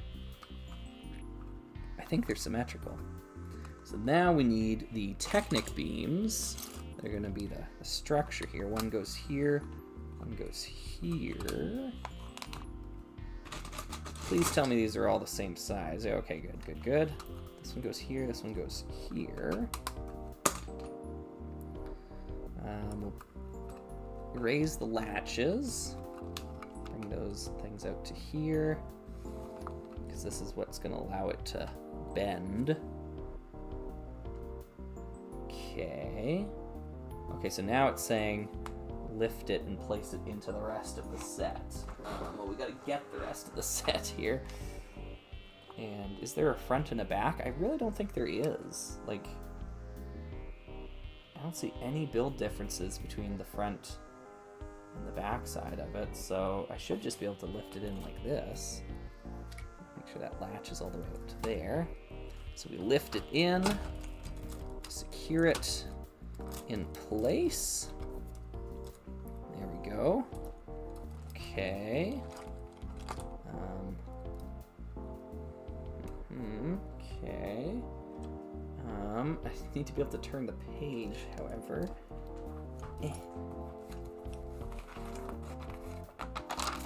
Okay. Okay. Really, oh my goodness. Okay, how am I gonna do this? I've got no space. Like, this thing is massive. It's ginormous. Gee whiz. Okay. So let's secure these in. Like, will that hold? Will it support all the weight? It seems like it is. Okay, we're gonna secure the other latch then. Okay. All right. Yeah, like, utterly obscenely massive.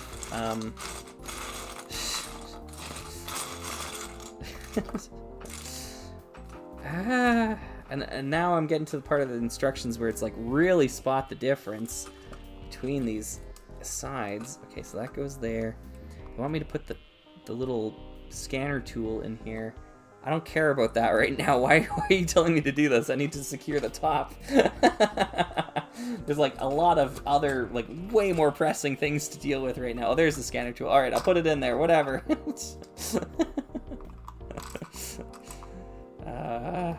Okay, so scanner tool's in there.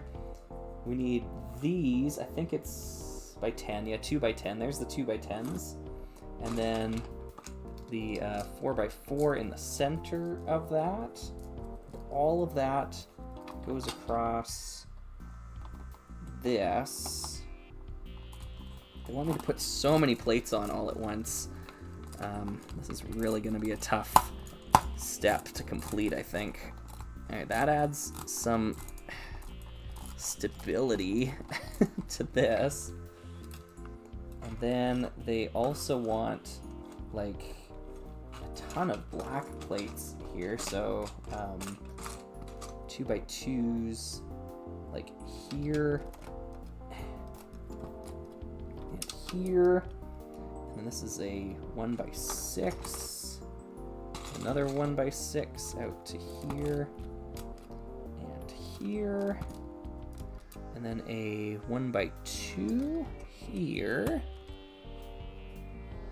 Got the slope bricks there. They want me to put the fossils in. I can do that. So put the little alien fossils in here, and that'll hold them in place there. That's cool. And it looks like there's a plate across the back. Oh, it's these corner, I need black corner plates. That's a corner plate. And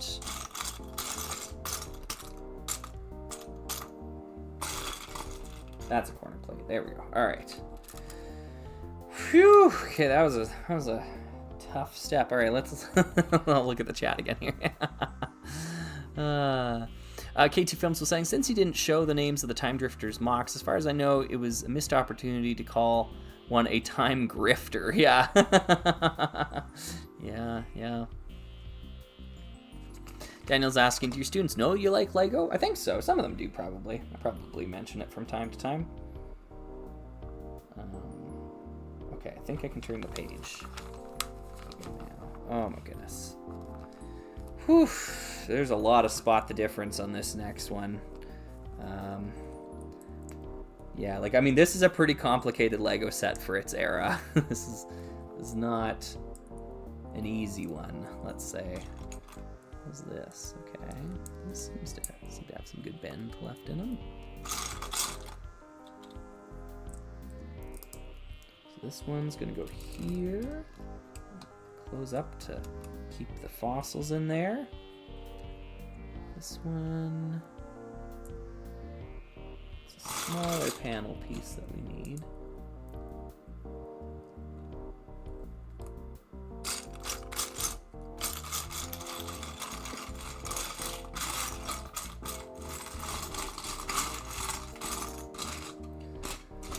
Oh, and I'm just not seeing it. Okay.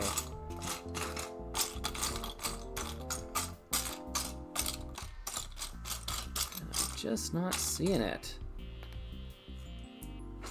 Could it be in here?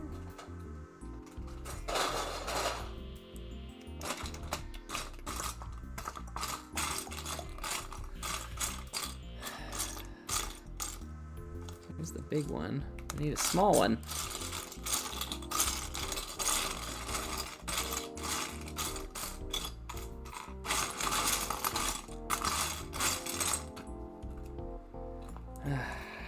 Okay, well, we'll leave it for now. Yeah, this is getting pretty crazy.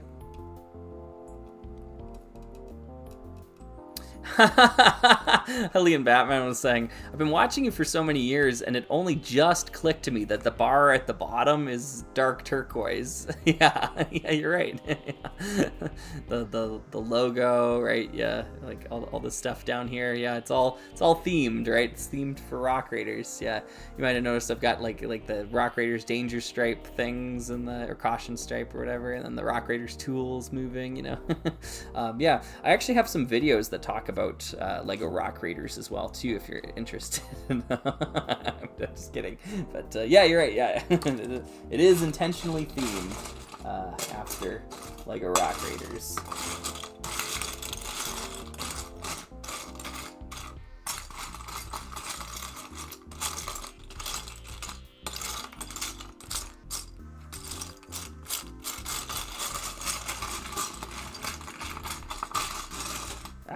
Where the heck is this piece?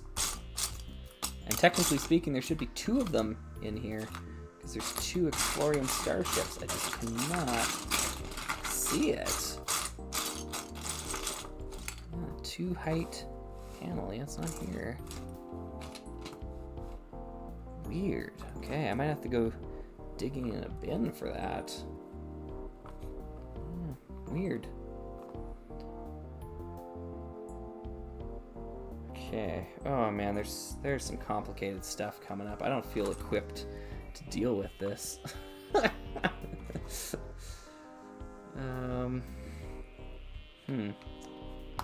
so I need some 1x2 bricks. There's like a whole like satellite thing that goes on the back of this thing, if I remember,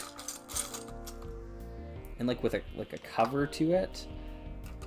Yeah, we're getting there, but like we're not there. And there's still the rockets that attach on each side, too. Like there's oh, holy moly. Okay.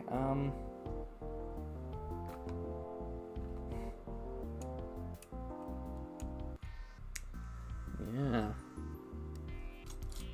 Why couldn't folks have voted for the like arachnoid base or something? You know. Something that I would be done. I'd be eating a sandwich right now. It'd just be amazing. Yeah.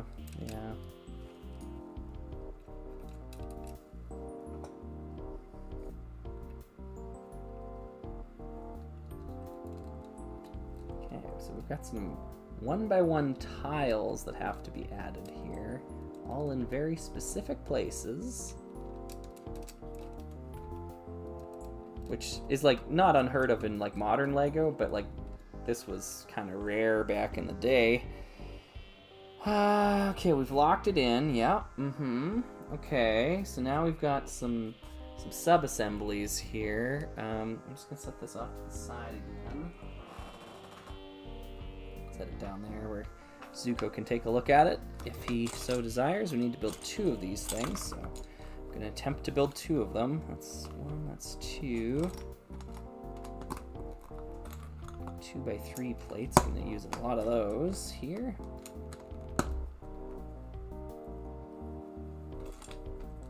There it is. Okay, frick. Okay, I was looking for that.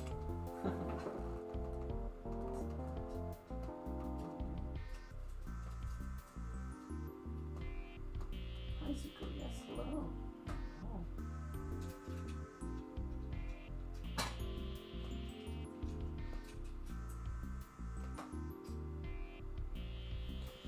Okay, I have returned. One more on this side.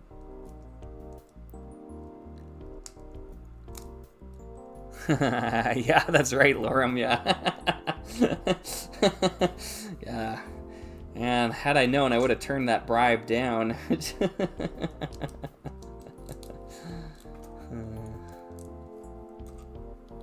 Was it worth the $2? I don't know.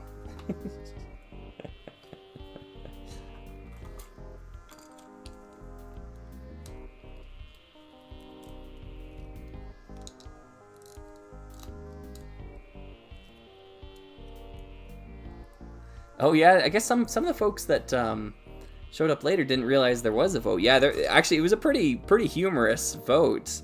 There was 3 Lego sets up for grabs, and we voted on the big one, or the biggest of the ones. The other 2 that were up for grabs were the Unitron Space Station Xenon and the Arachnoid Starbase. We'll build these on live stream eventually. Like, I won't build them until we do them on live stream, but yeah, those were the other 2. But it was a close race. It was really, really close between the Unitron set and this one. But this one eked out the victory by like maybe a vote or 2. Yeah, Smith0 saying, how am I supposed to choose between those 3? I know they're all fantastic, right? Like, we wanna see them all, and we will one day. Yeah. So maybe the next time I do a live stream, and it's like another one of these where I did the set that I was going to do, and then I'm also doing another set here. I will try to make it so that it's also an opportunity to vote for those remaining 2. Maybe we'll just have a vote between 2 then, and then it'll just be whatever the last one is eventually. Holy Toledo! Okay, wow, okay. There's so much Lego here. Now, why are these? Oh, it's because this is the part that leans. Man, this set is so good. Seriously, this set is so good. Yeah, the folks that have stuck around, you're really in for a treat when we get to the final reveal of what this thing does. Yeah, 'cause it's pretty spectacular. Okay, I think that's mostly to spot the difference there. Yeah, okay, so here's the satellite. We gotta build the big space telescope. That's what it's not really a satellite, it's a telescope.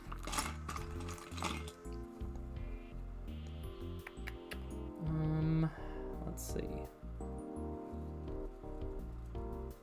That's the part we're looking for there. Oh, that's right in front of me. This one's way better. Let's use this one. Kind of the advantage of having 2 copies of the set in front of me. Oh, I need this one anyways. Whoops. Is that I can be a little bit picky with the parts in terms of discoloration and whatnot. Yeah, that's much nicer. Let's use that one. And then a 1x2.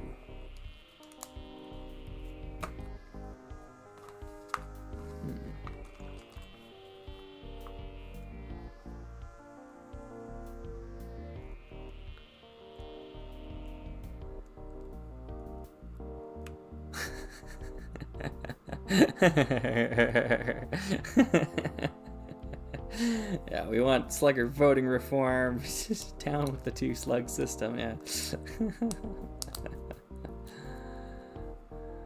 Yeah. I wonder if we'll finally get voter reform in Canada now. It was one of the party platforms for the Liberal government, or the Liberal Party, I should say, back in 2015. And then once they got in, they kind of dropped it. And that made a lot of people, myself included, very upset, because it was like, well, geez, that's kind of like one of the core, things you were running on, like that's a kind of a big issue. And of course, yeah, once you have the power, there's no need to redraw the lines to keep like that it was only gonna benefit the fringe parties, which is what we kind of want to see in Canada, because like we value our multi-party system. We don't want a 2-party system in Canada. So yeah, unfortunately, actually, I mean, like, I guess I'm talking about the election results here. Our most recent Canadian election kind of devolved it down to a 2-party race, which was kind of a shame. It's kind of the first one that's been like that in recent memory. So hopefully the other parties will be able to recover by the next election, because we don't want a two-party system.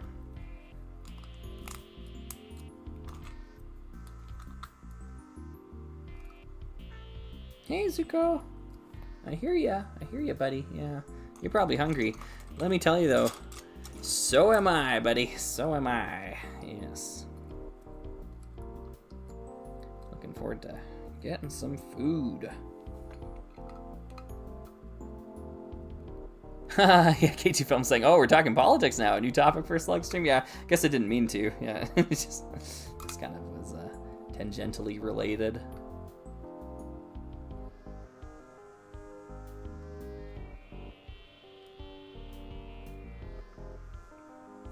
Ask Jeeves saying, wow, I'm still surprised it's still going. What did I miss? Well, we're hopefully finishing up the Exploring Starship here pretty soon. Yeah, we kind of put it to a vote in terms of what would be the next one to do here, and Exploring Starship seemed to be the one when oops, whoops, that was a mistake. Did this come off the bottom of this? Yeah, it did. Okay, it's supposed to go there. I'm just running out of table space here. So I'm gonna put the telescope in. Yeah, and so the telescope hides back here, and it's got a thing that's gonna fold up around it. I don't know what pages, 5 or so, yeah. Oh, gee whiz, yeah, there's a lot of steps still. Okay, keep that off, out of the way for now. I wish I just had more space to work with here. But because of the nature of how big the set is and how many steps it takes,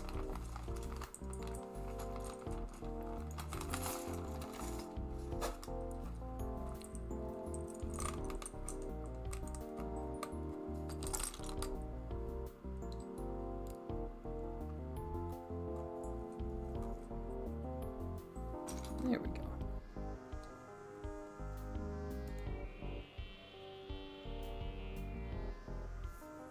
Yeah, that'd be interesting barcode. Yep. That would be interesting. Yeah, we have a really interesting political landscape in Canada, like the way that the parties are run, because like for the folks outside of Canada that are watching that don't really know how it works here, one of our major political parties is called the Bloc Québécois, and they don't run candidates outside of a single province in Canada. It's it is actually impossible for them to win an election, but they still run, and they're still very popular because they have they're kind of like a single issue party, and the issue is we want to respect French Canada, and make sure the values of French Canada are respected. I mean, that's an oversimplification of their party platform, but it's neat. It's really interesting, that the bloc can kind of hold Canada in check in some respects. Oh man, there's so many different sized tiles here. Or plates, I should say. Yeah, which one do I need? Do I need these ones? 5. Yeah. Yeah. Oops. There we go.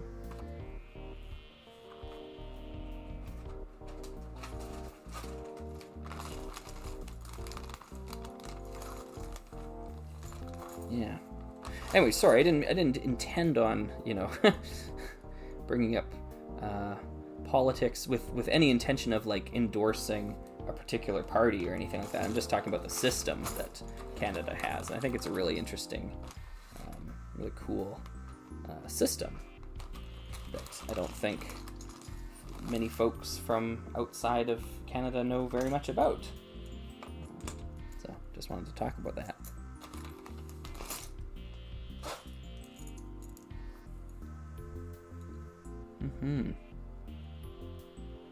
Mr. Funnyverse was saying, being Canadian, do you speak / understand any French?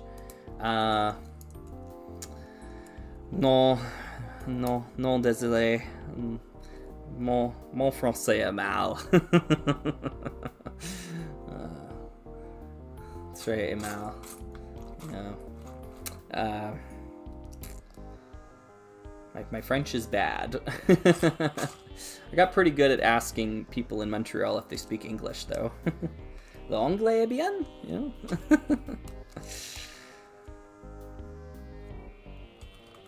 Like, I don't speak zero French, but I speak very little, so... My partner speaks much better French than I do, so when we travel, I rely on her a little bit more to carry the weight.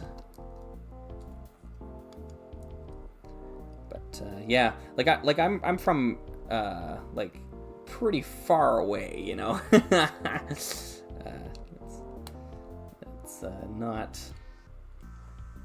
not something that is a required skill to have in my neck of the woods here, but yeah.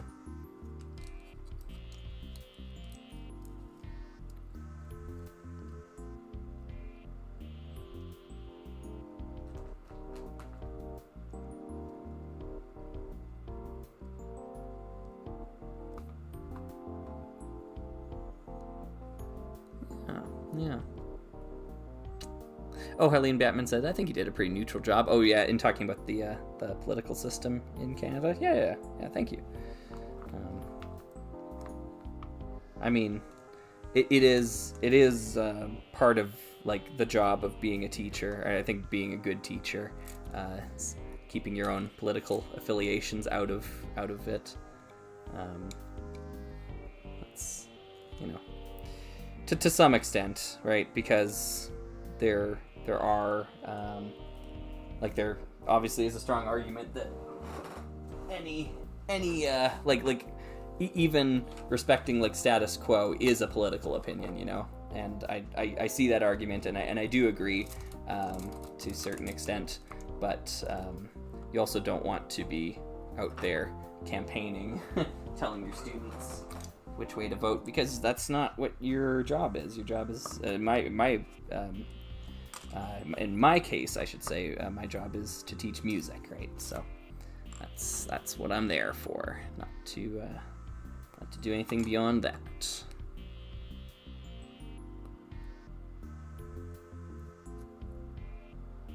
I think there's something to be said about like values, you know, like I think I'm not saying like teachers shouldn't have values that you stick to or that you try to promote, you know, to make like better citizens, you know, better people. That's part of also being a good teacher. It's being able to do that, but that doesn't or shouldn't at least take the form of endorsing specific political parties, if that makes sense. Some of these plates are pretty yellowed, actually, now I'm looking at it. Let's try swapping that out.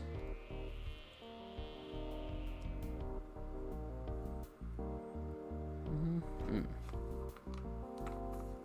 Yeah, oh yeah, Cat has returned. Yeah, Cat has returned. Holy Toledo, I am so hungry. I'm like sweating. Oh, I'm building this backwards too. I gotta get this done though. But I also gotta get out there and let's check the time here. Local time. Yeah, that's why I'm hungry. Eh? All right, I need to be like done this like 20 minutes ago. And that's why he's hungry too, is because it's taken me so long. I should have just picked a smaller set. I shouldn't have put this up to a vote.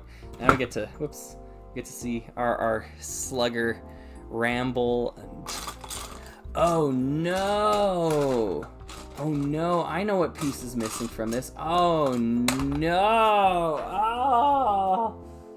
oh, this is calamity. Wait, I've got it right over there. Okay, all right. It's not calamity. All right, let me grab it. I knew I grabbed pieces from this bin recently. I knew I grabbed pieces from this bin. It was for the Spectron ship. I needed more of these black wing pieces. I think I grabbed 3 out of this bin for this ship. I just couldn't find any more. So I need to requisition a wing piece here for the Exploring Starship. Sorry, Spectron ship. But I will just put that back there. What do you got there, Zuko? Looks like you got a Lego piece, eh? Playing with something. Is it a brick separator? I hope it's a brick separator. Oh, it is. Okay. He's allowed to play with brick separators. Those are fine. All right, so then the Spectron wing is kind of coming apart here. Oops. All right. We'll put the Spectron ship just back over here. I need this wing piece, which is why I probably stole it in the first place. Guess I'll have to go out and get some more black wing pieces like that. I've got a few of these, but a lot of them have like Alpha Team stickers on them. Oh yeah, there was a question earlier. I saw it in the chat. I didn't read it right away, but asking about, okay, if Orient Expedition is first, Alpha Team comes afterwards. That's the general gist of what I'm thinking. Yeah, finish Orient Expedition, then focus on Alpha Team. But like, I mean, we'll see what the road brings us. Yeah. Sorry, Spectron. I know. Oh, sorry. Boo. Yeah. Unsubscribe. Yeah.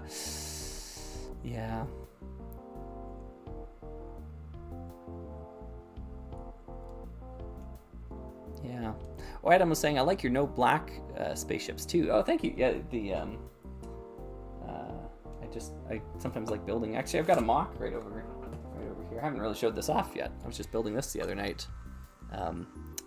This kind of blue, dark turquoise, and light gray spaceship mock. And it's got like some transneon orange cannons and engines and things. I'm getting definitely distracted here, but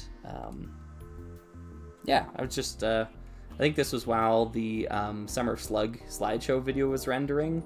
Kind of had to babysit it and whatnot, but I just got building and started putting this together. I'll put some better pictures of it and whatnot. But oh, thank you. It's got these cool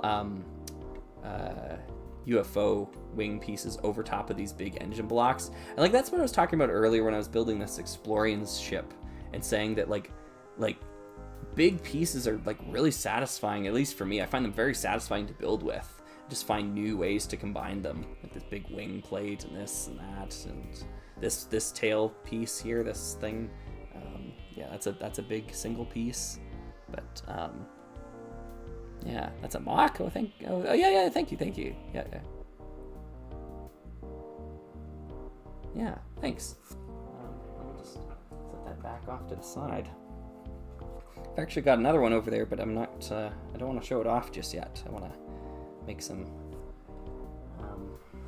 either modifications or a bigger deal out of it when I do talk about it.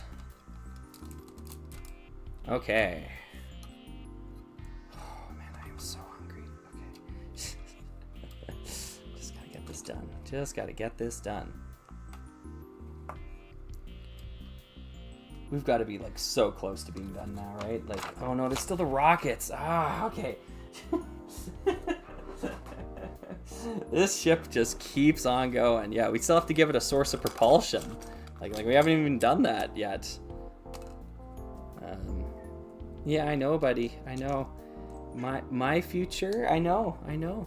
My future with food and your future with food depends on us getting this ship done. Gotta finish it. At least the pile of parts is getting smaller.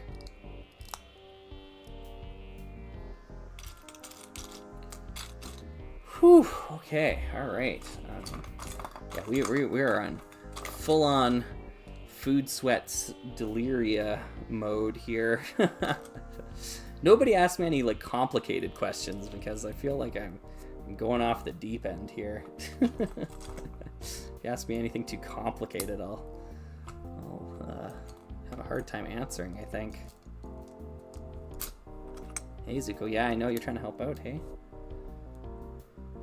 I actually need that piece. Thank you, Zuko.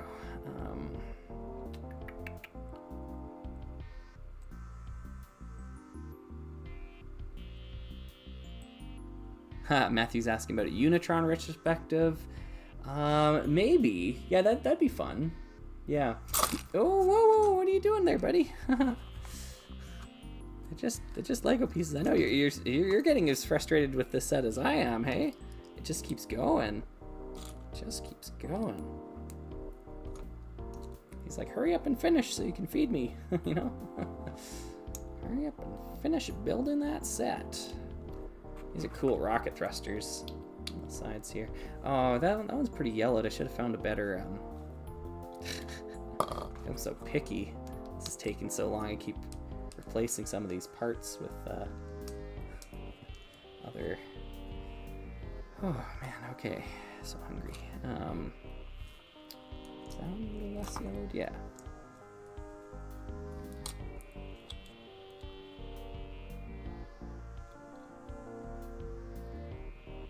Dark Frost 1802 saying, I feel like Borderlands 1, the story is a vehicle for the game instead of the other way around in Borderlands 3. I wonder,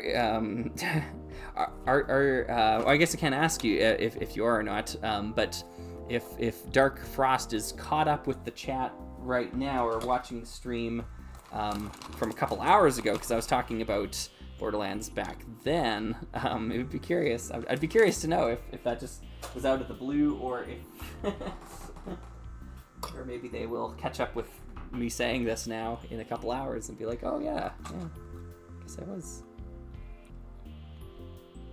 watching it on a time delay. Yeah, so these rockets are detachable. They're detachable thruster, maybe sensor probes or something. They've got these beautiful stickers on them that I'm not gonna take a lot of time to show off. Oh god, okay. Alright, next one.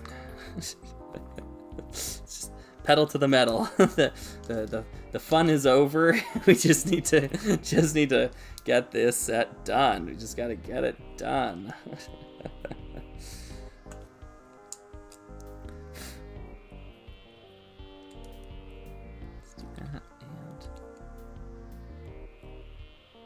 Zucotron, yeah. Matthew was asking, I built a Unitron swivel walker. It made me think, I wonder if our Slugger would ever make a video about the history of Lego swivel walkers.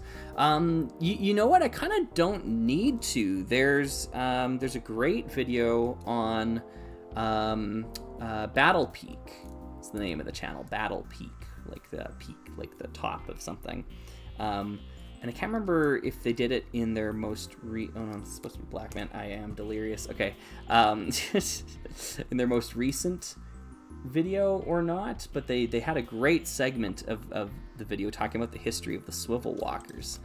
There's the other one, man. Okay, everything's starting to show up. Last minute.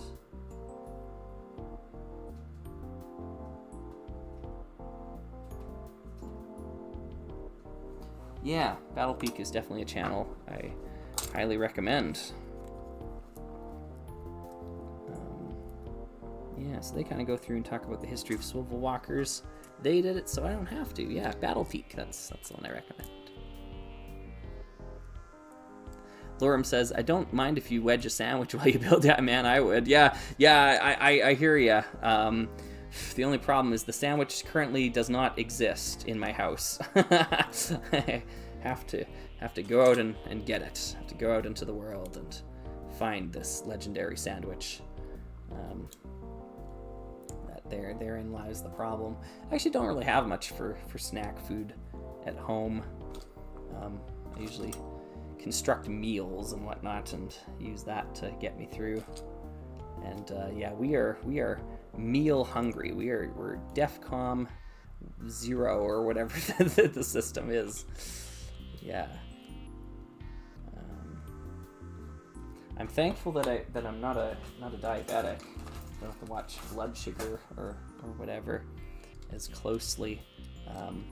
Yeah, one of my friends actually developed diabetes while we were in university together, and I can't remember what like, there's type 1 and type 2.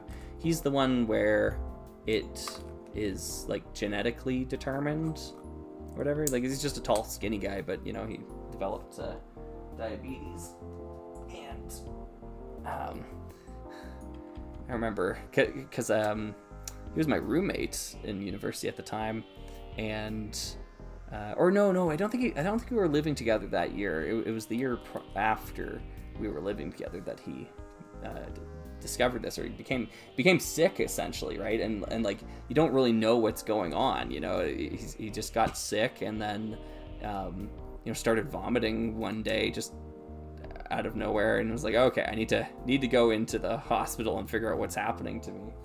And yeah, I mean, like, the invention of insulin is just, or like, I guess the discovery, or yeah, of insulin is just huge, because like 200 years ago he just would have died.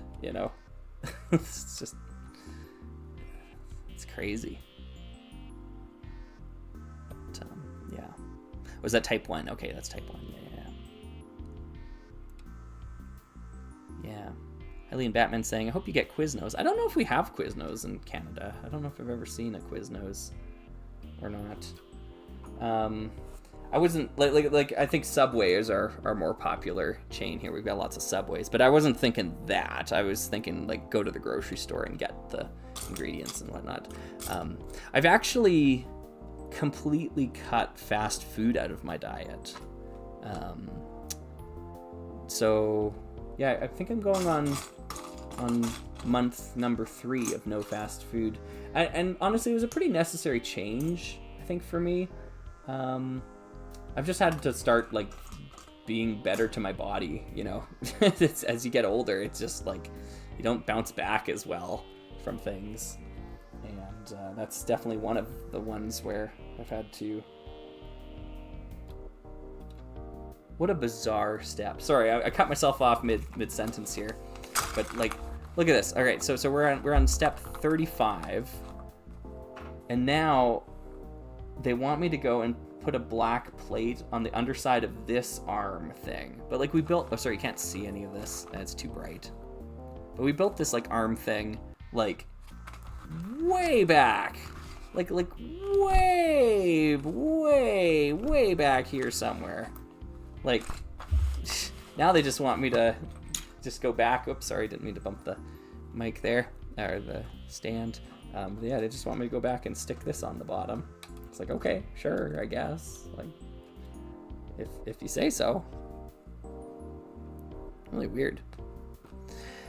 Oh, Xeron, it's like, what kind of sandwich are you imagining? I'm imagining any kind of sandwich right about now. But specifically, something with some turkey and tomato and lettuce. I love tomato and lettuce. Like,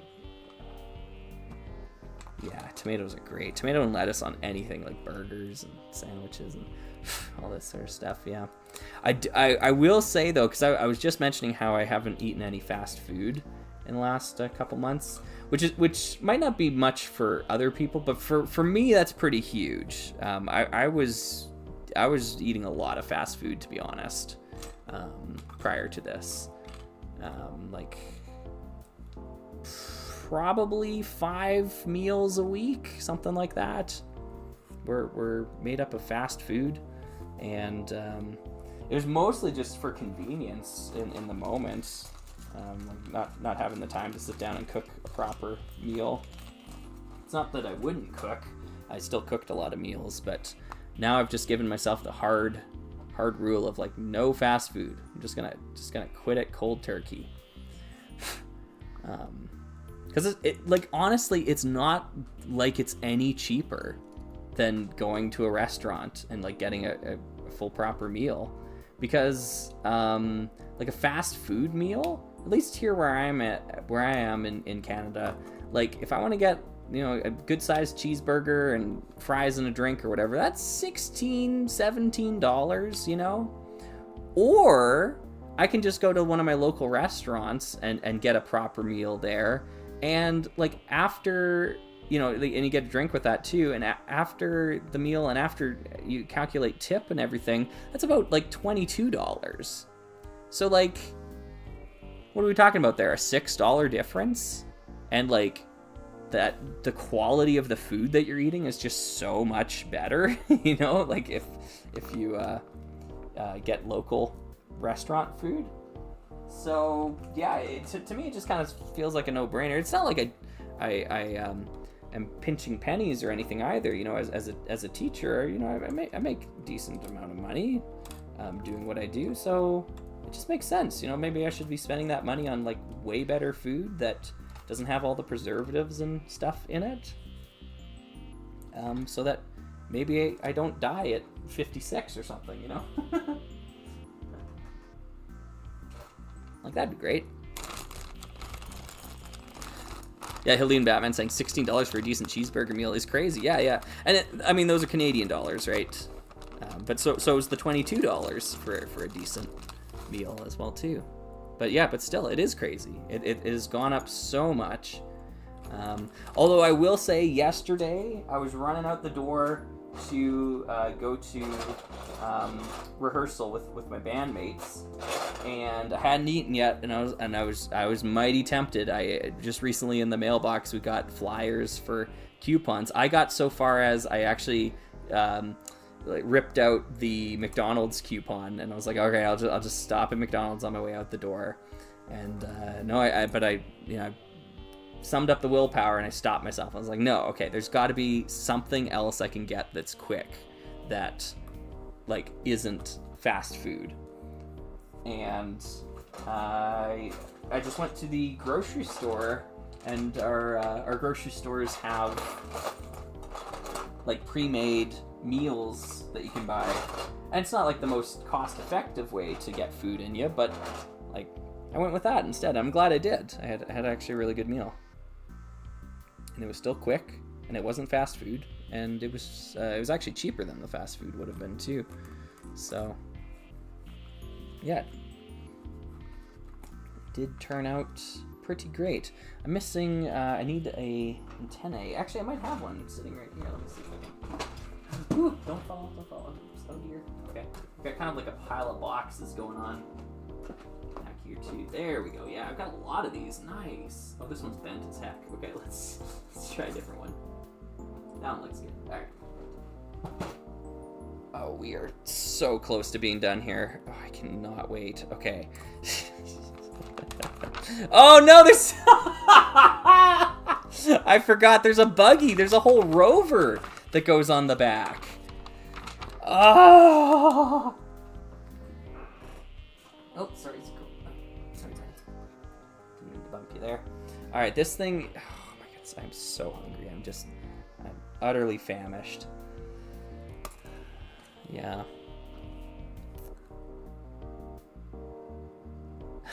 Hey, Dark Frost, thanks for joining us here.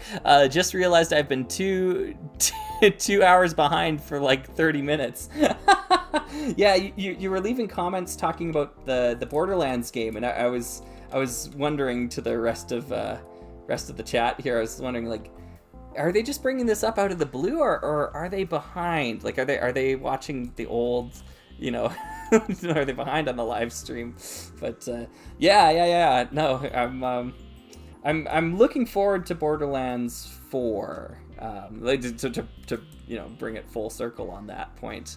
I'm gonna wait for reviews and whatnot, see if it's actually something I want to go out and get into, because I'd have to buy a PlayStation 5 to play it, which wouldn't be the end of the world. I also want to play Death Stranding 2, so there's at least 2 games for it that I would enjoy. But yeah. Oh, sorry, let me check that then. K2 Films, petition for next year's SOS mock theme to be Zucotron or Spectron cat-based spaceships, Walker's faces, little rainbow stripes. That's cute. Honestly, that is really cute to have, cats, like flying spaceships and things. There's been a pretty vocal group of people in the Summer Slug Discord saying no sci-fi next year, or something that's not vehicle based. And I get it, because our last few ones have really been into vehicles. Star Mail, Mechtropolis, and then Time Drifters are all very vehicle heavy. Theme ideas? Hey Zuko, I know I'm hungry too. I'm so hungry, buddy. You have no idea. Yeah. So yeah, I guess we'll see. We'll see what it is. Oh, Hellion Batman's saying, are you getting back into video games now? Like, not overly, but I did mention earlier on the stream here today that I recently, just kind of out of character for me, I bought a video game on my PlayStation, Tiny Tina's Wonderlands, I think is what it's called. It's Borderlands kind of spin-off game, I think is the best way to describe it there. Yeah, I was playing it for a couple hours last night, and I was having fun. I might play it again tonight. Yeah, I don't spend a lot of time playing games, and I play them pretty casually, especially these days. I mean, when I was younger, growing up in a small town and whatnot, and there was nothing to do, I was playing video games all the time, right? 'Cause, like, what else am I gonna go do?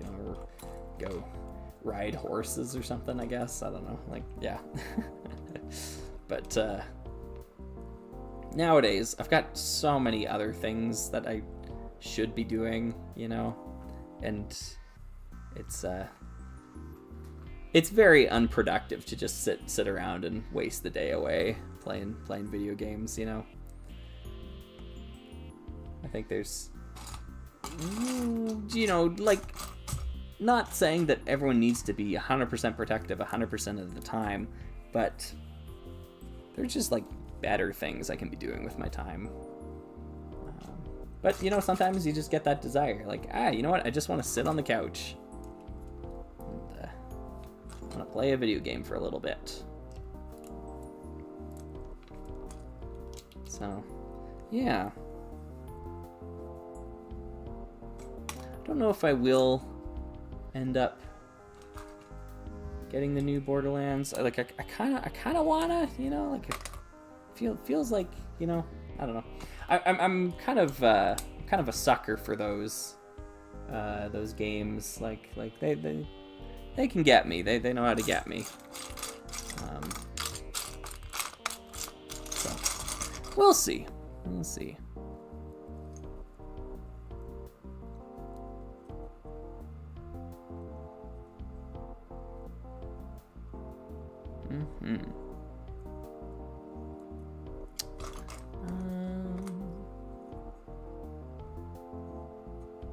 Yeah, Xeron, I think you're right. Yeah, video games are better in short, like 2 to 3 hour bursts. Yeah.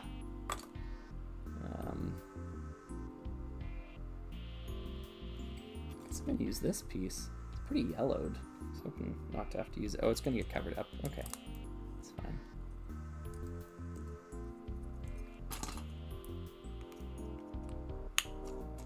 There's one wheel.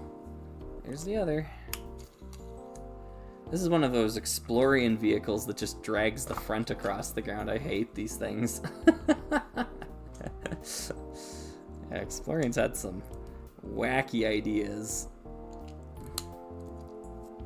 There's a set that's like that too. I can't remember. I think it's the Fossilizer is what it's called, which is an awesome name. Like, Fossilizer.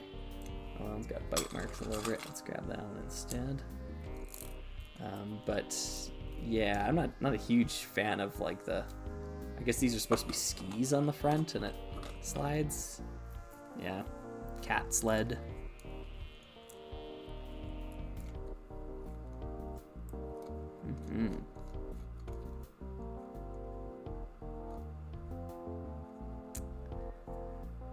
Okay. Oh geez. Okay. Sorry, I was getting distracted there. Let's go here.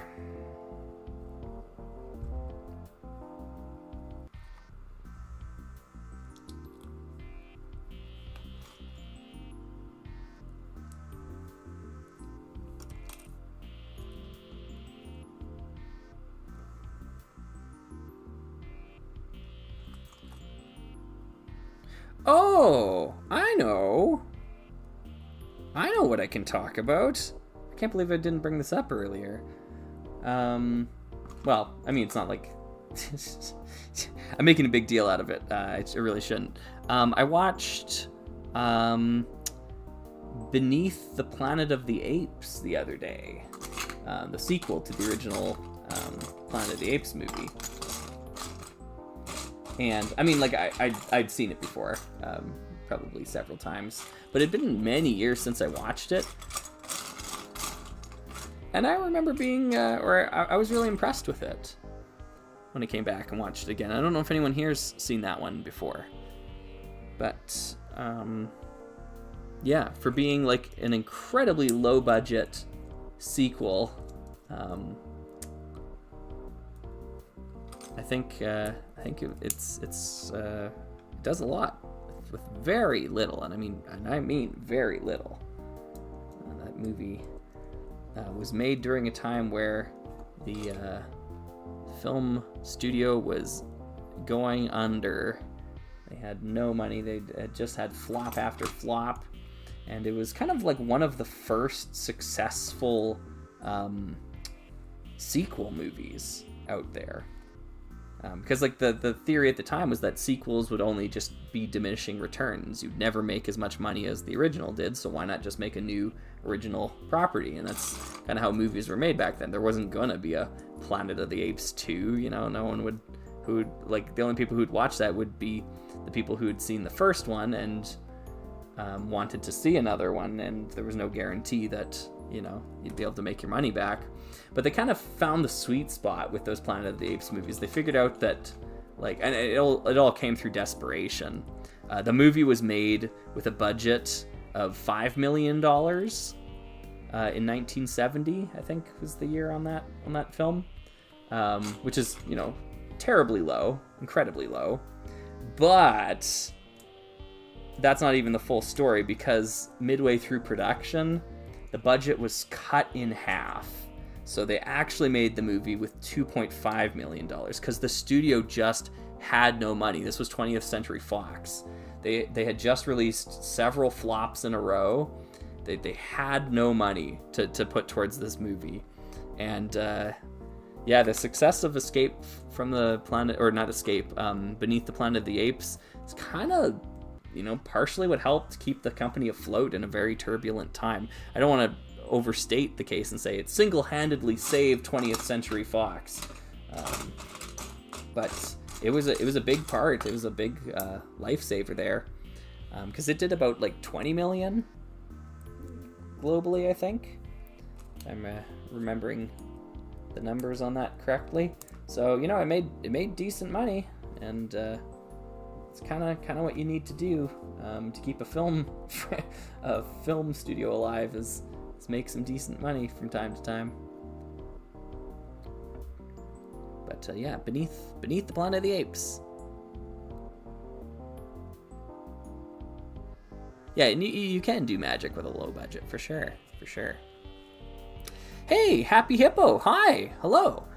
Thank you for $2. Says, hi, big fan. You got me to buy the Scorpion Palace. Oh, nice.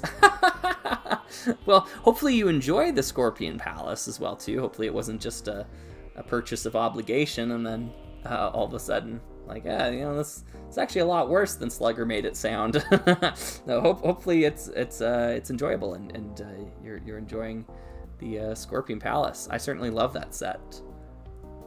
But yeah, thank you for $2, and thanks for tuning in and watching along here. We are just about done, God willing, and we will be able to then close things out here, round things out, with a tasty sandwich. I cannot wait. I am utterly famished. I cannot wait to eat some food. There we we go. There's the scanner piece there. We just got to finish this little buggy of the set. I know it looks like there's a lot of pieces here, and honestly, that is really bright. I wonder when I turn the camera back on, I might have messed with the settings. I don't really want to monkey around with them now, though. We're so close to being done. So close. I can just about taste that sandwich. Oh my goodness. I'm missing a 1x2 slope brick in black, though. I don't have to go digging for that. Don't make me do this. No.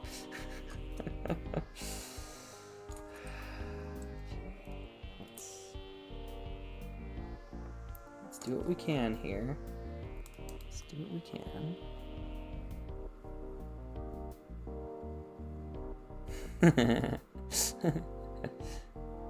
Almost a 5.5 hour stream. Oh, no wonder I'm so hungry. Hey, Kyle. Yeah, you're hungry too, I betcha. Hey, buddy. The rare Kyle sighting. That means we are definitely going on for too long here. if Kyle's come out, he wants to be on camera. He's usually a pretty shy kitty. But yeah, if he's here, that means we are hungry. We are hungry hippos. Yeah, these guys are circling me like vultures. Okay. Oh, there it is. I found it. Okay, good. Phew. So that goes there. And then what, a white 1x1 clip piece is what I need now. Oh, goodness gracious. Goodness gracious. Okay.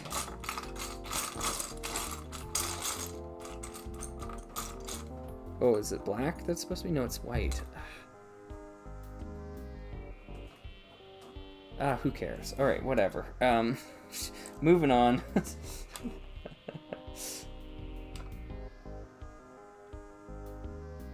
do I need now? Is that a 1x6? Yeah, okay, 1x6 here. Here and here. This one goes here, this one goes there.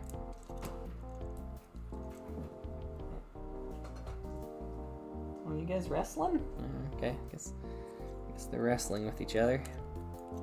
Yeah, this buggy's pretty lousy, I'll be honest. This is not my favorite part of the set.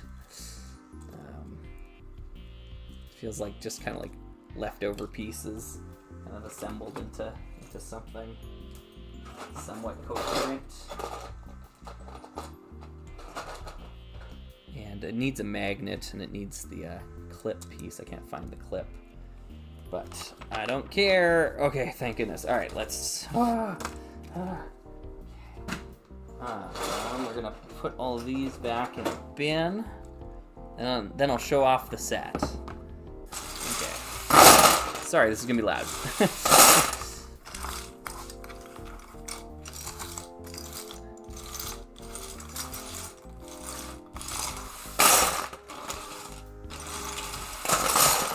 Alright, note to self, next time I do a live stream, do not build the Explorian starship after building another spaceship. But at least, we can now compare the two ships side by side. So maybe there was some value to the suffering. Maybe.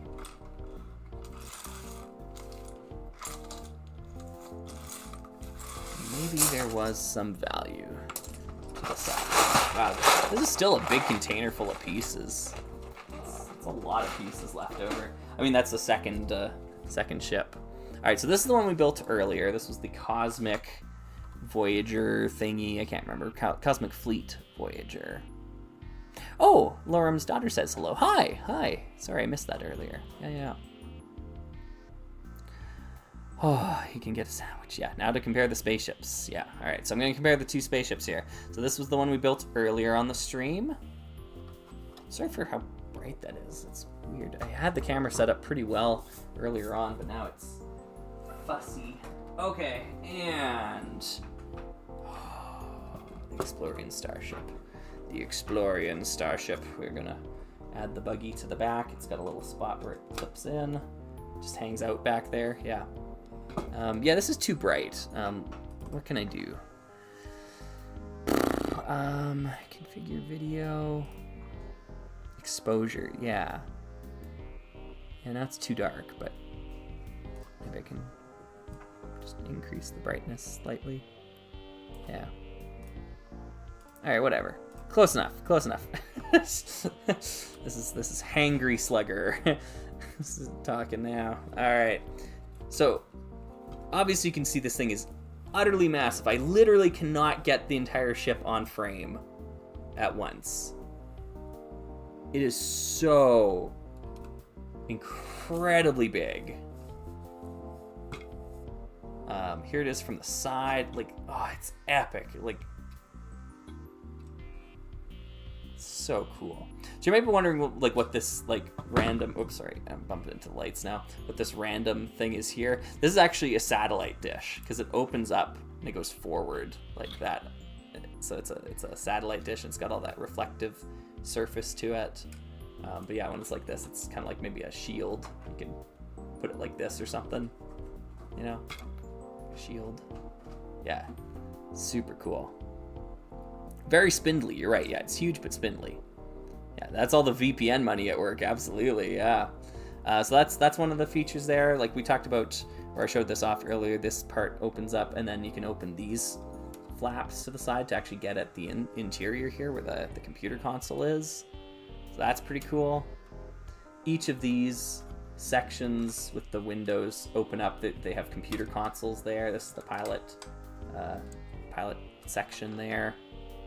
Anyways, okay, so the main gimmick here, or no, I should do the size comparison first. All right, it's Explorian Starship, and like, isn't that crazy? Like how, like we were just talking about how big this thing was earlier on the stream, but then you look at the Explorian Starship, and it just keeps going. Like it's like the Star Destroyer shot from Star Wars, right? Like, it's just huge. Yeah, the right ship looks more dense. You're right. Yeah, it's got more like density to it, but like,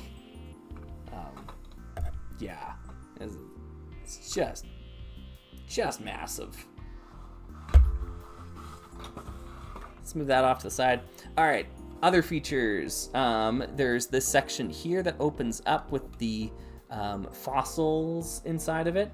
These fossils have magnetic stickers, so they can be picked up by the magnet arm and analyzed. And so you can grab the fossils like that.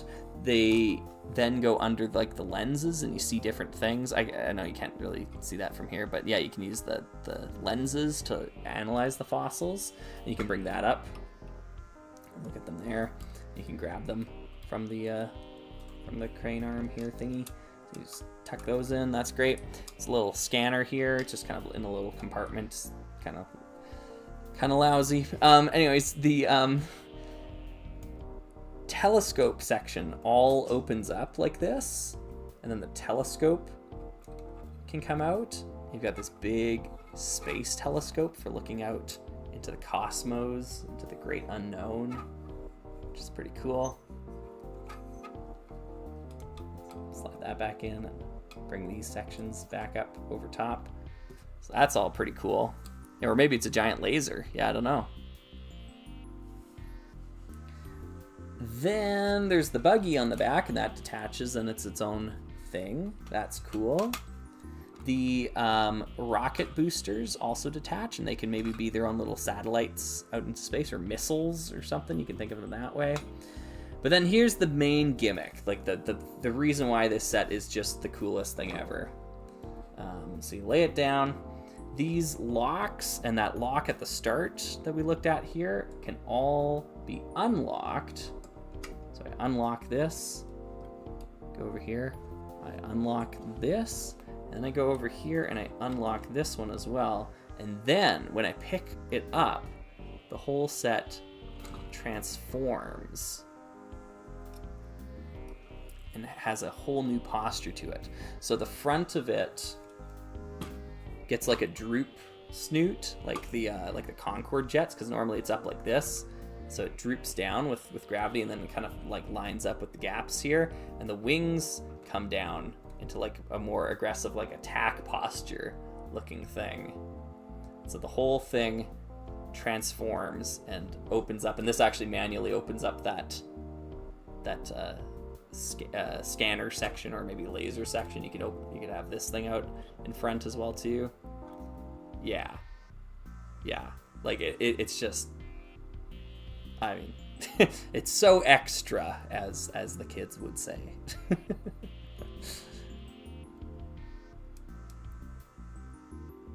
Yeah, maybe this is flight mode or something, like for deep space travel. The really cool thing about all this, though, too, is that on the ends of these wings here, if I could fold this back in, oops, they have wheels, and the wheels, like with these rubber tires, are there so when you do this, it actually rolls, like they're actually rolling on the surface when it takes off. It's a really nifty play feature, and it's just stunning. Like it looks so good in person. I can't show off the whole thing because I actually can't zoom the camera out far enough. But yeah, it's just a phenomenal Lego space set. Yeah, so this is the undoubted champion of Explorians. Like it's far and away the best Explorian set. It's no competition. And to me, it's kind of like funny how it is, because like it kind of like clobbers any of the capital ships from Lego Space. Like it's so much bigger than like any of them, and so it's just kind of funny that like Explorians are the ones that got the big ship, you know. And no one else has got anything on this, but yeah. All right, then you lock them all back in, and you're good to go. It's nice and big. Oh, Helene Batman's asking, what are the play features of the blue one? Blue one's pretty basic here. Mostly it like opens up, and I talked about this a little earlier on the stream, how this is kind of like a early take on like what would later become the Deep Freeze Defender. Like the panels are just kind of held in with friction. These things open up, I guess. The aft section comes apart. So it's a separate thing, and then this has got a panel to close it up there, which is kind of fun. There's a buggy in here. This top hatch opens so you can get at the interior.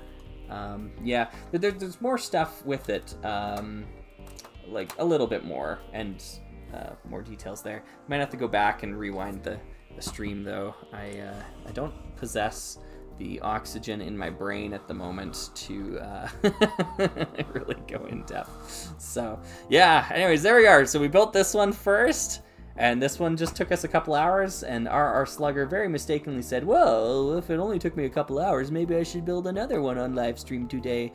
And then we built this one. This one took like 3 hours, and I still have to replace a couple of parts there because they're not quite correct, but that's okay. I don't care anymore.